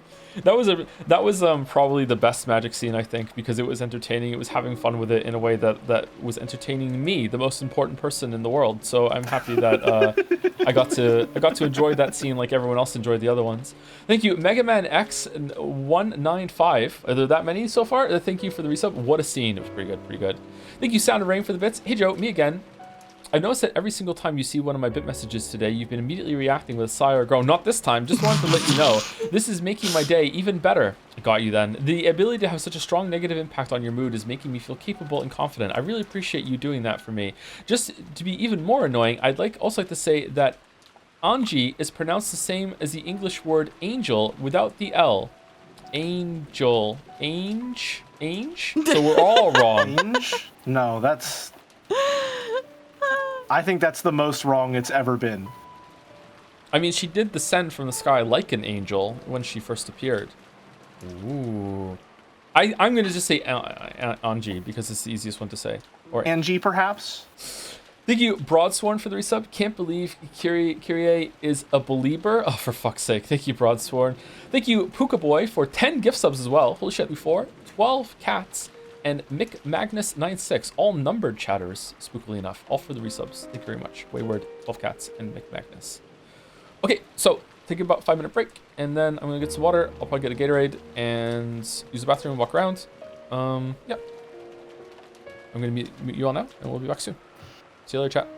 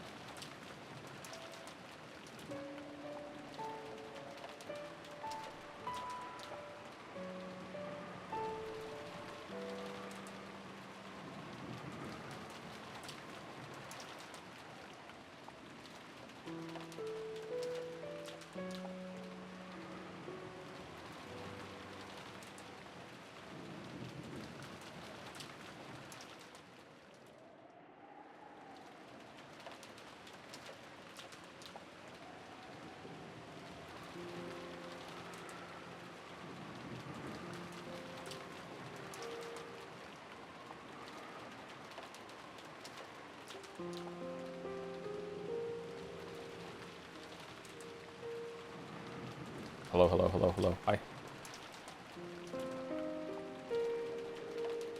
The mouse moved? Did you? What? I'm right here. Did you move? What do you mean? Not yet. Not yet, you say. Interesting. Curious, one might say. Thank you, Daniel Locke 123 for the resub while we're on break. With the message, ooh. Joe, look at poll results. George, best boy. Best boy. George. He is best boy according to this poll, yeah. Honestly, I don't even think he would win that poll. Please ask Jelly if he's excited that blueprints can connect belts, pipes, and rails to each other automatically in 1.1. It's so good. What do you mean, please ask Jelly? You already know the answer. You DM'd me about it yesterday and I got a response. That's just using me as a proxy to get to Joe. What are you talking about? You ask Jelly if he's excited. You already know I'm excited. I can't believe Annie for Prez has done this. I forgot about it. I'm sorry. That was Annie. I'm sorry, Annie for Prez. I apologize. I didn't mean to mouth off. Boulder was the one who DM'd me yesterday about that. I thought that was a Boulder message. I just assumed. I apologize. You just assumed it was Boulder? I just assumed it was Boulder because I'm pretty sure he sent a message about that earlier. I'm so sorry. I'm so sorry, Annie for Prez. I'm so sorry. You just gaslit this chatter into thinking that they had forgotten they sent you a whole ass message yesterday with how hard you hit them back. Why are you Boulder washing people? Listen, you're catching Boulder strays because the Chiesters are having a little trouble recalibrating after the magic nullification software update. Annie for Prez voice satisfactory jerked me off. You having fun, Dalmec? You having fun? You having fun with this meme? Sure, blame the bunny girls. Yeah, Okay, alright. So this is the last chapter that we're doing today. Voice assignments have gone out. Which means that, believe it or not, Jelly is starting. I don't know why you're mad, Battler. You don't? Everyone was killed by that damn geezer who was saying something crazy about Beatrice's resurrection ceremony or whatever. So, by now, 13 people have been offered as sacrifices. And it's already time for Beatrice to revive, right? Sure, that sounds great. I'll find Beatrice too and kill them both. You survived the ceremony, so we'll receive an invitation to the Golden Land from Beatrice. Over there, all wishes will be granted. If having your family killed is painful, then you just have to resurrect them. That's what I plan to do. I'll revive the real Mama, the one that isn't possessed by the Black Witch. So Mama will always be with me. There won't be any more overtime or working on days off. She'll always be with me, and then think only of me. And she'll always fight against fearsome enemies for my sake.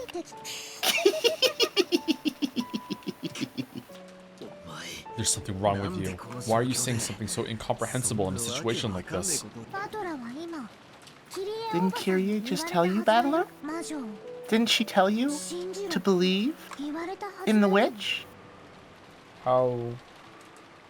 How did she know? Yeah. Were you listening on the phone? Were you close and heard the conversation? Did Battler just regale the conversation to Maria, maybe? Or was it Maria doing her best Kyrie impression on the other line?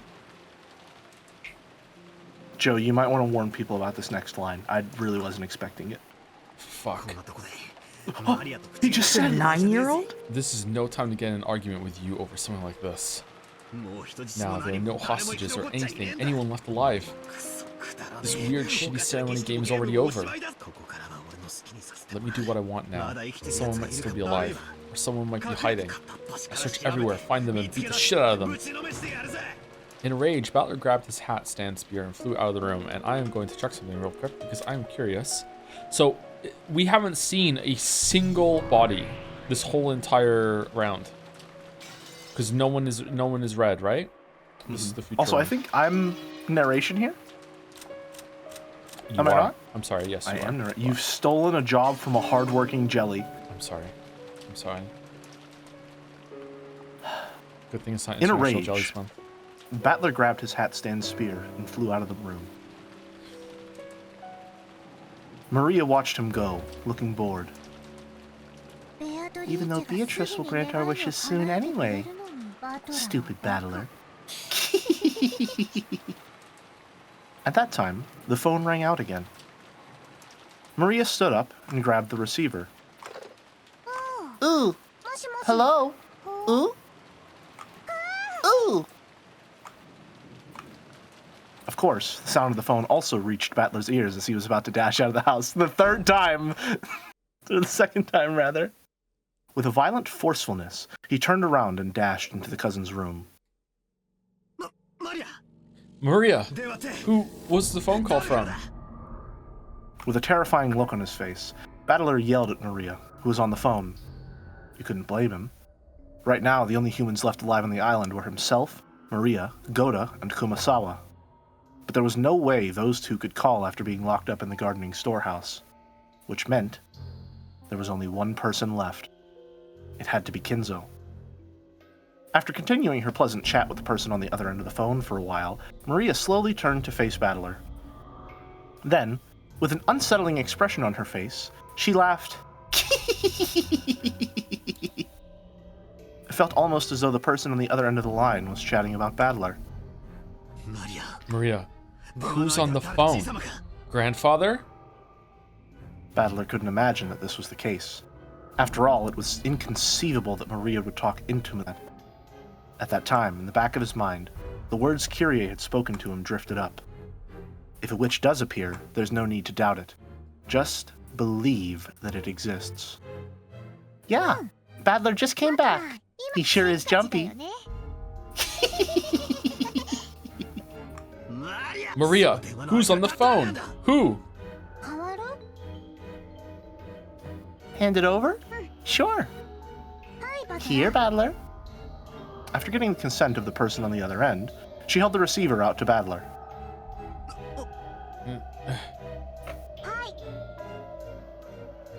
Here. Maria held the receiver out for him to take, as though it was perfectly normal.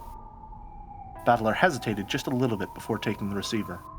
After all, by accepting the existence of the person at the other end, he'd have no choice but to acknowledge them. As Kyrie said, there is no longer any need to doubt that they exist. Battler took the receiver. As he did, Maria briskly left the room. Battler, who was a bit scared to find out for sure who was on the other end of the receiver, questioned Maria before taking the call. Hey, where are you going? To where my test is. I wonder who the next Ushiromiya family head will be. Battler or me? Don't go. You'll be killed. I won't be killed. The ceremony is already over. And even if I'm killed, I'll be revived. Whatever one of us becomes the head or not, we've already been invited to the Golden Land. See you. Wait, Maria. Can't fault that logic. Battler stretched his hand out to Maria's back as she left, but the cord of the receiver that he was gripping stopped him, just like a chain. He readied himself. Battler put the receiver to his ear.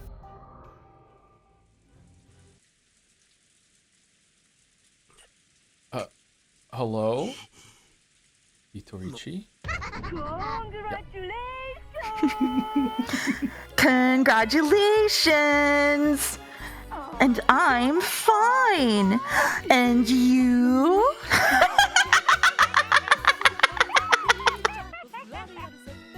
Sorry, are there lyrics in this song? Yes.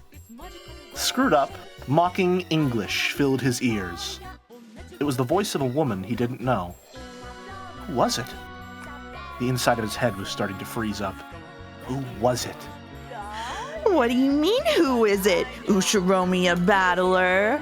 Normally you'd answer, yes, I'm fine, right? That takes me back. You do that one in middle school, right? That thing you do in pairs. You're insane. Who are you? Answer me. Say it in English. Isn't that your specialty? Don't fuck with me. Who are you?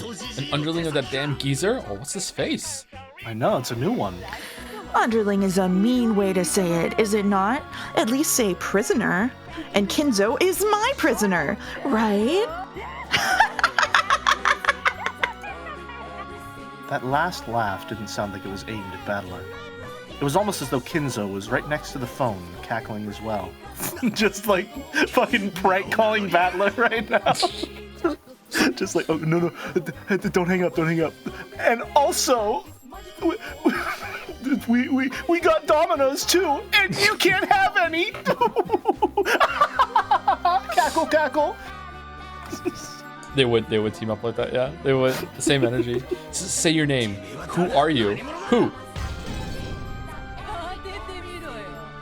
Guess right, and you could win a free trip to Hawaii. Oh no, it's a bad outfit. Finally! Oh, it was so long. The days leading up to today were really long. I seriously waited 1,000 years for today, get it? I owe it to you, my big resurrection. Thank you, Kinzo. Just for you, I'll lend an ear to that last "I'll take that move back" of yours. My. Aren't you getting a tad too excited? Couldn't you act a bit more ladylike? Kinzo and Beatrice sat facing each other over the chessboard on the reception table. There was expensive cheese and snacks to go with drinks, and there were several empty wine bottles lined up. As Beatrice rolled around on the sofa in an unseemly way, she happily held a wine glass in one hand, and was probably completely drunk. I'm in the best mood today, so here's a huge bonus for you. Hey, Kinzo, don't use Chateau Petrou as a decoration. It's from 1947, right? If you don't open it today, just when do you plan on opening it? Let's drown ourselves in it and play. Then let's whack each other with the empty bottles.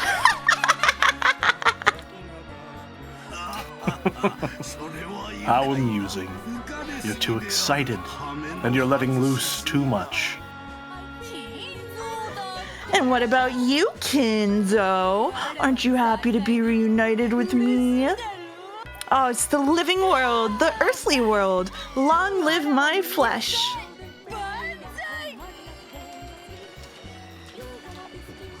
What are you going on about? Are you saying that you're Beatrice or something? I'll just let her take that one. Okay. Thanks to Kinzo's 13-person murder ceremony, I've finally been resurrected. It's nice having a mouth. It's nice having a tongue. How fun it is to be able to talk to you like this. Come to think of it, even though we slapped each other with abuse so many times, over and over again, this is the first time we've had a conversation like this on the board during the game, isn't it? How very fresh. Did you hear that pop sound just now? He opened it. He seriously opened that Chateau Petrus. Do you know how much a single bottle costs? Almost as much as a whole 10-kilogram ingot, you see? Cut the crap. Beatrice? The Golden Witch, you say? Give it a rest. Where are you? Is that damn geezer with you too? I'll beat the shit out of both of you. Where are you now? Answer me. So you want to meet me? It's tough being such a popular woman. But please, don't try to chat me up when Kinzo's around, okay? This guy gets seriously jealous, so he has a bad temper, you see? But when Kinzo isn't around and we're all alone, I'll love you all you want in secret, okay?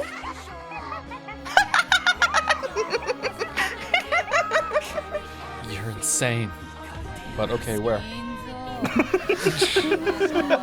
Kinzo, I've changed my mind. I won't do Maria's test. You go. How fickle. So are you saying you'll do Battler's test? Nothing wrong with that, right? That guy's so much like a younger you that it makes my heart race. There it is. There it is. I'm Don't ready for you, worry. motherfucker.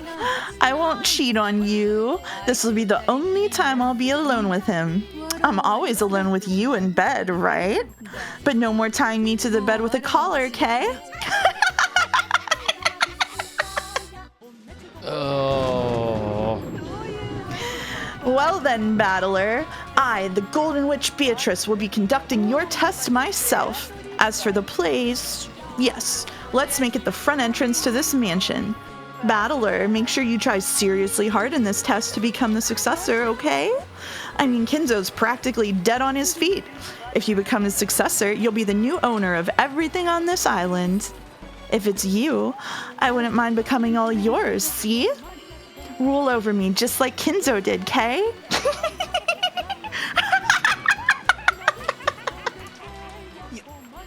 Front entrance of the mansion. Perfect. You drunk bastard. I'll sober you up. I'll fix that hangover with a burning punch. Prepare yourself. Battler impulsively slammed the receiver down. There was no need to talk through it anymore. I'll meet her face to face and settle this. Oh, I don't like any of the implications of anything that just happened there. I don't like them at all. Yup. Right back at the start of episode 3 where I don't want to be. I took the spear I'd made from the hat stand and went outside without even an umbrella. It's hard to imagine that the young woman calling herself Beatrice is waiting for me alone. I should probably assume that, as Goda-san and the rest said, she'll be waiting with support troops. Going alone would be too reckless.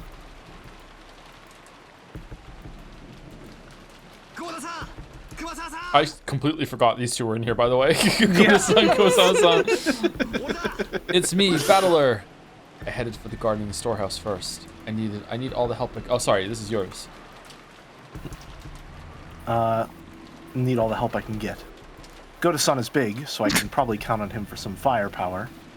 Kumasawa's knowledge and familiarity with the terrain as a senior servant might become a huge weapon. Both of them have master keys, and they know more about the mansion than I do. They'll be pretty reliable allies. As I banged on the shutter and called out for them to open it, I remembered that there was nothing they could do from the inside. I would have to get the key back from them before opening the door. I rounded the corner, knocked on the small lattice window there, and opened it. Goda-san, Kumasawa-bachan. It's Battler. Hey, come on, get up. Hey.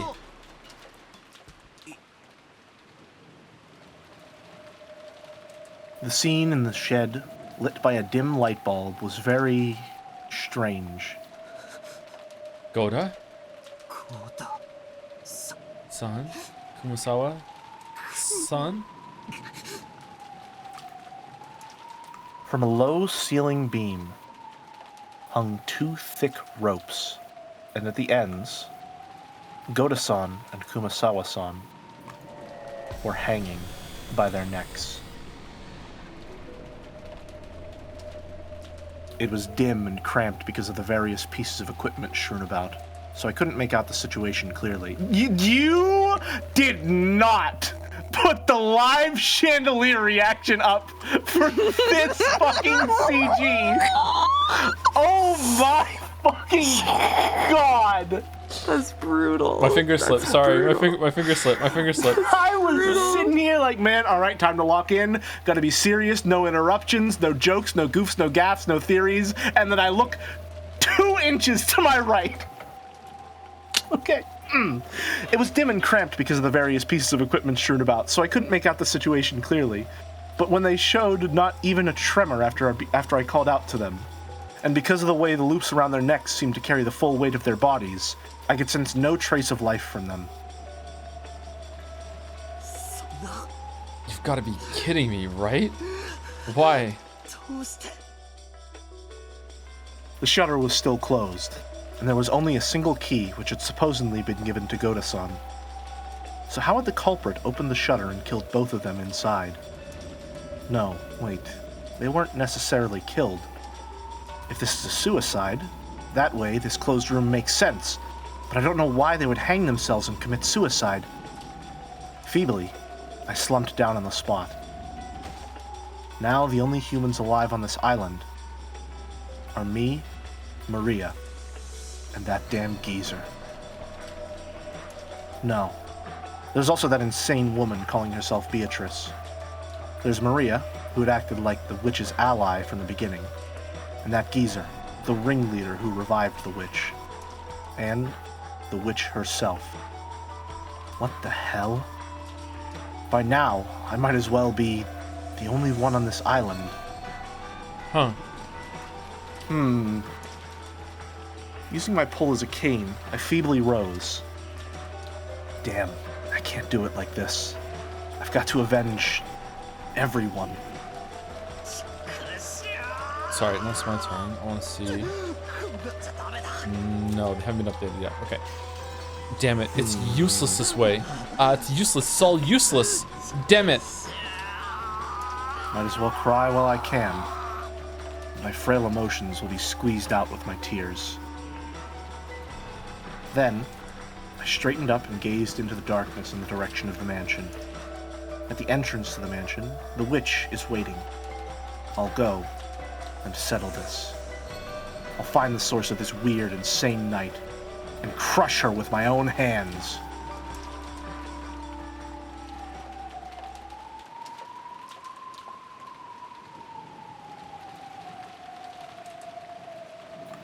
Amidst the pouring rain, I walked through the rose garden without an umbrella, letting myself get soaked.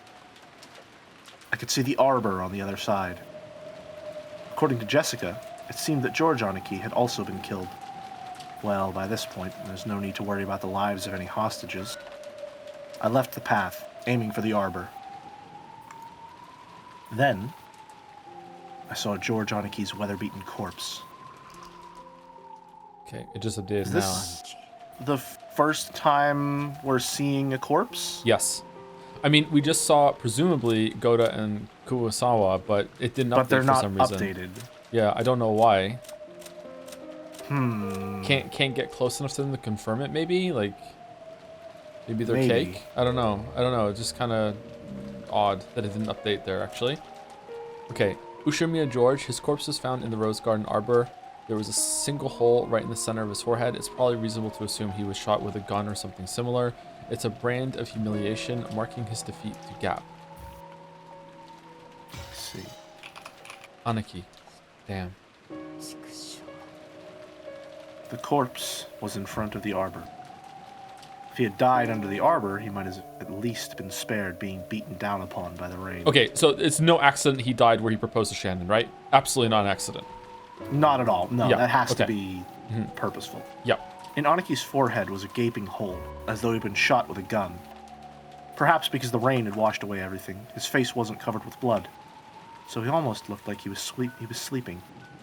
However, his clothes were stained a deep red, and there were still signs that a large amount of blood had flowed out. How happy I'd be if he were sleeping, or else pretending to be dead. But even though the rain sprayed against Aniki's eyes, they remained open. And a hole in his forehead was no joke. Absolutely real. There had been a faint chance that even Goda-san and Kumasawa-san, hanging by their necks in the gardening shed, had been them playing a bad joke. But that naive possibility had now been completely denied.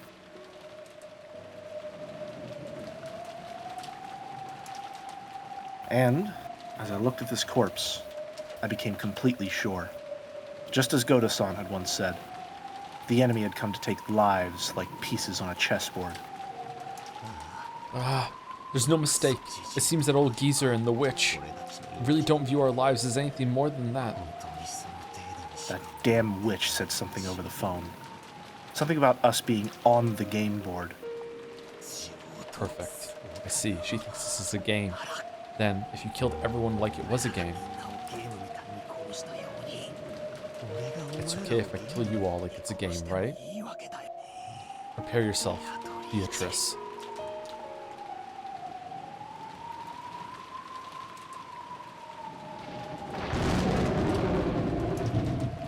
The lightning caused the mansion's vast shadow to rise up. Finally, the mansion. As the massive shape came into view, there was no silhouette of any person. It seemed like there weren't any underlings waiting for me in a pack, or anything like that. According to Kyrie-san, there were massive amounts of attendants with goat heads. At least for now, I couldn't sense a large group of them hiding and staring at me. What's this? Beneath the roof of the entrance, there's something set down. What is this? A box? Schrodinger's cat box. It looked like the kind of small box that girls often keep trinkets in. Or maybe it was the same kind of extravagant cigar case you'd find in the reception room. Either way, it didn't look like something that should be here. It clearly looked as though I was being told to open it. But for some reason, opening something being offered to me was irritating. However, it didn't look like we'd get anywhere if I didn't open it. Could it be that it was set up with some kind of trap to make it explode when opened? Thinking things like that, forgetting even to come under the overhang, I continued to glare at the box, still beaten down upon by the rain. Then, mixed in with the thunder, was some kind of music? It sounded like that. It was the tone of the big clock in the hall announcing 2400. It was also the sound announcing that this insane day, October 4th, had finally ended, and that the much more incredibly insane day of October 5th had begun. It sounded quiet, and I could hear an eerie laugh coming out of nowhere. I got the feeling that the voice was coming from the heavens, and I looked up to the sky. So just to clarify for myself, and maybe some people in chat, this means that in this version, the whole thing happened in just like a couple hours instead of over 2 days, right? That seems to be the case, right? Because last time they're killed after their meeting in the parlor, and after at night, and then there's a whole other day of activities and death, and they find the bodies in the morning. Whereas this time they were all killed in the parlor, immediately yeeted down into the black holes, air quotes, into the prison, and then they did the prison escape with the phone call. So it all happened on the first night this time. Real fast, really fast. Okay. What I saw there contrast with the slowest episode was a woman I'd never seen before. No, it's not true that I never saw her before. I saw her once today. Yes, in the portrait inside the mansion. The clothes were different, but that face was just like the witch of the portrait. Ah, who am I kidding? I already know who this person is. Are you Beatrice? Yoo-hoo, battler! From the second floor balcony, leaning out under an umbrella and waving high-spiritedly, was, without a doubt, the witch of the portrait, Beatrice. Was the plan of the boss to take a bird's eye view and let the goat's underlings torture me to death? I adjusted my grip on the spear, and, imagining goats creeping out from the nearby shadows in the entrance and surrounding me, I raised my guard in all directions.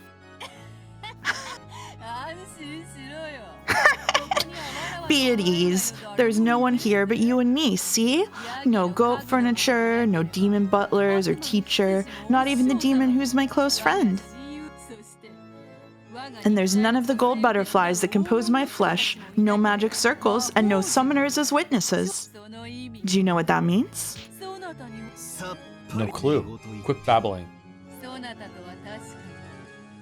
It is true that I've met you several times, even in this world.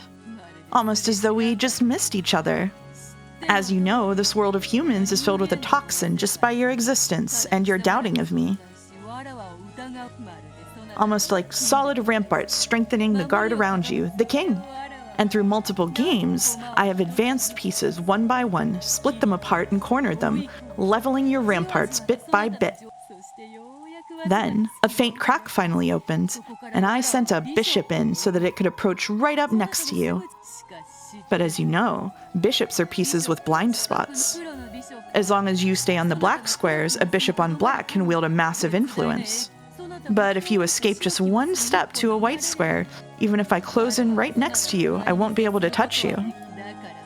That is why I have progressed through this game by sending in various pieces to prevent you from staying on a white square, forcing you out in front of me, the one who controls the black squares next to you. However, there are now holes opened all over your ramparts, and I was able to send in not a bishop, but a full queen. Do you know what kind of piece a queen is? A rook plus bishop. Is what you're trying to say? That now, you not only control the black squares that are part of the illusion of the witch, but have been able to eat into the white squares of the human world at will. Oh, I was not expecting him to understand so clearly. That is correct. You've been calling the squares with the gold butterflies that are my minions the illusion of the witch, and you have denied them as unobserved unrealities, right? I know. For that very reason, I have openly descended to the white squares like this. Don't worry, I'll have gold butterflies and goats, demons and witches later. If you wish, I'll invite you to the Golden Lands. There, any wish can be granted.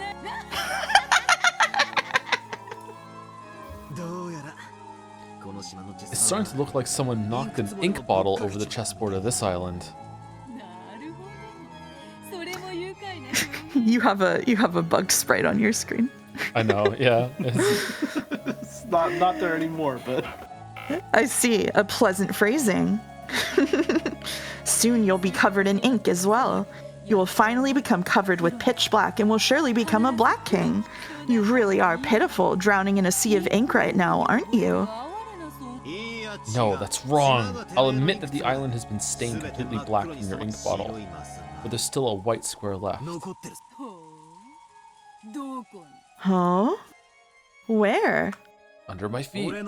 Right under my feet. Your ink of magic tried to cover the entire island, but it can't cover the ground my feet are standing on. Even this island seems to be stained pitch black at a glance. I am me.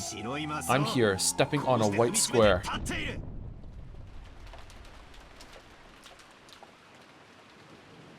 strange. Till a second ago I was shivering all over. But now that she's appeared openly right before my eyes like this, my terror has actually lessened. Interesting. Ghosts are more terrifying when you can only sense them. When you can see them, and they have a face you can plant your fist into, there's nothing scary about it. However, she definitely isn't an interesting or friendly person. she can kill me instantly by snapping her fingers while rolling around giggling. Whether we interpret the result of her snapping her fingers as magic flying at me or underlings showing up to shoot me, it doesn't matter. Anyway, whether this is fantasy or mystery, that queen is in a position where she can kill me just by snapping her fingers. I see. So does that mean she's the queen of this island, who reigns over both the white and black squares? I feel like all the subtext I've been gathering is just becoming text, and I'm uncomfortable.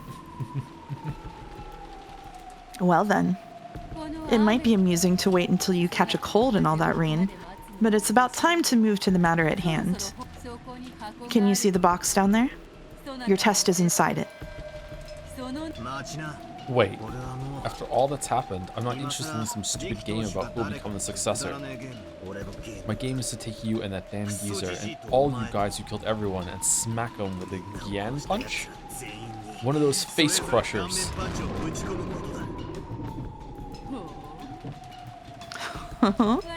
So you'll fly through the air up to my balcony?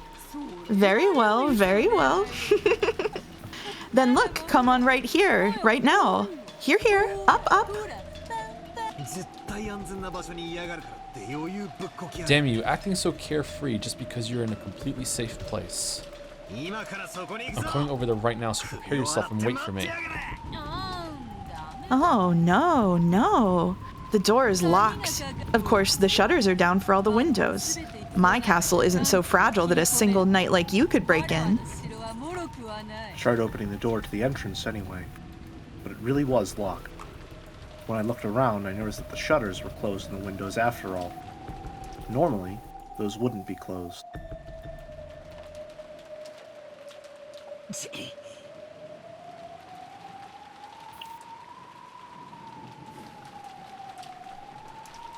He doesn't really look like Battler there, does he?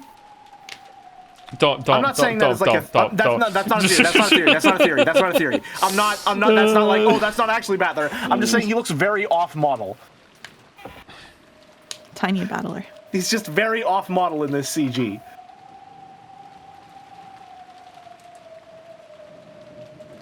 It's not a theory. It's just an observation. I find it really interesting that she's aware of the loops. And as soon as he's here and talking to her, he is too almost. Like he's just immediately just like in role, in character, deny. Just immediately. I was expecting him to just fully be like, what the fuck are you talking about? But then it turned into a Zero Escape conversation where they just understood each other's incredibly insane metaphors completely.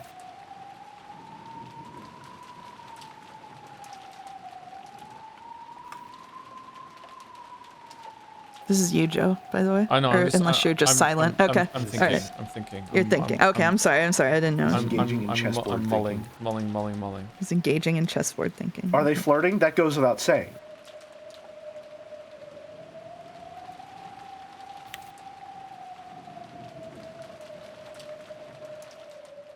I already said it. I'm uncomfortable because a lot of the things that I've been picking up on as subtext and being like, oh, look at me, I can make a bunch of connections throughout the text.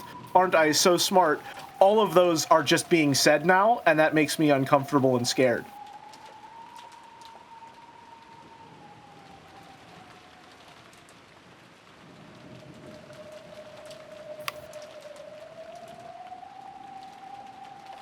Okay. Looks like you've prepared for everything. Where's the key? You're not even gonna state a conclusion? You're just thinking? I'm just thinking. Okay. Goda-san and Kumasawa-san probably had master keys, but they were in the closed room in the gardening shed. Can only give up for now. Oh. What's up? Joe, I'm scared. Joe, I'm scared. Please share with the class.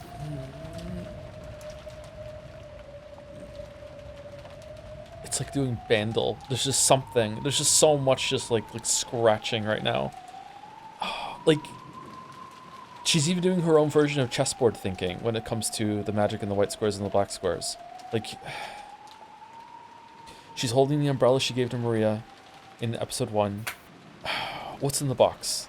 What's in the box? It feels convenient. That's all I can think. It just all feels really convenient. Like there's all these little disparate parts coming together right now, and I don't like it. I feel like I'm stepping into a trap. I want to know what's in the box. What's in the box? Damn. Guess she's no fool herself. Do you really want to be right beside me so much? All right, if you impressively pass your test, why don't I grant you an audience?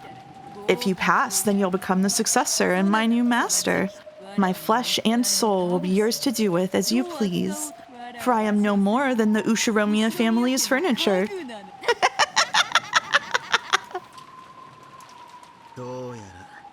Well, it looks like you want me to take this test no matter what.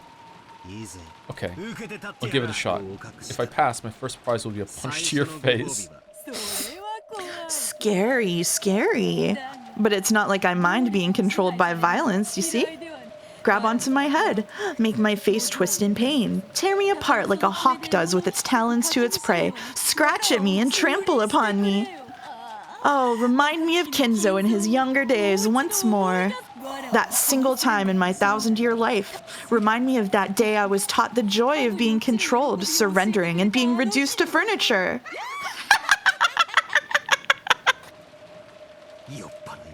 You damn drunk, we aren't getting anywhere. Ignoring the stupidly smiling witch, I picked up the box. Yes, open it. Inside is a letter. Read it. I opened it. There was a faint smell of cigarettes. Apparently, it really had originally been a cigar case, but there were no cigarettes or cigars inside. Instead, there was a Western envelope with a one-winged eagle crest. And when I opened that too, there was a letter inside. I looked up at the witch. She was grinning down at me. It seemed she was looking forward to seeing what kind of reaction I'd have to the content. Damn, just perfect. Contents were something like this. Among the 3 mentioned below, in order to gain 2, sacrifice 1. 1. Your life. 2. Blank's life. 3. Everyone else's lives. If you do not choose one, all of the above will be lost. What's this? Some pretty creepy stuff's written in here. More importantly, the second one's blank, so I don't even know whose life it's supposed to be. Indeed. That second one is where you put the name of the one the test taker loves the most. For Jessica's test, it was Cannon's name, and for George's test, it was Shannon's. Since they had obvious feelings for certain people, those names were written in beforehand. But I don't know whom you have feelings for, so I didn't know whose name to write and left it blank. That's perfect. I love you, Beatrice. I'll stick your name in here. In that case, I'll choose the second choice. Happy now? Hey, quit joking, quit joking. Hey, please, battler. Tell me the name of the person you have feelings for. If you don't, then this won't be a test, right?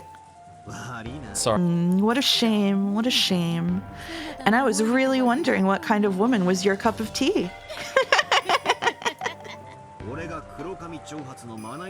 What would you do if I said I liked flat-chested lollies with long black hair? That wouldn't match you at all, right? Lies, you breast sommelier. Blonde and bouncy is best, right? Am I not truly the embodiment of your ideal?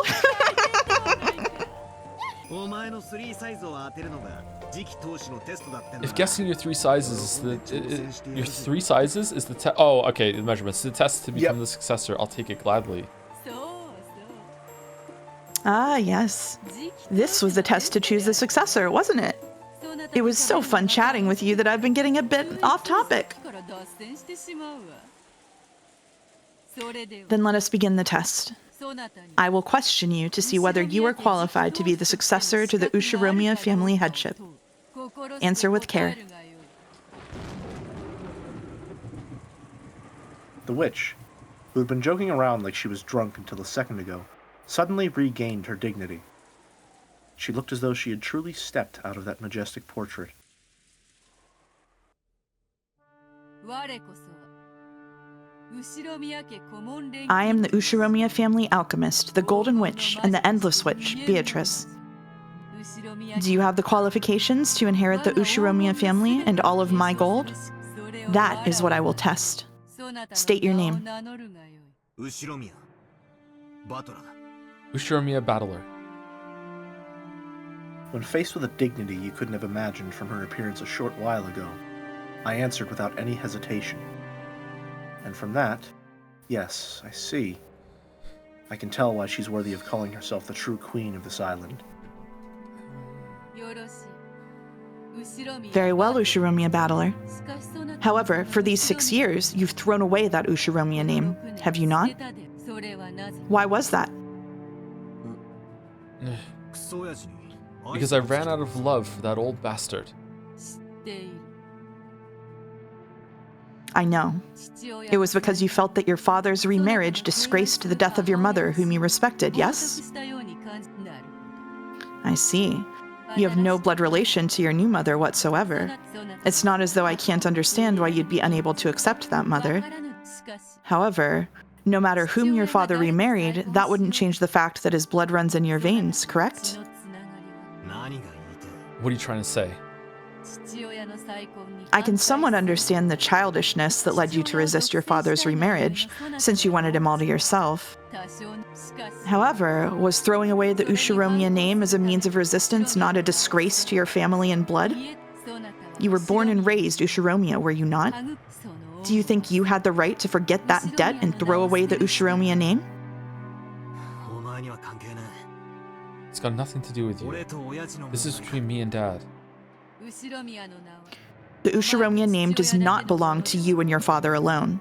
That was by an unknown woman. Those 6 years during which you threw away the Ushiromiya family register were a significant period during which you covered the Ushiromiya family in mud. You know the depths of that sin. Well, sorry I'm so childish. However, even though it occurred around the time of the deaths of your grandparents, you did well to return to the Ushiromiya register. For that, let us give you a chance to purify that sin yourself. Now is the time to compensate for your sin of 6 years ago. Come, try to remember. Remember your own sin. Remember that, confess, and repent. That is the test I shall give you.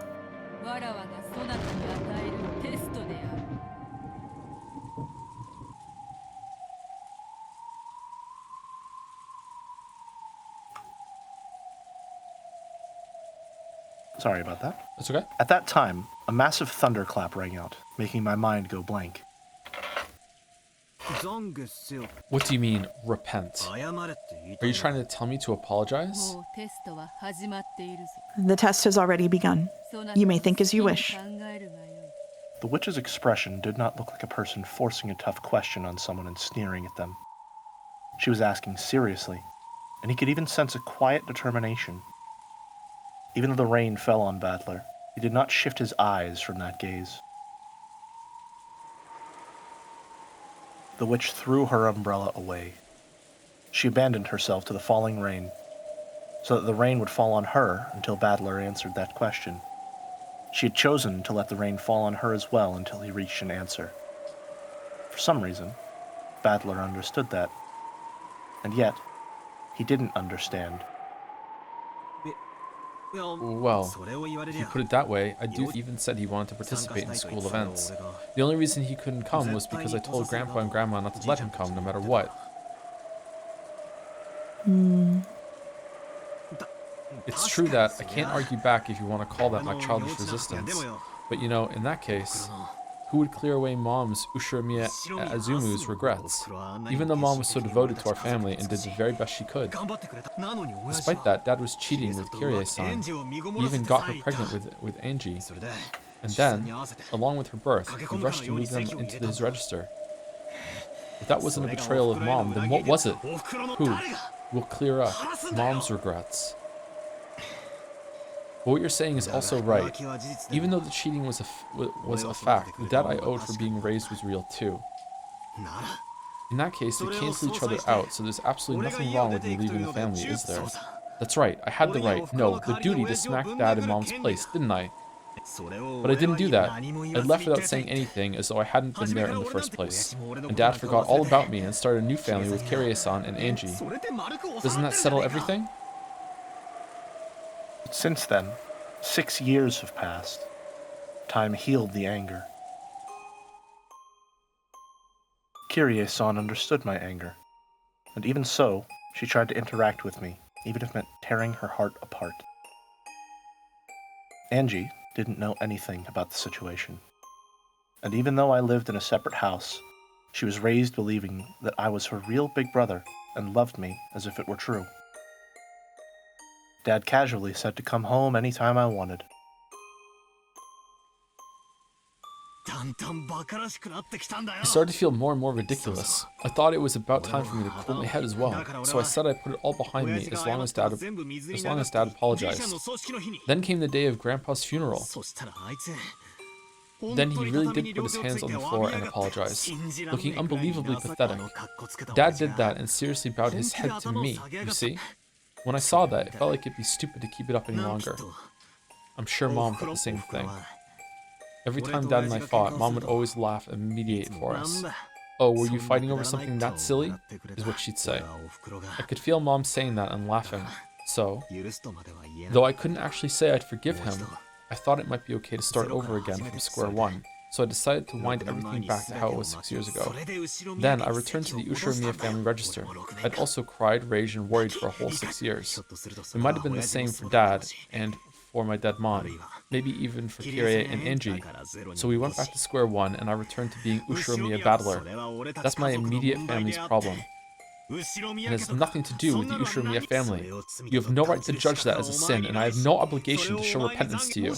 If there was anyone I should have done that for, you've already killed them. So I won't apologize for anything. I won't repent. That's my answer for this test.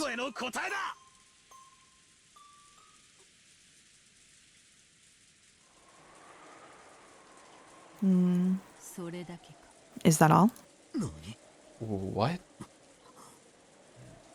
Part of me had fully responded to her provocation, and I'd supposedly vented out all the stuff I'd kept inside my chest, stuff I hadn't wanted to show anyone. That was what the witch had supposedly been expecting. And yet, the witch's blank expression didn't change in the slightest. I'd been sure she'd start cackling and guffawing, sneering at my childish, foolish, and shameful past. But on the contrary, I'd feel a sense of disgust about her. Something you could almost call disappointment. What do you mean, is that all? I've exposed everything about me, right? What more could you want? That still isn't enough to clear away your sins. Clear away?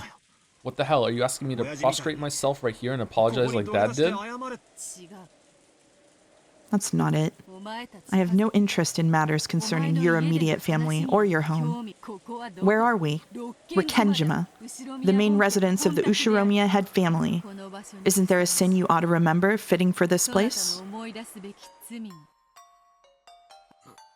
you saying that I have another sin?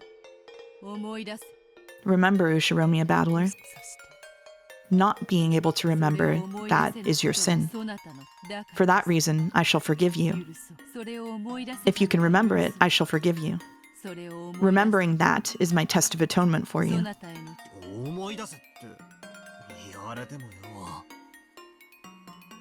That he can't remember the other times we've gone through this? No. I don't know. Did he do something on the island? Is there another reason he didn't want to come back to the island? Did something happen? Is she asking... She's saying that it has nothing to do with his immediate family or his life. Is she asking for an apology for what the Ushiromiya family has done to her?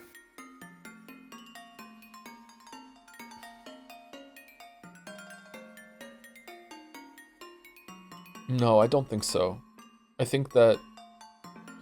I like that Someone said, but that's not his sin. It would be. If he's to be the successor, he inherits all the sins of his family. Yeah, but the framing of remember doesn't really... that's the only thing that I have. Unless it is linked with like him remembering details that he should have from the other episodes, but he doesn't have right now.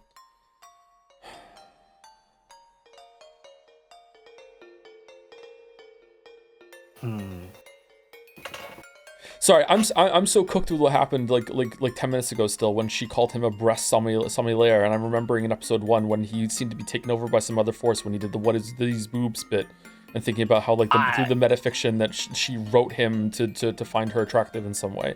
Like I'm still fucking just lingering on that thought still.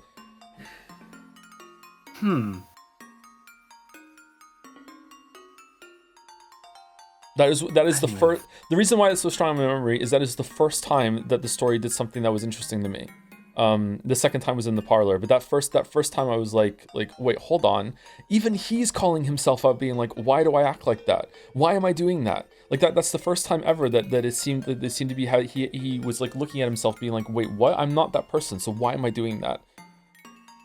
Yeah, and I read that more as him fighting against the influence of like societal norms of like that's how he's expected to behave in the role that he's playing, but that's not who he is as a person. And so when someone doesn't play their part as well and there's that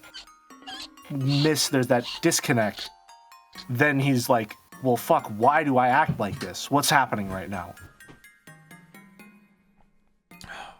If it's something that happened in the other episodes, I can remember those. So I should be able to figure it out.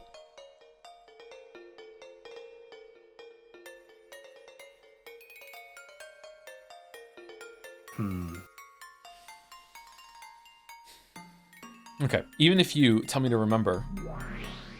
Oh, we're going. Okay.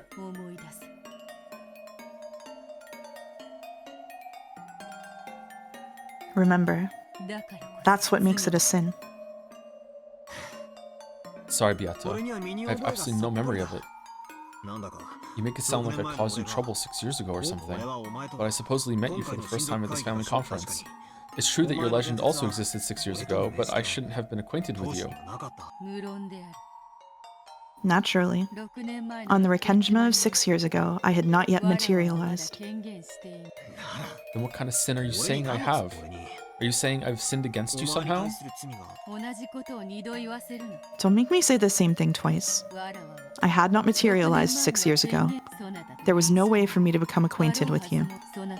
In the world that you are, it was as though I didn't exist.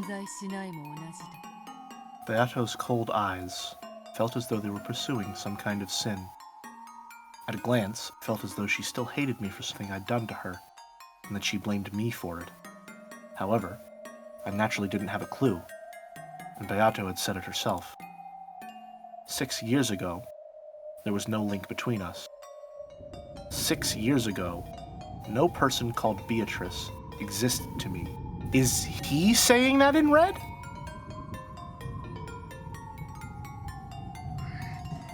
At least give me a hint. Does this sin have anything to do with you and me? I had no connection to you 6 years ago. Remove me from your thoughts already. Why do you think it is a sin against me? Your eyes. My eyes? Huh. Because your eyes are whisperings ago, and it looks like you acknowledge that too. Is that true? Is it really not a problem between me and you? I already said it wasn't. No problem between me and you has anything to do with this. But still, your eyes are telling me differently, so I don't even have a clue. Can you say it in red? Can you proclaim that the sin you're telling me to remember isn't something between you and me? Very well. The sin I am now demanding that you remember is not between Ushiromiya Battler and Beatrice. Then why are you looking at me with those eyes? I don't know. I'm simply gazing at you blankly. If it feels that way to you,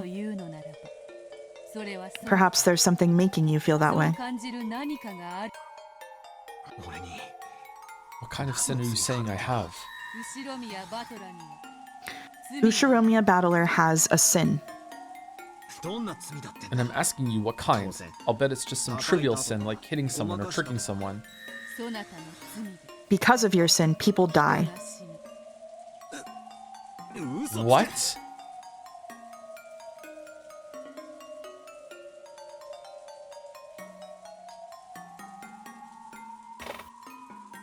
I'm still thinking this is an inherited sin. I think it's an inherited sin, and the reason that it's feeling stronger, the reason why I feel more strongly now is that she specifically phrased it as Ushiromiya Battler has a sin. And he earlier declared that after those 6 years, he rejoined the register and became Ushiromiya Battler again. I think it has to do with the family name. And so it's a sin that's being passed down to him as he becomes an Ushiromiya again. It's not him, it's the family. Why would it be specific to 6 years ago then? Don't know. Is it that he had the sin 6 years ago when he was still Ushiromiya Battler, and then he wasn't for a while, and now he's rejoined the register, so now it's come back and he has to remember the sin he has and he carried with the name? But I don't know. Remember... It doesn't have to do with Ushiromiya Battler and Beatrice, is what she's saying, though.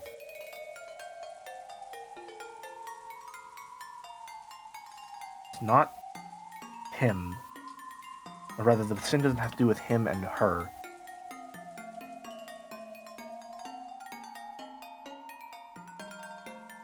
I don't know.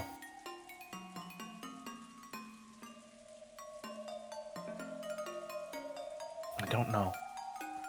Liar. I've never killed anyone. Then say it. Who did I kill? When? Who? How? Due to your sin, a great many humans of this island die. No one escapes. All die. What? What kind of incomprehensible thing are you saying? Are you saying I killed everyone? I'm a killer? It doesn't mean you carried it out directly. However, because you committed a sin, from an imperfection in the cogs that stretched back a full 6 years, a distortion was created. And tonight, this many lives are lost.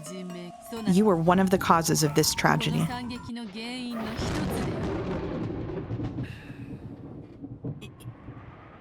Quit messing around.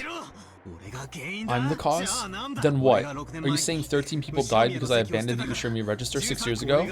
Are you saying that 13 people died because I came back to the Ushiromiya family after 6 years? Don't fuck with me. Give it a rest. For these 6 years, I've been the man farthest from the Ushiromiya family, right? How could I have influenced anything in any way? It's not like I came to the family conference because I wanted to, right? I'd returned to my family after 6 years, so to make up for that lost time, I came to Rikinjima reluctantly. It's not like I had some duty to come here today. I came back, and because of that, a massacre occurred? Then what? Are you saying that if I hadn't come back, no one would have had to die? Say it in red. Can you say it in red that if I hadn't come back, this massacre crime wouldn't have occurred? There's no way you can say it, because you're the culprit for everything.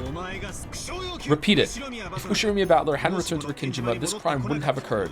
If you can say it, try saying it. Can't do it, can you? You can't say it. The culprit is you, not me. Don't try to rub that responsibility off onto me. Oh shit. Answer in red. Try to repeat it. You can't. My existence has nothing to do with the crime. Quit saying incomprehensible stuff and trying to confuse me.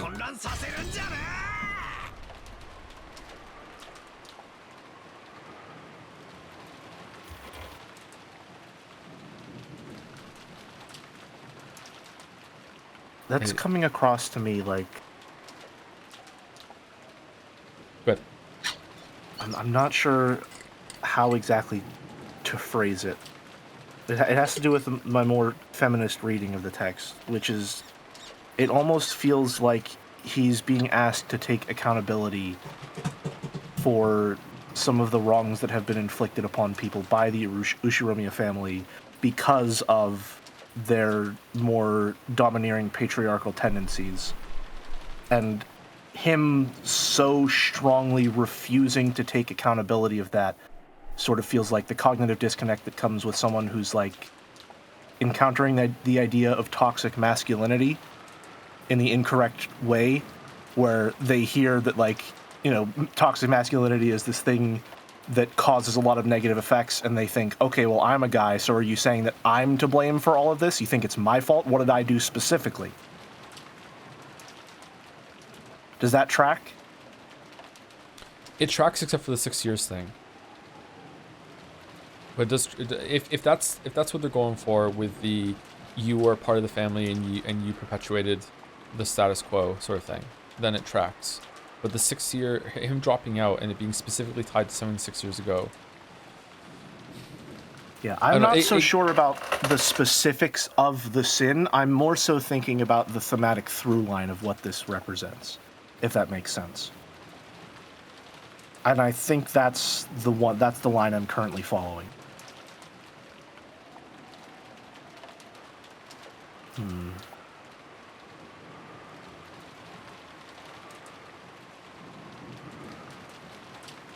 I began to remember the coldness of the raindrops that kept pounding down. The rain earlier had just hurt, but now it felt like a tormenting cold from those raindrops. Is there nothing that you remember? Sorry, I don't even have a clue.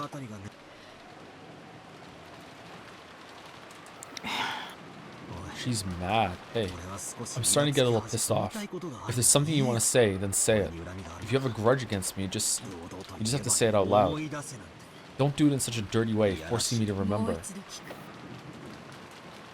I'll ask one more time. Can you remember any sin? No, I can't remember anything.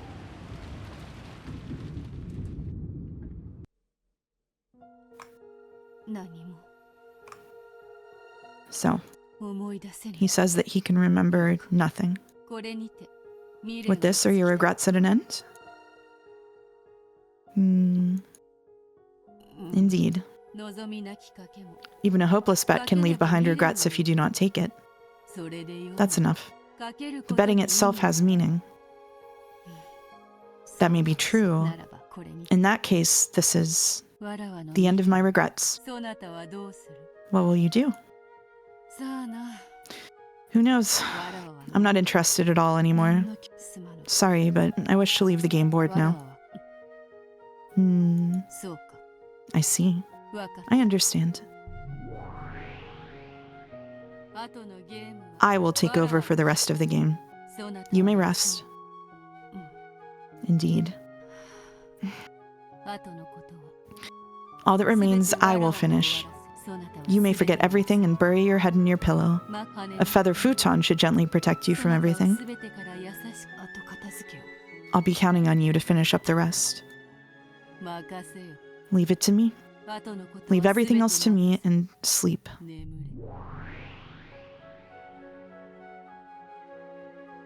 The witch who had questioned Battler hid herself, and the other witch, who had appeared from behind, remained. She certainly was identical, the same witch, but her expression was somehow indifferent and ice-cold, completely removed from the one who, despite seeming drunk up until then, had been in high spirits.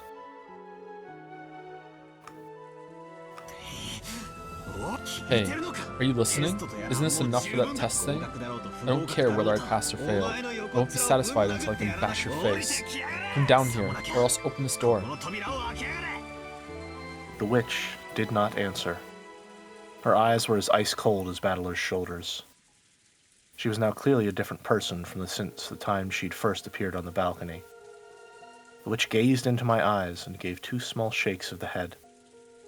Even without words, I was able to gather she was expressing some kind of disappointment. Without saying anything, the witch turned on her heels. After that, only Battler remained, cold rain still beating down on him.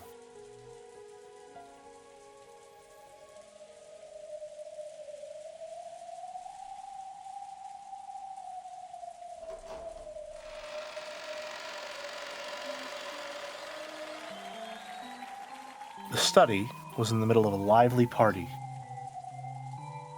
It seemed that Gap was making fun of Virgilia, having tripped her up in some stupid way. They were spitting Leah, Leah, Leah and Gap, Gap, Gap at each other. With this as a sideshow, Kinzo and Renove had opened a new bottle.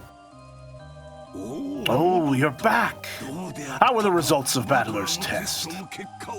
Maria's test got passing marks with no complaints, you see? I've despised her as a little girl. But see, why, oh my, not bad, not bad.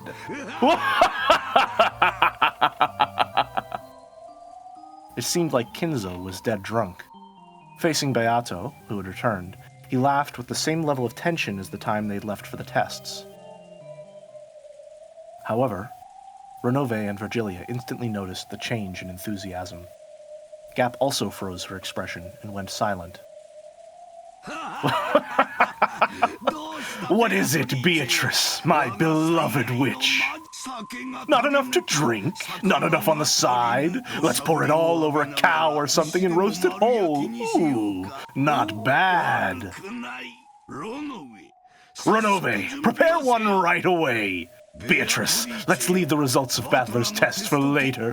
Why don't we have a toast with spare rib first?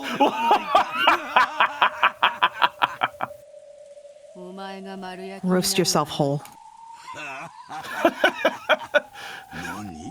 What? The witch, who had spoken bluntly, coldly passed by Kinzo's side as he doubled over laughing in a great mood. Then, behind the witch's back, the old summoner's body suddenly went up in flames. Yep, that's to be expected.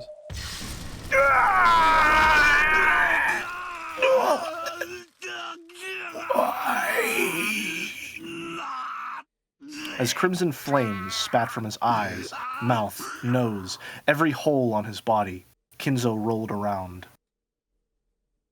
Even though it was a terrible hellfire, it didn't burn anything except Kinzo.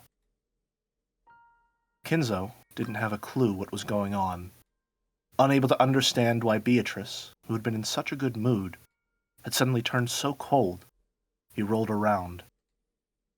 The dancing silhouettes of the witches and demons created by that massive rolling torch looked like a group of excited spectators around the burning at the stake. However, the eyes of the demons who watched over it were indifferent. When Kinzo finally stopped moving, the fire disappeared, leaving a pitch-black corpse. The inside of the room was commanded by the stillness of the sound of the rain. What has happened, milady? I've gotten over my excitement. Clean up those bothersome cinders. Beatrice's expression was unbelievably indifferent. There was an iciness that might easily bring the others to the same fate as Kinzo if they annoyed her. Yes, I will clean it up. Gap made a jet-black pitfall swallow up Kinzo's cinders. If she hadn't carried that out quickly, Gap might also have been burned. Even feel that thirst for blood. No, a thirst for blood isn't the best way to describe it. Just like humans don't have any particular emotion when they step on an ant while they're walking. That was how much, unconsciously and mercilessly, Beato was now filled with a brutal emptiness that wouldn't hesitate at burying a passerby. What is it, Beato? I don't want to answer. No. Even answering is too much of a pain to do now. What is it? This isn't like you. Did something happen? Did Battler say something?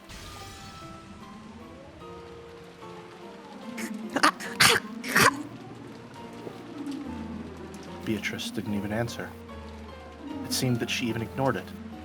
But there was a change in Gap. From her feet, a creaking, cracking sound rose, like thin ice breaking, and in an instant turned Gap into a glass sculpture.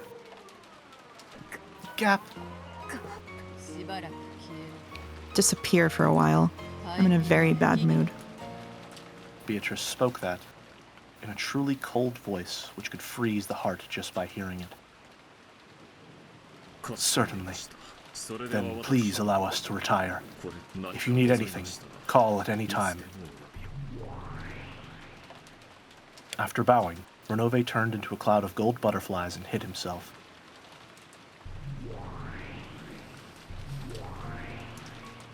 After turning Gap, who had become a sculpture, to a cloud of gold butterflies, Virgilia also turned into a cloud, which mixed in with the others and disappeared. In the study made untidy by drinking, Beatrice stood alone, still. Since the time she had returned, her expression hadn't changed in the slightest. However, when she saw the fallen empty wine bottles and scattered cheese plates, her brow furrowed, and she looked a bit displeased. And when she whispered, "Disappear," in that instant, the room was cleaned up in a flash, as though nothing had happened. The reception chairs were neatly arranged, and there was no wine or cheese. There were no stains or scattered trash either. To the contrary, even the air had frozen over. And, enough to make one doubt whether a large number of noisy people really had been in the room until a short while ago, the study had returned to silence. In that silent, frigid study, where even the air had frozen, Beatrice stood still. Then, she called, muttering, Battler, are you there?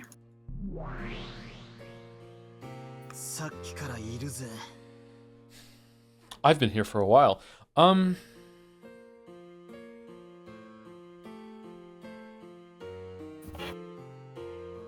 I can't think of anything else that it could be at this point, Jelly. I think it has to be. When she's saying remember about what happened.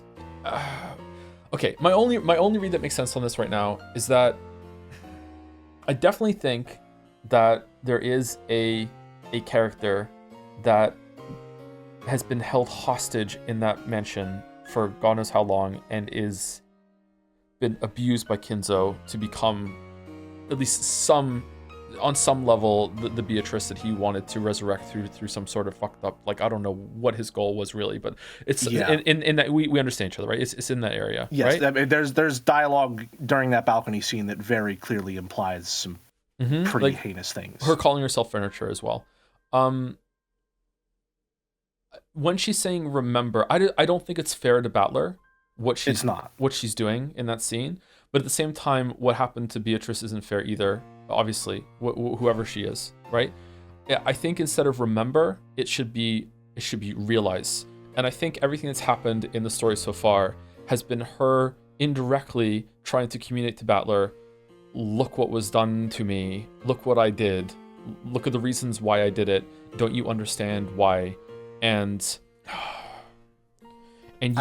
you perpetuated that system 6 years ago because you're part of this family, and then you left, but now you're back and you're perpetuating again, and therefore you do carry this in, as you said. I just don't think it's fair how she worded it in that scene. I also think it's kind of an inversion of his inability to believe in magic, if that makes sense. He believes so firmly in reality, and yet he completely denies any possible involvement or responsibility in what has happened to Beatrice. I think his sin, even though that might be the reality of it, I think his sin is tied to he couldn't believe anyone in his family could kill all the people on the island, and that is also tied into he can't believe anyone in his family could have done whatever was done to whatever Beatrice OG is. Yeah, right? I think that's a very consistent aspect of Battler's character. Time and time again, his one defining feature has been his almost like inability to assume the worst of others. So in this Does context, that make sense? Specifically with his family, his sin is that he doesn't realize how bad his family is, and he is one of the people, along with especially his parents or his father, Rudolph, Kraus, Ava, and Rosa. Very sympathetic, a lot of damage done to them, but why did it take until thinking that Kinzo was dead before they were threatening to bash the door down? Why were they letting him get away with this? Like, they still had some amount of like responsibility, not a lot, but some amount of responsibility. Well, maybe Kraus had more, I'm not sure. There's some amount of responsibility in order to stand up to their father and just not go along with it. I think it's got to be in that sort of area, and I think that it's not fair to Battler, but also it's not fair to Beatrice, and I think Beatrice is so upset right now because I feel like she's going through Like, I feel like this is the real Beatrice at the moment. Even she is saying, magic, get the fuck away from me. I don't want the magic right now, right? Yes, I think that the Beatrice in, like, quote-unquote real clothing is meant to represent the physical Beatrice as she exists as this hostage. Yes, that is the one that was raised or was held captive on Kouadorian for a while. Yeah, and then I don't know how long. The Beatrice in this ornate dress that she talked directly to, that is this other magical self that she has had to create in order to survive. Essentially, it is a Beatrice that she has forced into being in order to cope with the reality that the Ushiromiya family has forced her into. And whenever she's saying to her other self, you can sleep, it's almost like she can't get that version of herself the justice that it seeks. And so it can no longer exist. I think she's really upset with Battler because she's like, how haven't you gotten this by now? She feels like he should have understood by now, and he's not. I don't know why, though, she's so invested in Battler specifically, like realizing, is it because he's in the narrative that we've seen that's been placed so straightforward to us, is that because he's the holdout? Is that because she just likes him through some interactions? Maybe she just likes Battler, you know, there's some interaction there, you know. Or is it something about that he is the only male in this family? If they were going with feminist reading, he's the only male in this family that hasn't yet bought into the bullshit that the other ones have yet. I think that's it. And he's on like this balancing moment where he is the, because George has already bought in. So he's the only male Ushiromiya that could in fact like reverse this and be like, you know, like, I'm not going to perpetuate that sort of thing. I've been talking about this since episode 3. I want to say it's very, to me, deliberate that the most influential people in Battler's lives are consistently women who are not blood relatives. Both of his mothers are the two people who he is most strongly defined and influenced by in his life. And it's also very important that he is the only male of the Ushiromiya family, blood related, who has been away for 6 years from all of this stuff. Right? He is the most removed from all of the damage that the Ushiromiya family could possibly do to someone. So I think he is perhaps the only possible person that Beatrice is looking at as someone who may be able to actually acknowledge the wrongdoing and the atrocities that have been committed by this family and make some form of reparations toward them.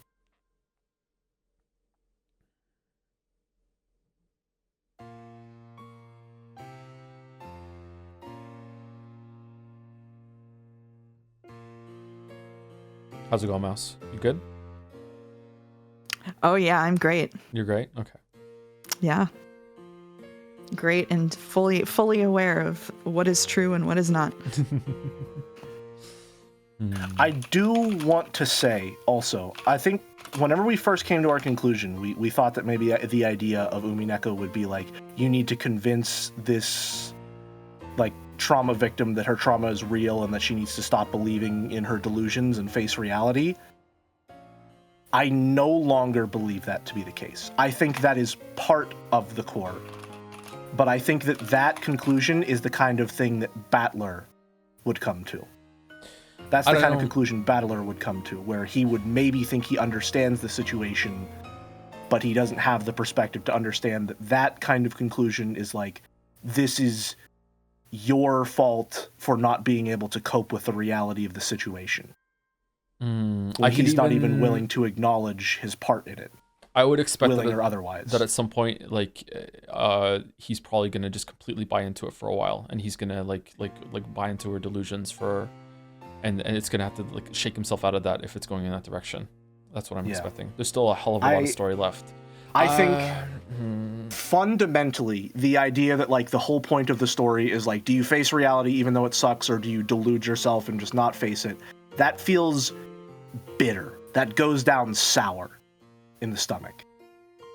And I think fundamentally, I don't know that I have enough connecting pieces of evidence to really be able to explain my stance here.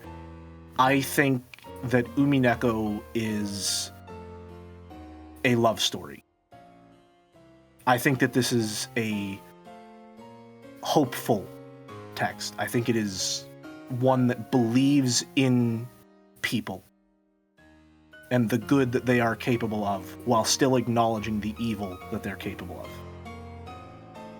And I think that a conclusion where you have to convince someone to face reality and that's just the only way that there is, or just believe in delusion, that's too pessimistic of a conclusion for a text that I see so much optimism from.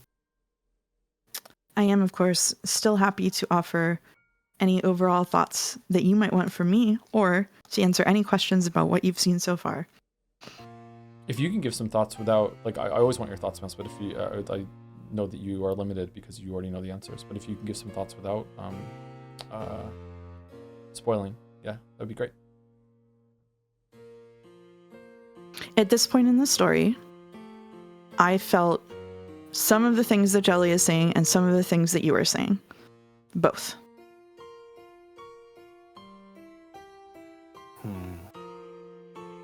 Okay.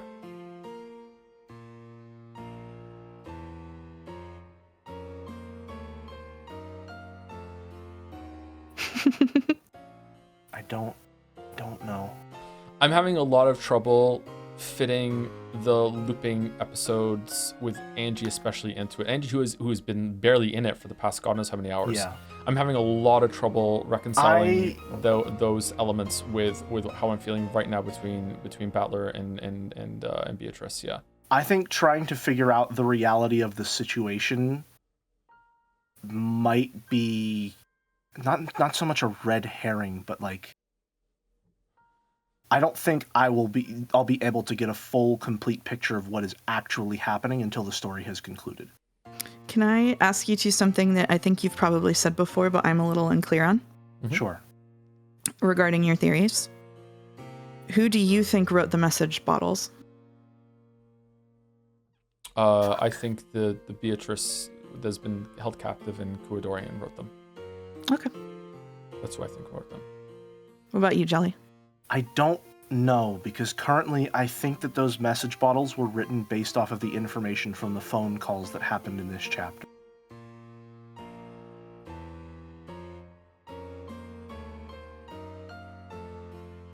So I don't have any idea who wrote those.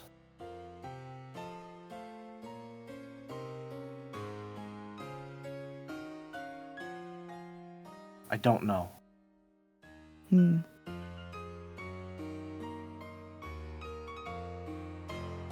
Like the framing of this narrative might even just be that Angie comes to the island, finds out everything bad that happened here, found out what Kinzo was doing, and then Angie, loving her big brother, thinks that he could be the hero of the story and writes all these different versions, or thinks of all these different versions of like trying to make sense of what happened on the island in the different versions that went through, because it's kind of like an enclosed space until she resolves that. And she is writing her big brother as the hero of the story that ended up understanding what happened, but still tragically died in the end, and like but still brought some justice and some amount of peace to the whole situation on the island and that kind of thing. Yeah. It could just be like that, I mean, like, it could be something in that area, but I think that I'm having a lot of trouble reconciling those pieces, which makes me a little nervous that it's not going to make all that much sense, but I should have more faith in the story from how it's worked out so far. Yeah. I'll be honest. How can I phrase this? I'm very trusting when it comes to narratives. Like, I will say that the amount of faith that I have in Umineko is not at all an unusual amount of faith for me to place in a narrative. I will say, though, that I think it is one of the few times that I feel like that faith has been well and truly earned. Does that make sense? It has been earned multiple times, yeah. Would you like to know whether I thought it made sense at the end? No. Okay. No. No.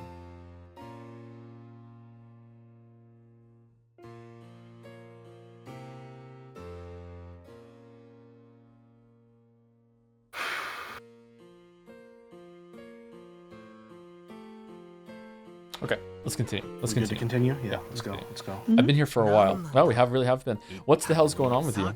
You've been strange since a short while ago. Do I seem strange? My apologies. Even though you were drinking so happily with that damn geezer, you suddenly burned him up. And your demon-esque friend is a glass sculpture. When you told the demon butler and your teacher to leave, they disappeared right away at your words. Just how fickle and selfish are you? Battler, I'm done. Done with what? I've grown bored of this. Huh? That's, well, you were the one who started this game. If you've had enough, that's great for me. So basically, you're giving up? I'm not giving up. I'm simply ending it. No, I won't even end it. I'm just abandoning this game for all eternity. Does that mean you're giving up? Nah, the words "got bored of it and threw it away" fit you perfectly. It's kind of an inversion of the beginning of this episode where, like, Beatrice didn't understand, like, how serious Battler was being with his tone and was sort of joking around, and now he's not understanding at all just how serious she is. That is correct. I grew bored of it and I'm throwing it away. I don't care what happens next. It can remain abandoned and gather dust as much as you like. What's going on with you? You've been kind of hard to deal with since a short while ago. Are these still the after effects of that incomprehensible test from earlier? If you've got a grudge, all you have to do is say so clearly. You said in red that it has nothing to do with you, but that's gotta be a play on words, right? It's written all over your face. You have a grudge against me. How many times will I have to say I have no grudge against you before you'll understand? At the time you committed your sin, I did not exist. Again, it's this repeated, like, a wrong has been committed, he's partially responsible, or he's responsible in some way, and he just keeps demanding an exact thing that he specifically has done wrong. But it doesn't exist. As Beato spoke with an offended expression, her face twisted to look even more displeased. Fickle, inconsistent, moody, temperamental, selfish, and simple-minded and cruel. But even so, she hadn't shown an expression as strange as this even once until now.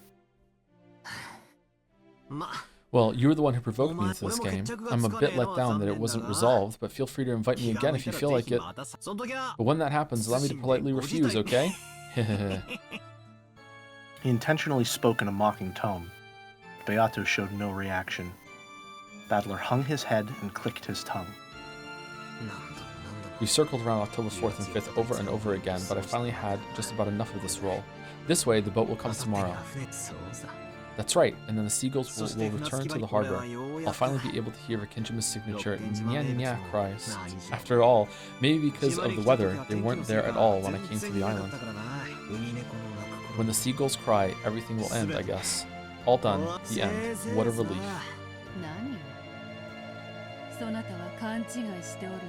Exactly what is it you're misunderstanding? What'd you say? I said nothing would end. With this, everything will be abandoned. The game will be forgotten, and the pieces on the board will be abandoned as they lay. There will be no advancing or returning, no taking and being taken, no victory, no defeat, not even a tie. Just abandoned. Doesn't that mean it's over? Wrong. On my turn, the game will stop for all eternity. Your turn will not come. So there will be no victory, nor defeat, nor a tie. In the past, I couldn't let you do that. After all, one of my goals was winning against you. However, I've lost interest. So there is no longer any point in making moves any longer. What do you mean by my turn not coming? I thought that Beato getting tired of the game and I'd be released, and then I'd be able to escape Kenjima. But for some reason, Beato's repeated words about the difference between abandoning the game and settling it caught my attention. Just what is it she's been saying, and why the bad mood? At that time, I suddenly heard a voice from behind me. When I turned around, there was someone I thought I might, or might not, remember from somewhere.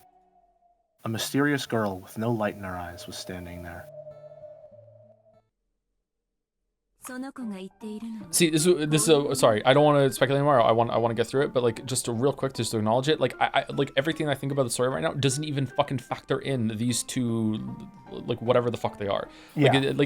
They don't. I forget they exist when they're on the screen. Like that's how much they don't enter at all into what I think is going on. So like, there must be something big that a missing piece that's missing that I don't have just yet. Like I don't get it. I fully agree with you. I do not know how Burn and Lambda factor in the slightest, and I'm still trying to figure that out. Maybe they don't. Maybe they're just like, maybe they are the mechanism through a lot of is explained and developed later on. Maybe. That's what I'm thinking too. They seem to represent concepts. What this kid's saying goes something like this. She means putting the lid on this game and leaving the pieces as they are. The game will be locked away for all eternity without ending. The only way for you to return to your original world is to win against Beato. So, if Beato abandons the game, get it? Suddenly, in a different place, was a girl wearing a bright pink dress. I had a feeling I'd met her somewhere too, but I couldn't remember. More important was the meaning of her words. If the game is abandoned, then... Huh? That's right. A match won't be resolved unless enemies and allies meet. It would mean that you'd never be able to win and escape from this world for all eternity. What it comes down to, I guess, is something like taking the key to the cage that you're locked in, fastening it to the collar of a pigeon or something, and letting it fly. This isn't funny, Beato. We didn't come this far to watch such a boring game. Calling it a day like this is no joke. I agree with Lambda. I came here to make Battler win and to make you writhe in defeat. I still haven't achieved that goal. I won't stand for you abandoning the game at a time like this and running away. I acknowledge that it would mean the curtain call for a game that disappoints you ladies. However, I, the host of this tea party, am fickle. Once it's lost its fun, I know no way of entertaining. I believe that's been my witch-like way of doing things from the very beginning. There are no problems, yes? Certainly. I won't go against your creed. I won't accept it. Quit fooling around. How much do you think I've supported you? You think I'd be okay with that after all this preparation? Don't mess with me. I am saying that I have tired of it. Nothing more, nothing less. That's not gonna fly. We'll have you continue this game. You want to win against Battler, right? You want to win and make him surrender, right? You're almost there, aren't you? Am I right? Don't ask me that. But I have an opinion too. Let me say it. No. No one asked, dude. Not the time, man. Not the time. What? This is a fight you picked. I'm prepared to settle this once and for all. I've come close to surrendering many times, but I've never had any intention of escaping partway through, leaving the match undecided. Since I'm here, showing the will to fight, you better not run away, Beatrice. I agree. Getting Battler involved and then leaving without giving him victory or defeat is just too irresponsible. Suddenly, even Gretel was there. And Nanjo. And everyone was calling Beato irresponsible. Huh? It seems I'm mostly being called irresponsible because Battler will, as my opponent, be stuck. In that case, Battler, will you step down from being an opponent, as I shall? That way, I will have done nothing worthy of criticism. If I step down, will I be able to leave Rikinjima? There's no chance you'll be able to leave. Just be covered in dust and let it pile up on your shoulders. Quit fooling around. What an irresponsible person. You've killed such a large number of people. On top of that, using a witch's power, you've done it over and over. Killing in gruesome ways. I definitely won't let you escape without taking responsibility. Responsibility? Oh, What is it I should do to take this so-called responsibility? Fight until a resolution is achieved. Reached. I don't know where achieved came from. Battler will sit in the chair across from you, never giving up and fighting until he beats you. So you too fight until you're defeated. If you don't like that, try and defeat Battler. I won't forgive you if you leave everything unresolved and abandon Battler in this chair, locking him up and never letting him return. I won't forgive you. Gretel. To be perfectly honest, I didn't really understand from what standpoint Gretel was trying to save me. But in her words, I could feel a strong determination to save me from this insane game world no matter what. So, I responded in kind. Beato, face me. I am here, across from you, in the seat of your rival. Get it? As long as I continue to sit here, I won't allow you to escape. So don't escape. Fight. Isn't this a fight you started? You did all that crap over and over, making a complete mess of things. How could I let you end it because you're tired after all this time? I am your opponent. As long as I'm here, I won't let you escape. Are you listening, you irresponsible witch? Try saying something. After I yelled at her, Beato went silent for a while. Whether my words had reached her or whether she was thinking about something completely different, I couldn't tell. But for a while, she was silent, gazing at me with an expression I could read no emotion from. And when she realized that I'd noticed, she averted her gaze. Then, she turned her back to me and said this. So, since Battler will not quit as my opponent, the ladies are saying that my abandonment of this game will not be acknowledged. In that case, let's ask.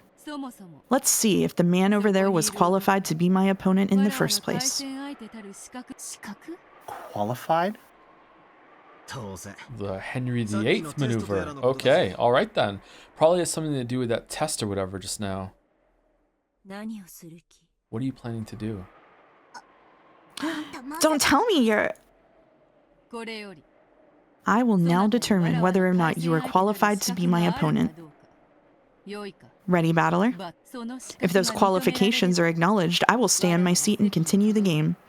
And I shall promise to fight for all eternity until the outcome is decided. I was ready for that from the beginning. However, if you are not qualified, you must disappear. If the opponent disappears, there is no game. I can leave this place openly.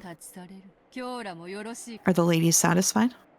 Interruptions will not be necessary. Go ahead. Do as you like. Battler, you make sure you answer well. The very reason I'm here is because I'm qualified, right?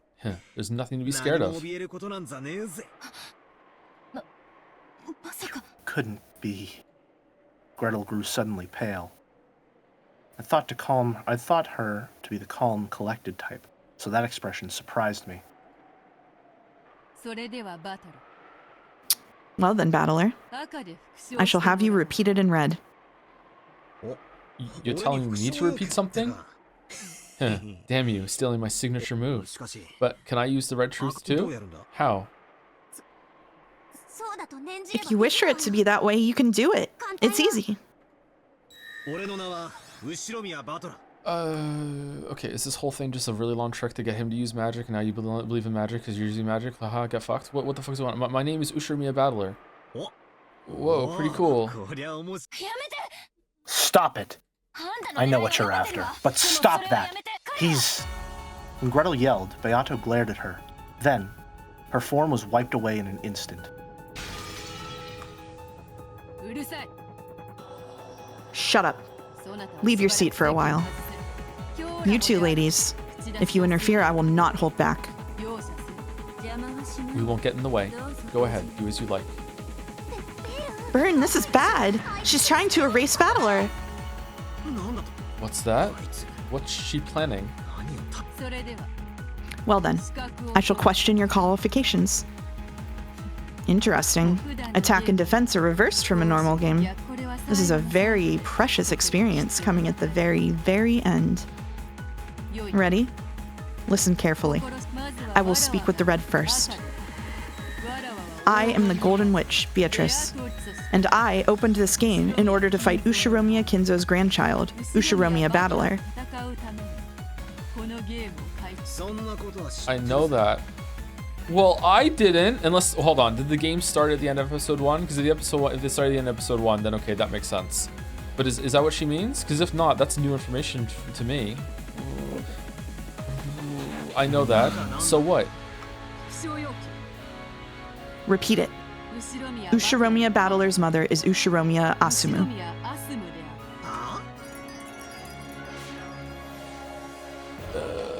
Is Battler not real? What? Why is mom's name popping up all of a sudden? I do not require chatter. Just repeat it in red. Beato urged me with the same indifferent tone, but I don't have a clue what she's trying to do. I have absolutely nothing to feel guilty for that would trouble me if thrown in my face. There's nothing that I'm hiding. There's nothing that could trouble me by demanding that I repeat it. So why do something like this? Sure, I'll repeat it. Ushiromiya Battler's mother is Ushiromiya Azumu. Okay, the red shirt is convenient. No need to bother myself with bringing a copy of the family register. Idle chatter is unnecessary. Let's continue. Your name is Ushiromiya Battler. Sure, my name is Ushiromiya Battler. It was from Ushiromiya Asumu that Ushiromiya Battler was born. It was from Ushiromiya Asumu that Ushiromiya Battler was born. Is Rudolph not his dad? It was from Ushiromiya Asumu that you were born. It was from Ushiromiya.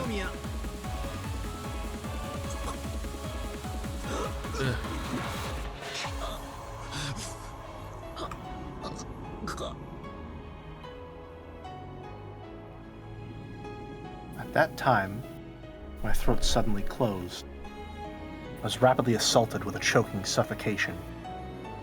What's going on? One more time. It was from Ushiromiya Azumu that I was born. Damn. It was from Ushiromiya Azumu that I was born. What the hell? Even though I was doing it so easily a second ago, I suddenly stopped being able to get the red to work. Do you refuse to repeat it? I'm not refusing anything. It's not working for some reason. It was from Ushiromiya Azumu that I was born. Why? Damn it, why can't I use the red? What the hell?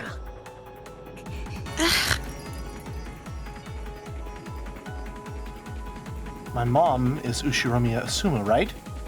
Why can't I say that fact in red? What's going on? This is... If you try to forcefully speak red that cannot be spoken, you choke. There's no need to strain yourself. Allow me to use the aforementioned fact to press you in blue. Do you remember? The blue is used to proclaim a theory for the opponent to deny. They are then burdened with the responsibility of denying that in red, and if they do not, it becomes your victory. Then let us begin. Due to my previous demand to repeat and your subsequent refusal, I proclaim that you are not qualified to be my opponent. After all, Beatrice opened this game in order to fight with Ushiromiya Kinzo's grandchild, Ushiromiya Battler. This gave you the responsibility, as my opponent, to declare in red that you are Ushiromiya Kinzo's grandchild, Ushiromiya Battler. You have refused to repeat that. This means the loss of your qualifications.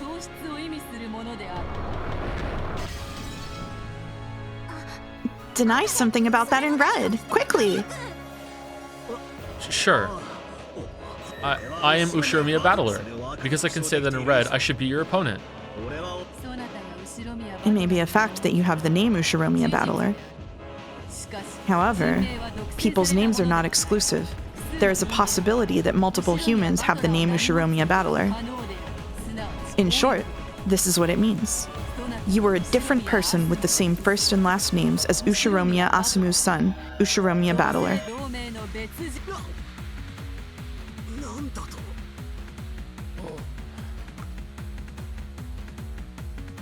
Is it some technicality that it's because he's in the Velvet Room right now that he's like some like fucking unhinged version of him that's broken off from reality? What the fuck is this? What's going on here?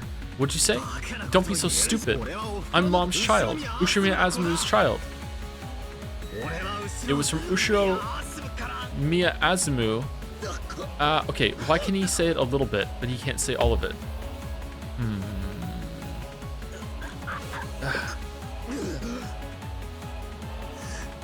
Damn, why?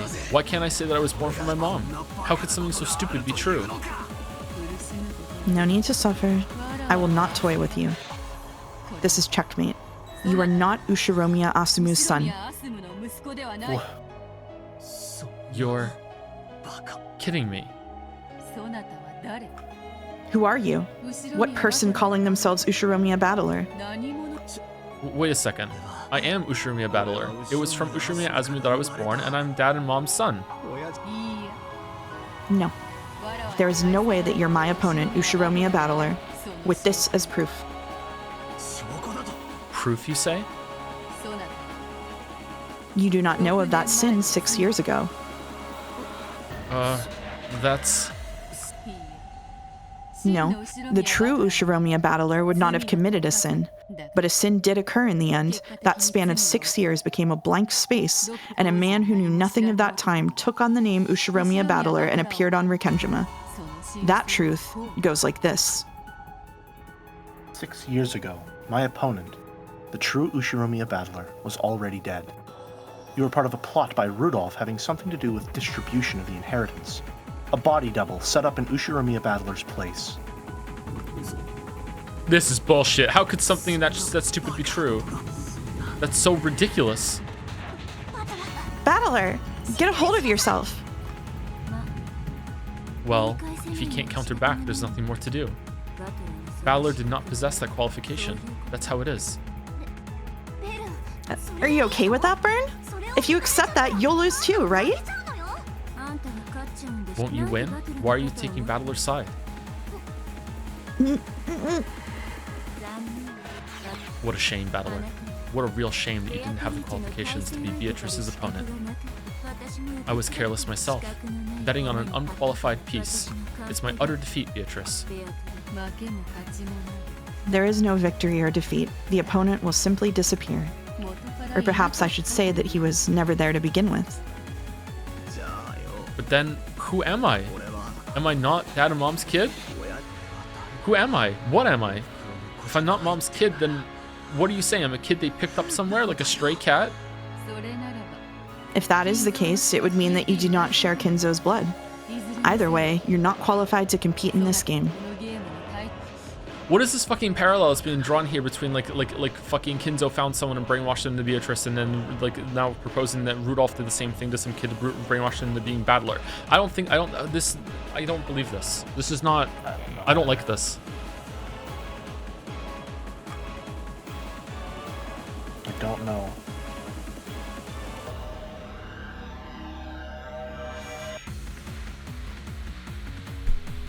You're kidding me. You're kidding me. Enough. From the very beginning, I was faintly aware of the possibility that you weren't Ushiromiya Battler. So I had to question you. I had to ask about something the real Battler would have known. What a shame. I even bet on the 1 in a quadrillion chance of a miracle that you might really be Ushiromiya Battler. But it seems you really are a different person with the same first and last names. Okay, what was it that Kirie said about having a baby at the exact same time? Wait, hold on, that was in a wrong line, wasn't it? That was in a magic scene. That could be bullshit. Fuck. I can't trust that. Shit. I'm annoyed at Battler not saying like, well, is Rudolph my dad? Like, why can't you do that? This is I'm not liking the scene. Oh no, I'm not liking the scene at all. Oh, fucking hell. I'm not liking this scene at all. Fucking Christ. Can you...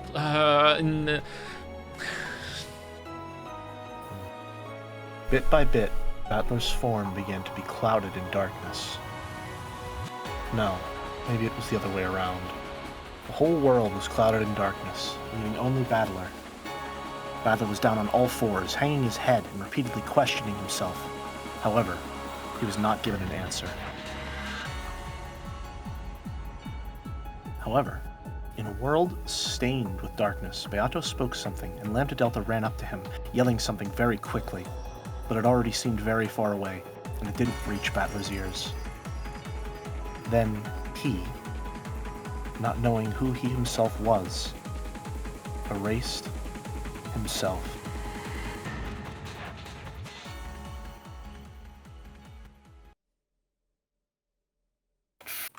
Now, if I had balls, I would just end the stream abruptly right now.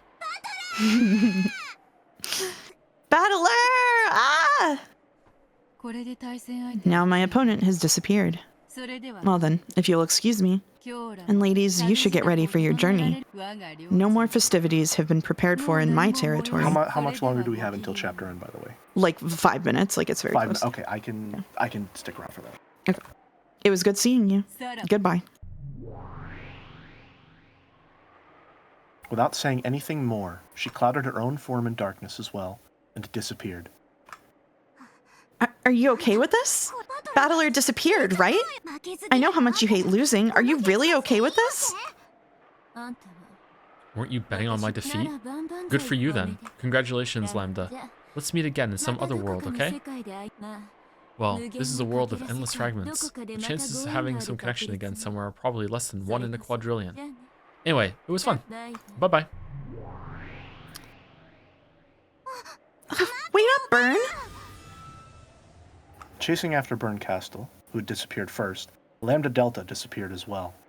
After that, everyone was gone, and the study was now completely empty. It returned to silence, almost as though no one had been there from the outset. No one was here in the first place. The silent study spoke that wordlessly, and the sound of the wind and rain began to fill the room bit by bit.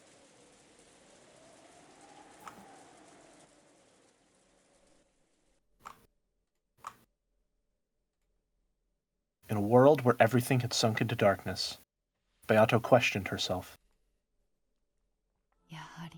As I thought, from the very beginning, magic should only have been used within Mariage Sorcière.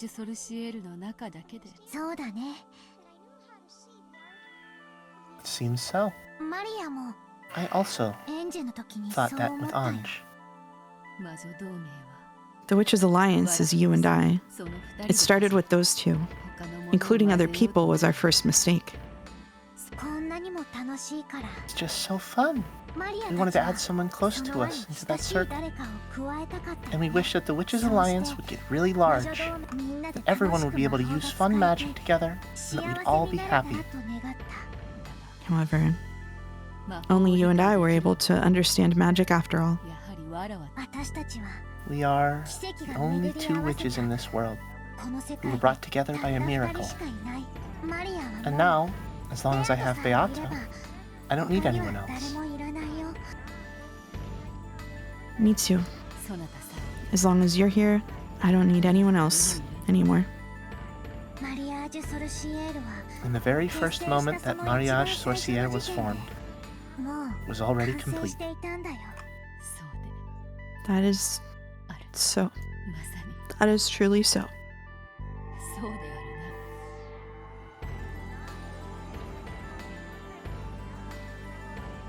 It was once a witches' alliance to make everyone happy together with magic. I wonder when it got this screwed up. What did I want to do when I started this game? Can't really even remember that. No, I may remember, but that's a feeling I now wish to throw away to the far side of oblivion. It's okay. Why not forget everything? Let's have a Mariage Sorcière for just the 2 of us. We'll acknowledge each other, and no one will hurt us. So we won't be hurt. We won't cry. Let's forget everything. Hey, Beato, we are eternal. Maria.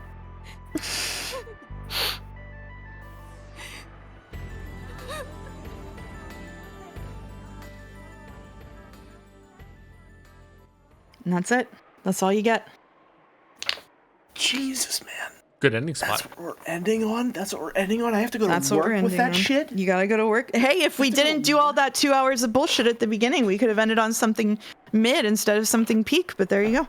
God damn. Yeah. Okay, Gamer Trap That's what you get. is no longer being deployed. It's going back up. If only Mouse hadn't made us do those 2 hours at the beginning. True. The world 12 years later, October 1998. I read it. Chat, I read it. 1998. We read it. Gamer Trapezoid no longer deployed. Welcome back, Room Echo. And welcome back, Funky Tunes, here on Rekenjima FM. Oh, George is still dead. That's good. Oh, thank God. All right, so this is the good timeline. All right, I would love to stay in banter. I do not have the time for it. So I am going to have to duck out. Thank you very much for having me. It's been a pleasure. Thank you for coming. I'm glad my mic quality was actually decent this time around. Very nice. I really strained my voice on that Kinzo yell. I can still feel it somewhere like right under the Adam's apple.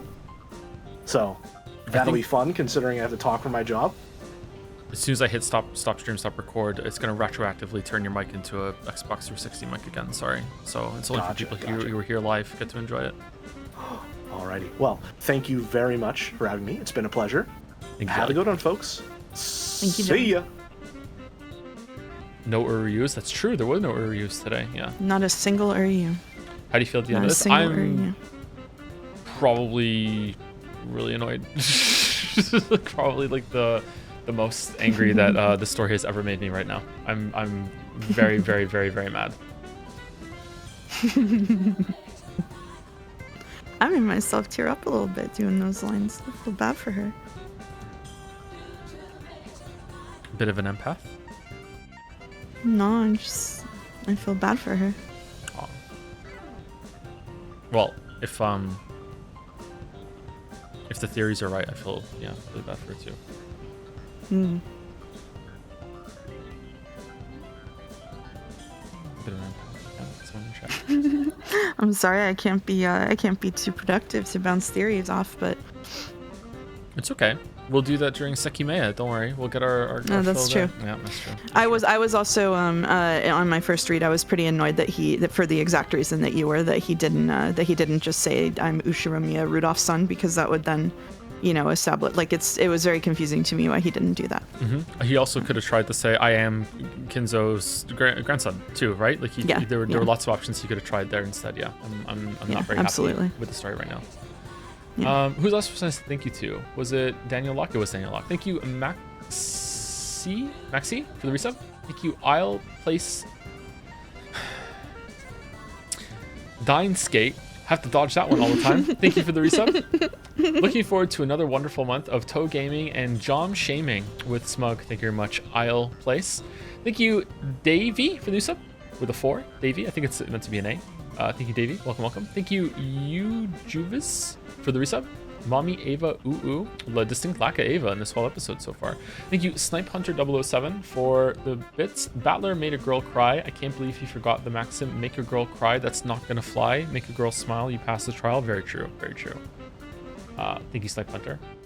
The Xenoblade callback. Thank you, Huli Gordo, for the bits. Remember, Joseph Anderson, your sin from 5 years ago. Because of your sin, people died of cringe. This sin is not related to the Twitch streams. This is Moncton. Remember your sin related to this place. That's right. 5 years ago, you told that food delivery employee to say ...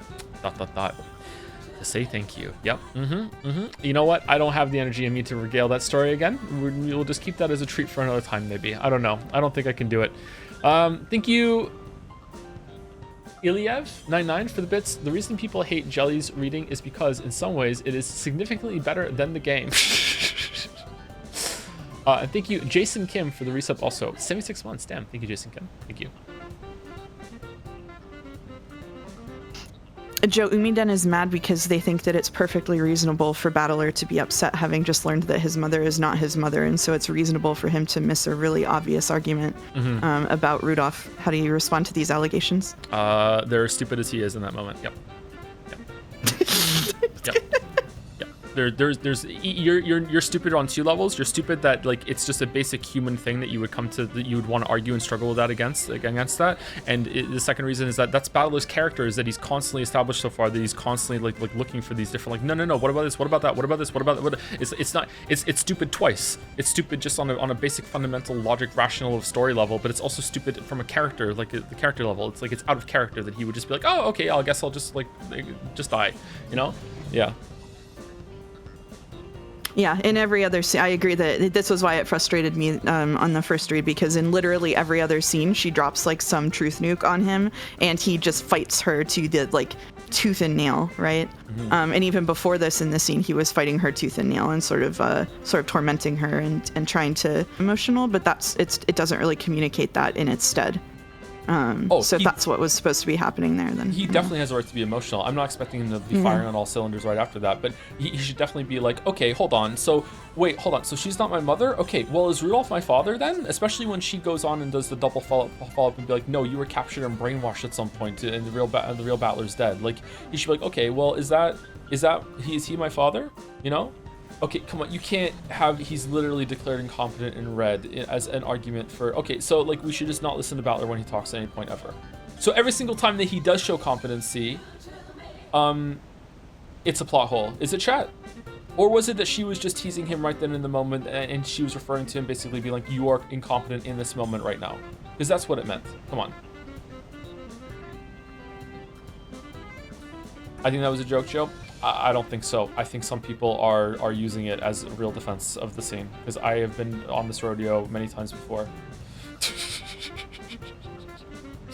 Many times before. Oh, there was a question I wanted to read. Shit, where was it? Yeah.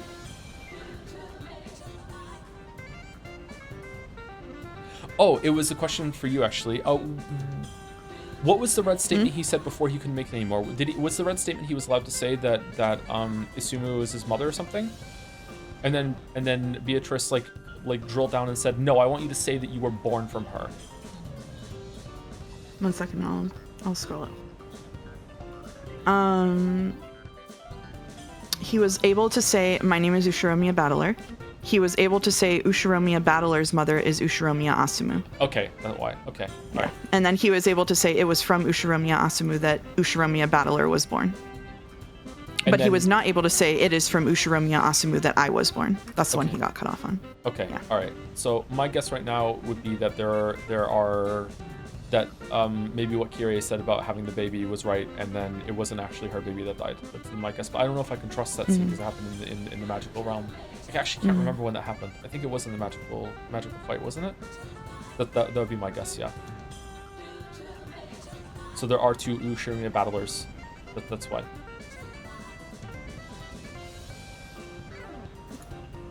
I wasn't accusing you of being angry or anything. I was just saying that there was a disagreement with Joe's take, and I was interested to hear his response to it. I can't give my takes, and so I have to farm other people's. I was the one that clapped back real hard on Umi then, not Mouse. Yeah.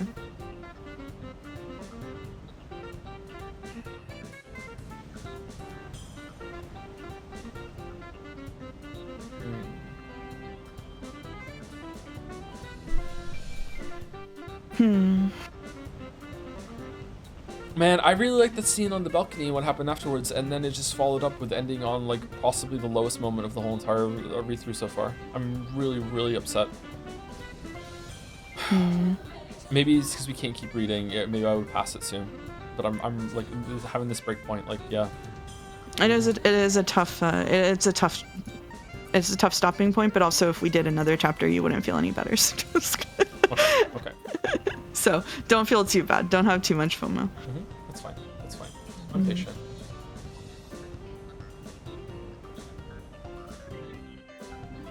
Does 1000X Resist have a better story than what you have read so far from Umineko? No, I don't think so. Umineko's better.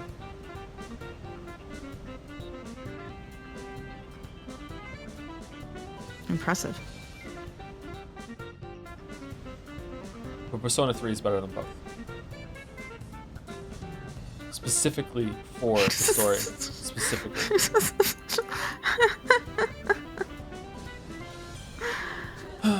Okay, all right, that's it from us. Jelly's not here, but I'll say thank you again to Jelly. Thank you, Mouse, for coming on. Thank you very much. Thank you for having me once more. And that is it. Yeah,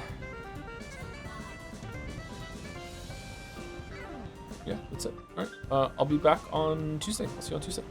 See you, everyone. Who we're rating? Walrus? Is Walrus live? It's Saturday, right? It is Saturday. Walrus. Is Walrus live? Walrus is live. Okay, yeah. Hopefully I said it right. I believe so. There you go.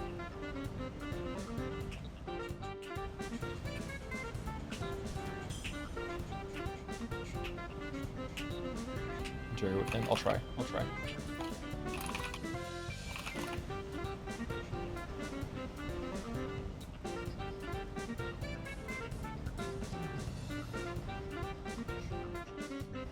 It's kind of a bop. Anyway, so everyone, Ray's going. Have a good weekend for all those who celebrate. See you later.